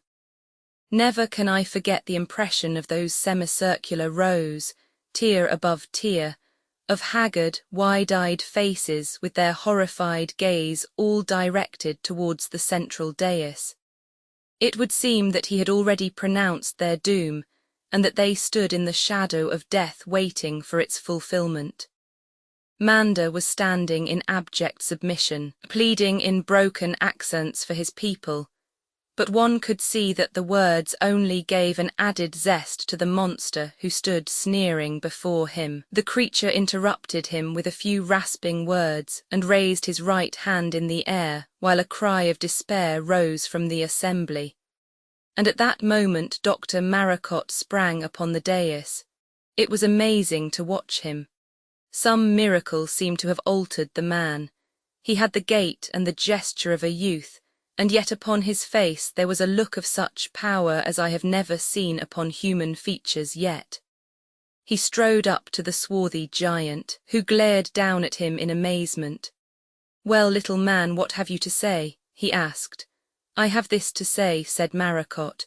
"Your time has come, you have overstayed it. Go down into the hell that has been waiting for you so long. You are a prince of darkness, go where the darkness is." The demon's eyes shot dark fire as he answered, "When my time comes, if it should ever come, it will not be from the lips of a wretched mortal that I shall learn it," said he. "What power have you that you could oppose for a moment one who is in the secret places of nature? I could blast you where you stand." Maracot looked into those terrible eyes without blenching. It seemed to me that it was the giant who flinched away from his gaze. "Unhappy being," said Maracot, "it is I who have the power and the will to blast you where you stand. Too long have you cursed the world with your presence. You have been a plague spot infecting all that was beautiful and good. The hearts of men will be lighter when you are gone, and the sun will shine more brightly." "What is this? Who are you? What is it that you are saying?" stammered the creature.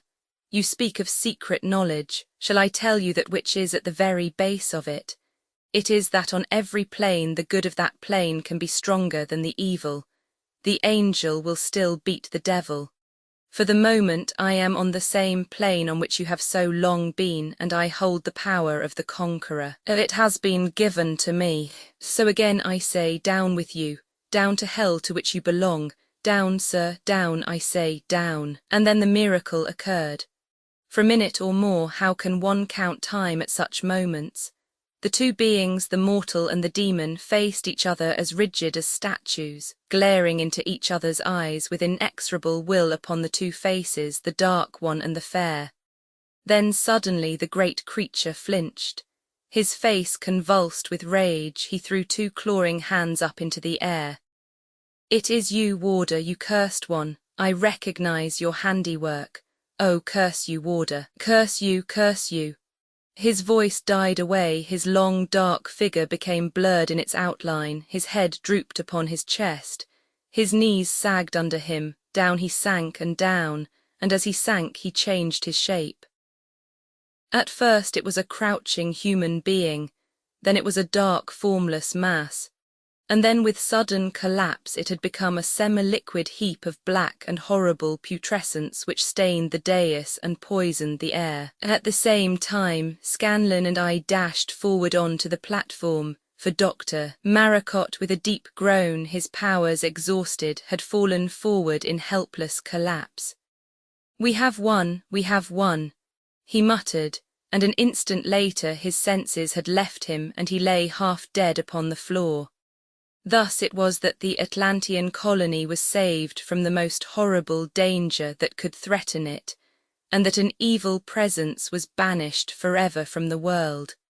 It was not for some days that Dr. Maracot could tell his story, and when he did it was of such a character that if we had not seen the results we should have put it down as the delirium of his illness. I may say that his power had left him with the occasion which had called it forth, and that he was now the same quiet, gentle man of science whom we had known. "That it should have happened to me," he cried. "To me, a materialist, a man so immersed in matter that the invisible did not exist in my philosophy. The theories of a whole lifetime have crumbled about my ears." "I guess we have all been to school again," said Scanlon. "If ever I get back to the little home town, I shall have something to tell the boys." "The less you tell them the better, unless you want to get the name of being the greatest liar that ever came out of America," said I. "Would you or I have believed it all if someone else had told us? Maybe not. But say, Doc, you had the dope right enough. That great black stiff got his 10 and out as neat as ever I saw. There was no comeback there. You clean pushed him off the map. I don't know on what other map he has found his location, but it is no place for Bill Scanlon anyhow." "I will tell you exactly what occurred," said the doctor.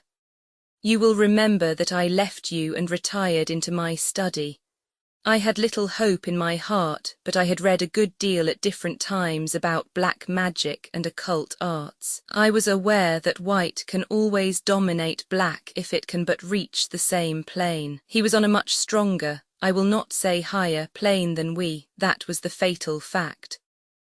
I saw no way of getting over it. I flung myself down on the settee and I prayed. Yes, I, the hardened materialist, prayed for help. When one is at the very end of all human power, what can one do save to stretch appealing hands into the mists which gird us round?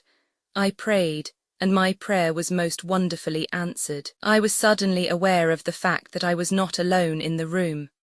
There stood before me a tall figure, as swarthy as the evil presence whom we fought, but with a kindly, bearded face which shone with benevolence and love. The sense of power which he conveyed was not less than the other, but it was the power of good, the power within the influence of which evil would shred away as the mists do before the sun. He looked at me with kindly eyes, and I sat, too amazed to speak, staring up at him. Something within me, some inspiration or intuition, told me that this was the spirit of that great and wise Atlantean who had fought the evil while he lived, and who, when he could not prevent the destruction of his country, took such steps as would ensure that the more worthy should survive even though they should be sunk to the depths of the ocean.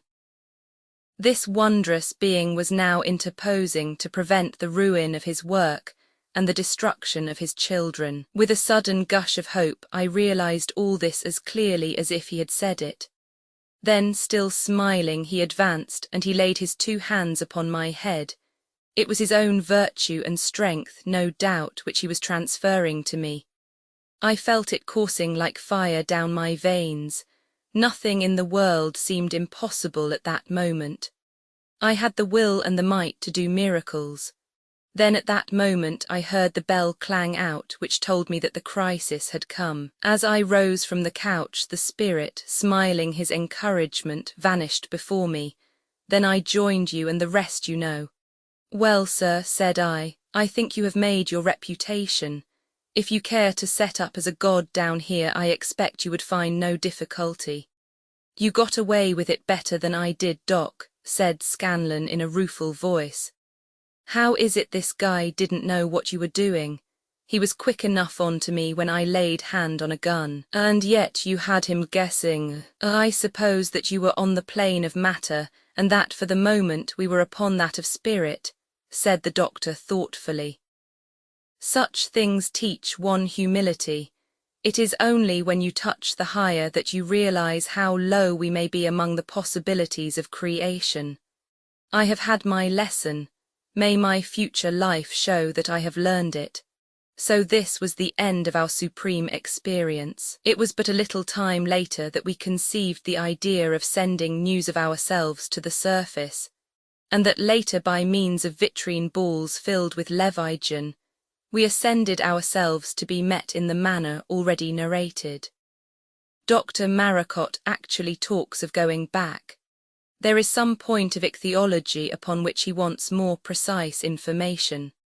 But Scanlon has, I hear, married his wren in Philadelphia, and has been promoted as works manager of Merrybanks, so he seeks no further adventure, while well, the deep sea has given me a precious pearl, and I ask for no more. Colophon, the Maracot Deep was published in 1929 by Arthur Conan Doyle.